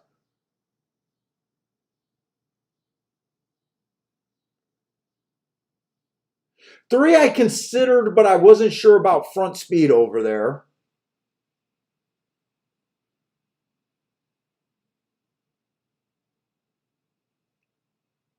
Dude, I like the 6 better than the 1 horse over there even. Ugh. That was the only replay I watched too, is this that replay, that July 2nd replay. Shit. Who got second? The 7 horse?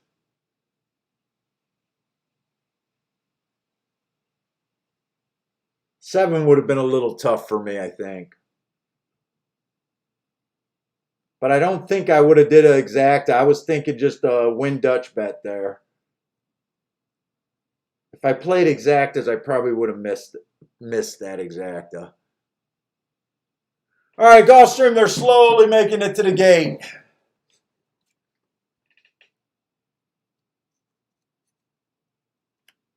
Who is this guy telling us webcam? You really got to advertise webcam, girls? I don't know if you guys can see that.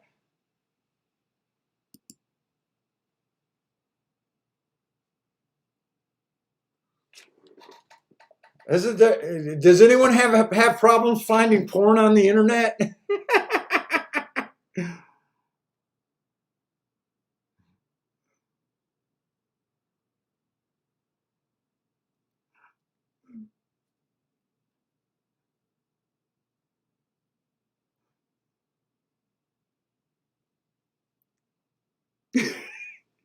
You got to be a real special person not to be able to find porn on the internet.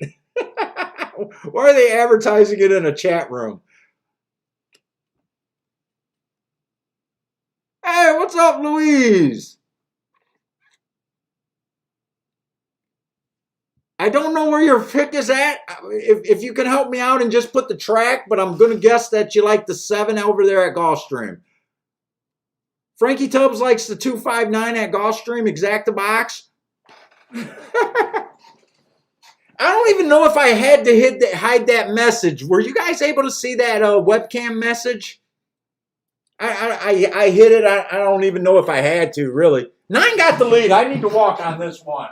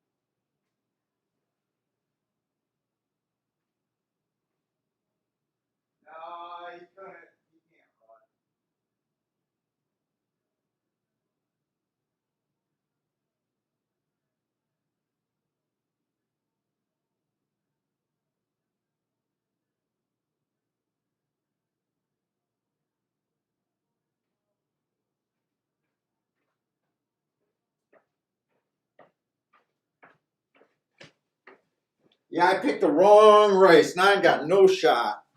Who was this 5? Could 5 have been a first-time starter over there at Gulfstream? I don't recall looking at the 5.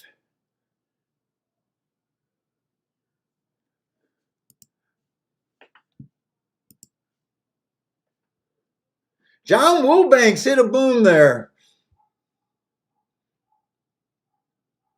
John, you made up for that nice handicapping job with that 22 to 1. What kind of odds you got here? 5 to 1. Who was the 5? I don't recall having the 5 on my radar. I hope he's a first-time starter so I don't have to feel bad.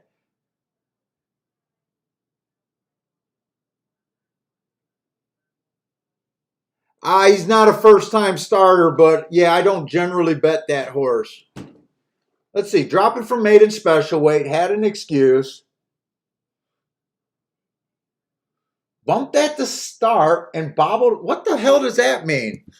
Bumped at the start, bobbled at the first time. Is John, you watching replays? I got to see what that means. Bumped at the start, bottled on the turn. Let's look at this horse. He was a 3 horse in that race.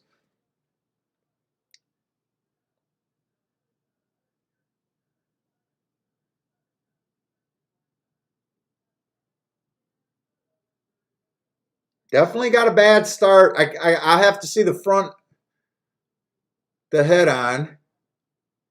Definitely uncomfortable. What does this bobble on the turn mean?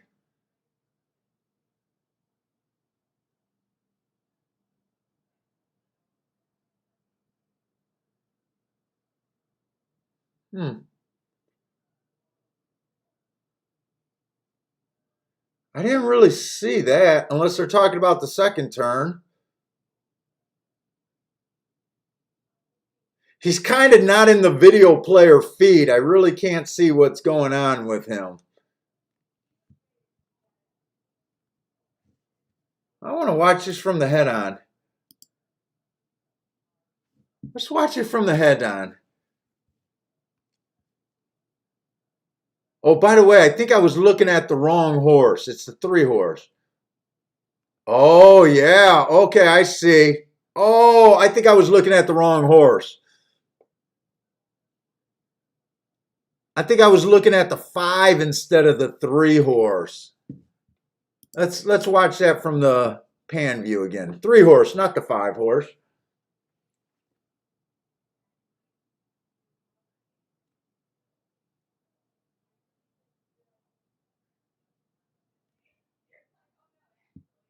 There's the bump. I just want to see what the bobble is.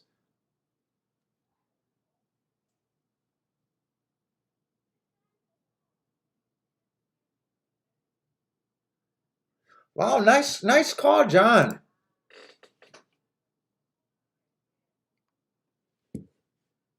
John sharp today.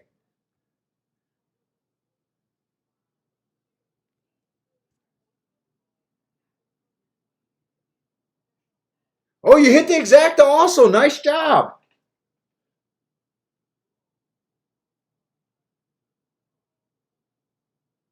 Hey, John, was that a replay race? Was that a class play for you? Was it a speed figure being in range if the horse can improve? I'm just curious. I'm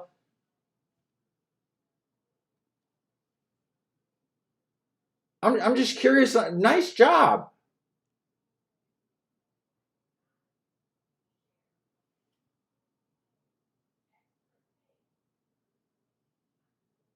He had some excuses.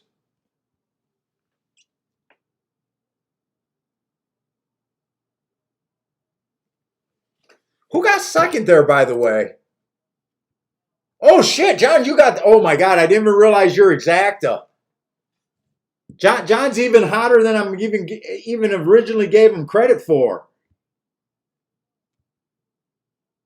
Yeah, John, very nice job. It was a nice job with a 5-1 hitting that exacta is a beautiful handicapping job. Absolutely beautiful.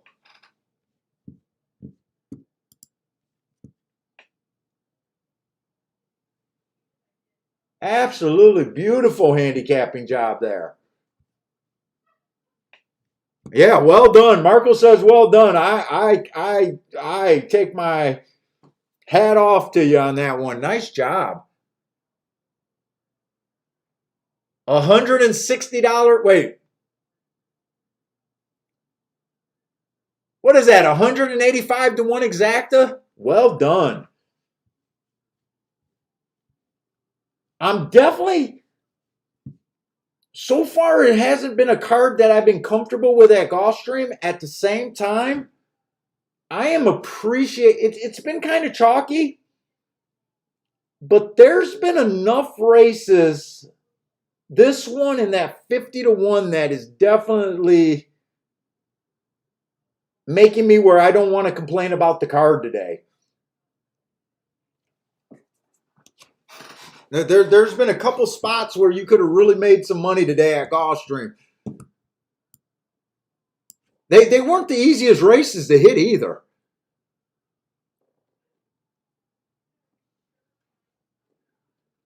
Hey, what's up? Abib? Abi? Sorry if I butchered your name, but hey, how's it going, man?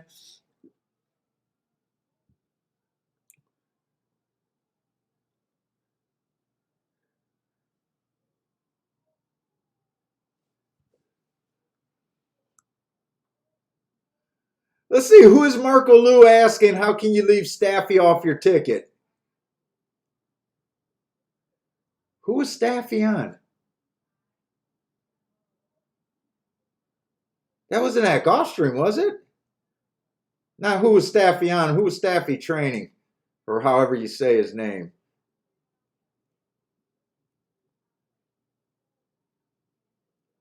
I don't think that's related to the Gulfstream race. He might be at Belmont or something. Time to go to Twitter and complain.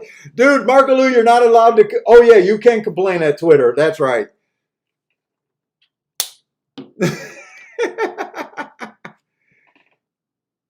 Oh, he just. Wait.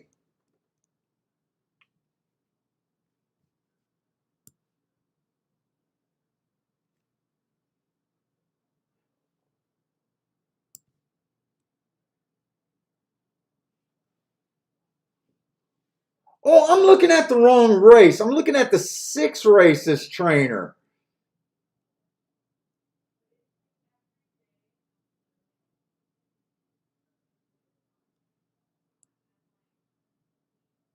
Oh, yeah. Well, I know how I can leave him off my ticket. I never look at trainers.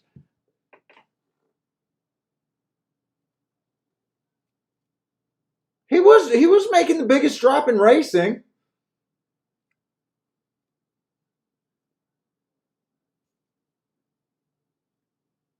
I don't know how I scrolled into the 6th race, but yeah, when I was going back and looking at that race,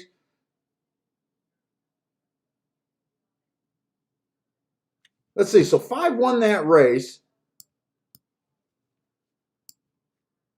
Let's see. I do want to look at the results today so far.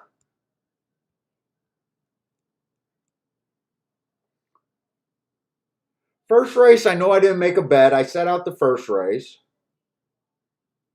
I sat out the second race. Couldn't make a play, but I did see that horse. Couldn't make that play. That was a chalky race.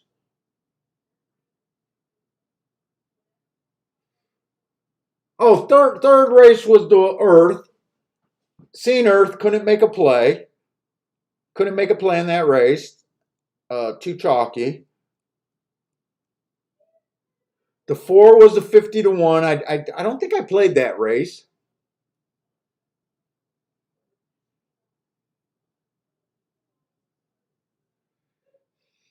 Fifth race, the 2 horse won, but he was 8 to 5. We weren't able to play that race. I think I could have hit the exacta there. That was a race where I was really thinking the 2 or the 3 would be the winner there, but ran out of time. Plus, I'm not sure if I would have really played. But that was chalky. Unless you hit the exacta.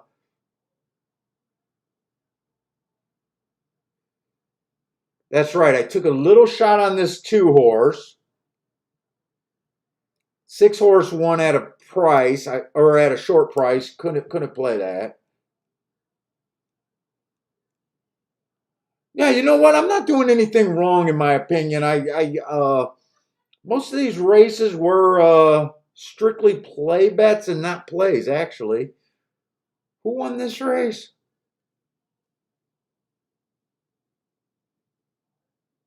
That was a sit-out race. That's where the 3 horse won. We seen that. That was just no. Yeah, so Gulfstream just been kind of a.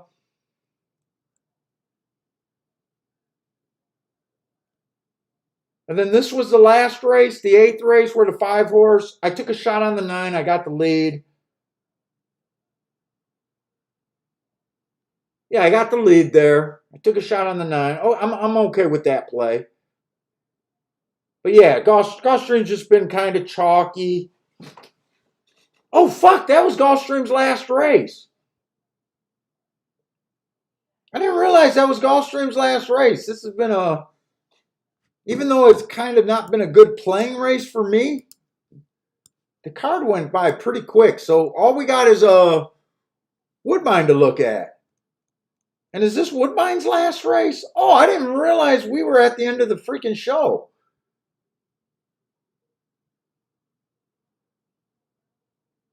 So let's see if I want to try to. So I'm down a bit.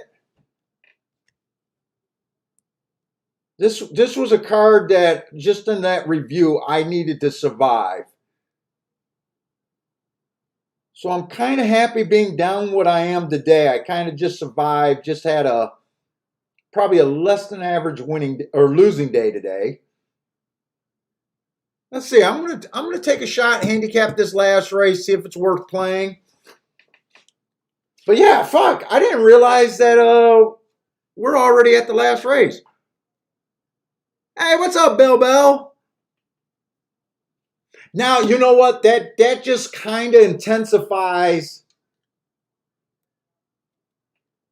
me not playing that 5 and 4 in that Dutch and Woodbine last race.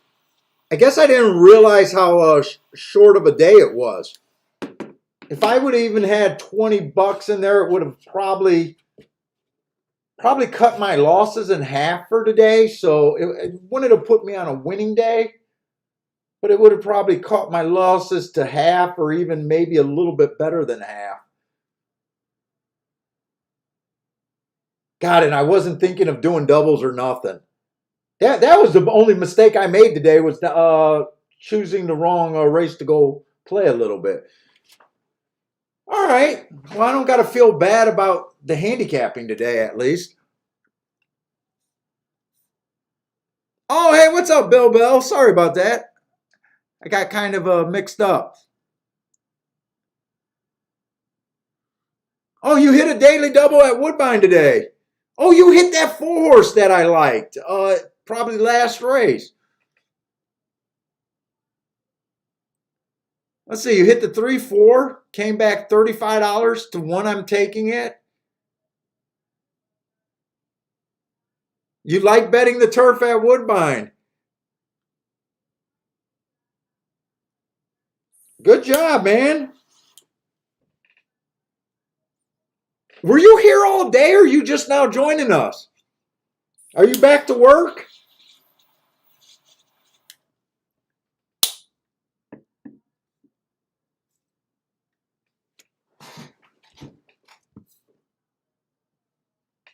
Hey, what's up, Brent and Melissa? I think that's Brent, though. I think it's always Brent. I haven't seen you for a while, man.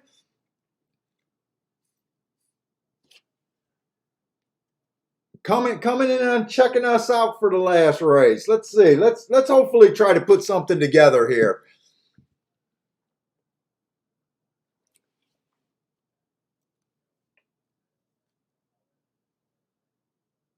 Let's see. So this race is on the poly here. Basement horses, which I do like. Let's see what we got. This 1 horse, first race out, stalking day, which he was. He was just slow, chased the slow pace. Next race, inside of the track was good. Had the inside. All he was able to do was match strides with the slowest winner of the day, fell about. Yeah, I would say he definitely needed a drop in class, which he got his last race. Not sure if he really needed the mile 16th or not. But that was a stalking closing day. I don't know if technically I'd call this horse... okay, he was far enough back. He was 5 lengths back to fit the profile that day. He was 1 tick slower than the fastest winner at the first call. But he didn't really make up or got in contention. I'm not sure what to make of that race. Oh, the 2 horse. Bad rail last time. Only ran. It seems like we've had a lot of just lightly raced horses today. This is another race. Bad rail, early pressing day. He had no speed. I gave him the asterisk for that, but the bad rail did not hurt him. He was just slow, slow, slow. Uh, you know what? I might have to watch some replays if I got enough time to try to find a play here, because this is not a good marked up race here.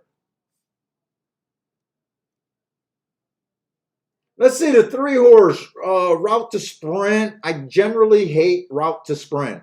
I just hate that angle. But his running lines, I'm not even sure if he wants to be a racehorse with those running lines.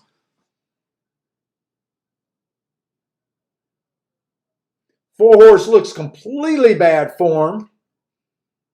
Finish-wise, let's see, 4 races ago, early pressing day, match strides with the slowest winner before falling out, but he did improve his next race. It was a bad rail speed day.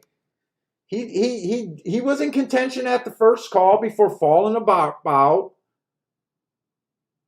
Next race, it was a stalking day. He tried to go wire to wire. I like the excuse for him that day. And then the next race, bad rail, but he was nowhere near it. He was just average. Even though he lost and was never in contention, I think that's his best race. Not just because of the speed figure, just because I think he's one of the few horses that went average. Oh my God, this is a bad bet. Or this is a bad group. Let's see, 5-horse, slow, first time out. Don't care, first time out. 2 races back, bad rail speed favoring day. Gave him an asterisk for that. He was at least 1 tick slower, or 1 tick slower than the fastest winner for the first call. At a little bit higher of a level, might be a little interesting. I got to get extreme value or extreme odds to bet someone here, it looks like. Then he tried a route race. I would have liked to see him have a little bit more speed early, but he was average, slow. Average, slow might be good enough in this race. 6-horse looks like the only horse who might even be able to be called a racehorse right now, honestly. 4 races ago, he was average. That's about his best. That race 3 races ago, it was at 7.5 furlongs. It was a stalking day. He tried to go wire to wire. He went too fast to win that race, running against the bias. I love that race against this group. Wow, he's 6-1. Wait a minute. I was looking at his 3-1 morning line thinking there was no value here. Wait a minute. At 6-1, I might be interested. 2 races ago, it was a bad rail. He was nowhere near the rail, but it was a speed favoring day. He was off slow, had no speed. Might want to watch that replay if I got time. I think I love that race. And then last race was a bad rail day. I'm liking the 6 and a very, very weak bunch. In fact, this might be the horse that I like the best all day today. In a very dangerous race.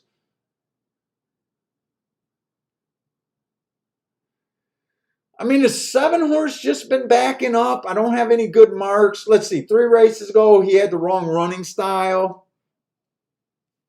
Backing up like crazy, like a lot of these horses. Kind of. Dude, I almost want to go and look up last year's. These 3 races might be enough to put him in contention, though. Let's see, the 8-horse got some interesting marks. 2 races ago, bad rail speed favoring day. He had no speed. I like that race a little bit. And last race, he had the bad rail. He's coming out of the same race as a 6. I want to look up this replay. I got to go quick.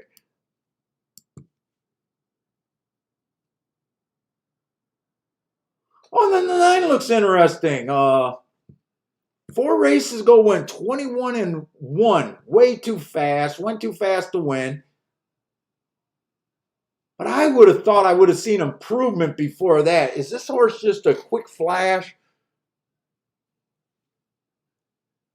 Oh, and there's 12 horses in this race. I got to make sure I'm looking at every horse.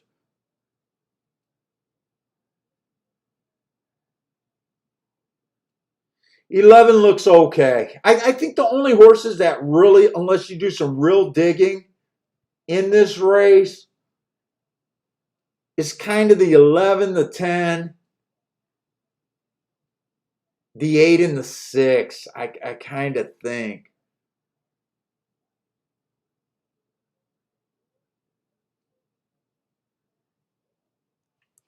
Let me see if I can watch this replay. I'm getting really short on time.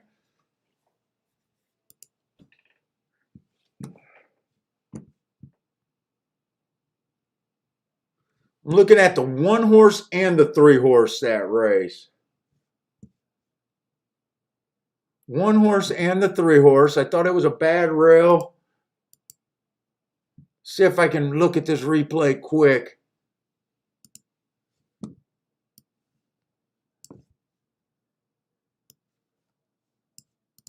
Fuck, they're getting behind the gate. Come on. You know what? I can't watch it.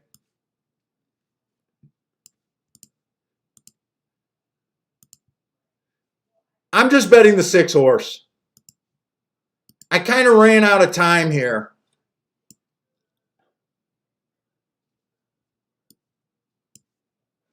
Can I do exacta key box? 6 with the 8. 7.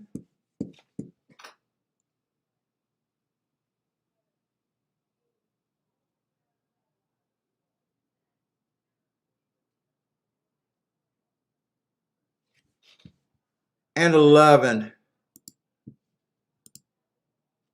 I got that in.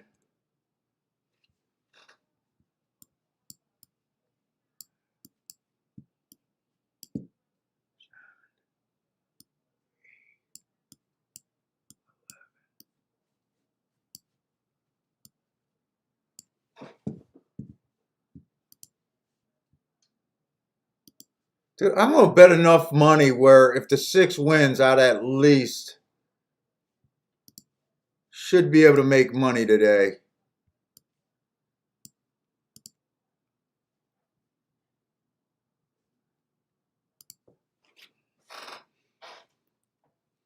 Let's see. What do you guys got? Brennan Melissa likes the 1, 8, 11.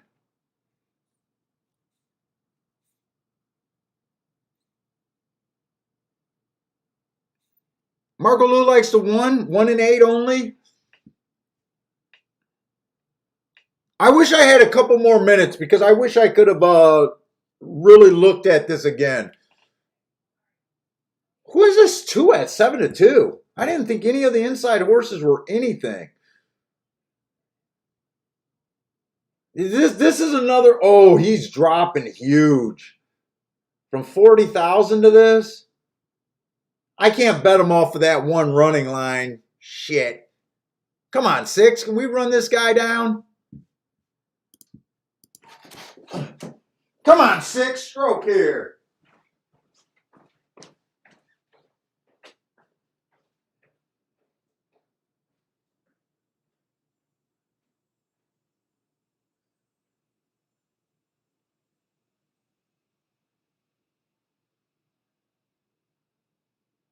Come on, 6.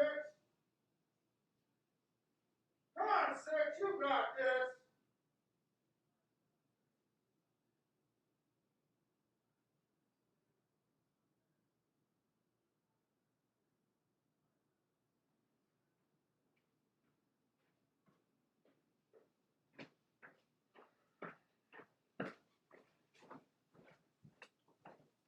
All right, I'll take that. I'll take that as a going out. I didn't see this 2. I think I had all the horses behind him other than the 2. I'm glad I put that extra bet down on the 6 to win. At first, I just put $20 on him, and then I said I need to bet him to where at least I have a shot of making a little bit of money today. 6 to 1. I can't believe I got 6 to 1, by the way.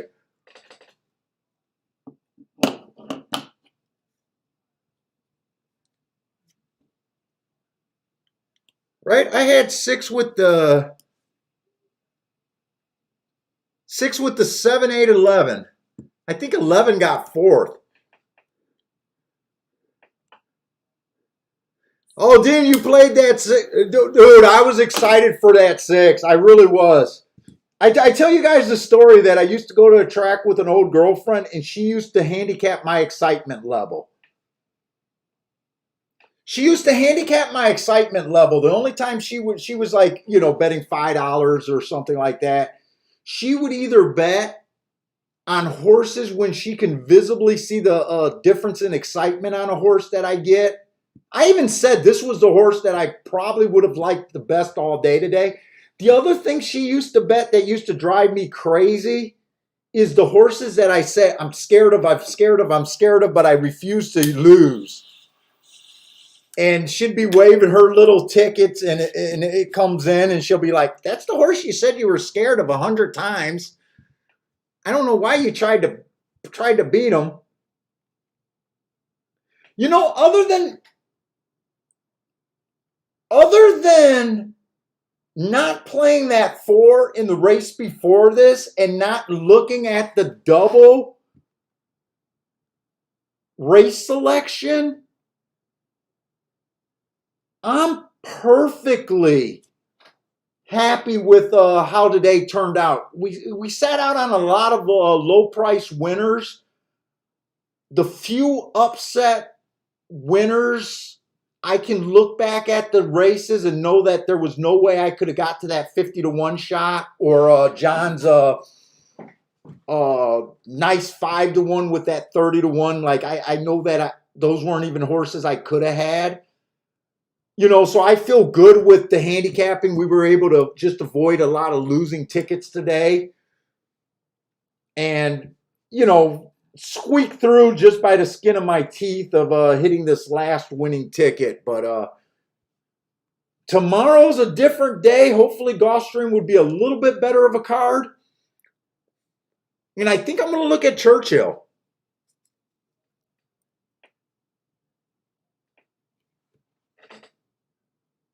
Oh, Dean even said he said I don't get that excited that all. He was one I was really excited about.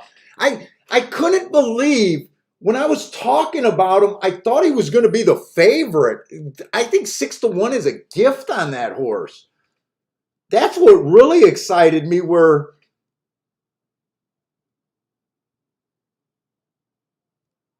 That's what really excited me is not only finding that horse, but actually getting the right price.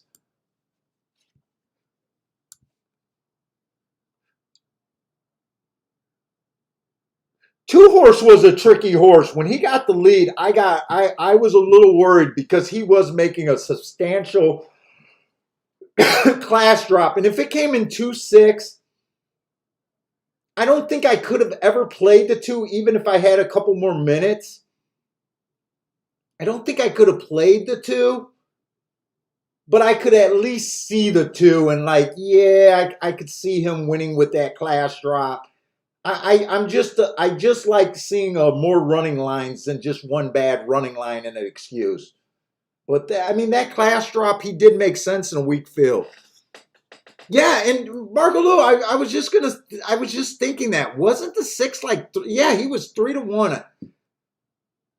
Was he the morning line favorite?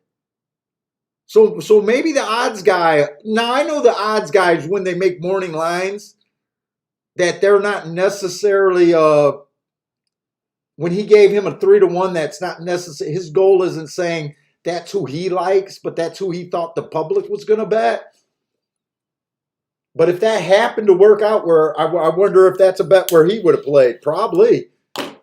Well, just depending on how he was looking at it. But yeah, the 11 did get 4th. So really only the 2 horse was the surprise there. And is Churchill running evening card, or they're just finishing up? Oh my God, Churchill is doing a night. Okay, so Churchill is just starting.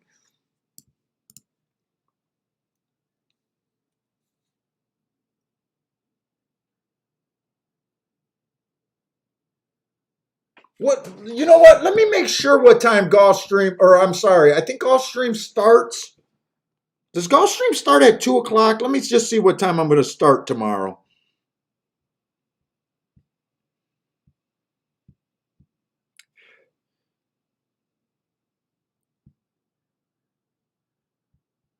And I want to just make sure that Churchill is not night racing tomorrow. So Gulfstream is starting at 2 o'clock tomorrow. Let me just make sure what time. Who, me? Yeah, I'm done. I'm just finishing up. You want to play? Yeah, you got a fake fight with me. I know what that means. I know what that means. It's called foreplay in a miserable marriage. If you guys don't know, my wife gets so embarrassed. She gets so embarrassed. It's so funny.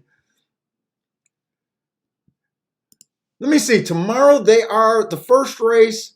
Okay, so the first race is supposed to start at 1 o'clock tomorrow. So I'll probably try to shoot for like a 12:40, 12:30 start time tomorrow.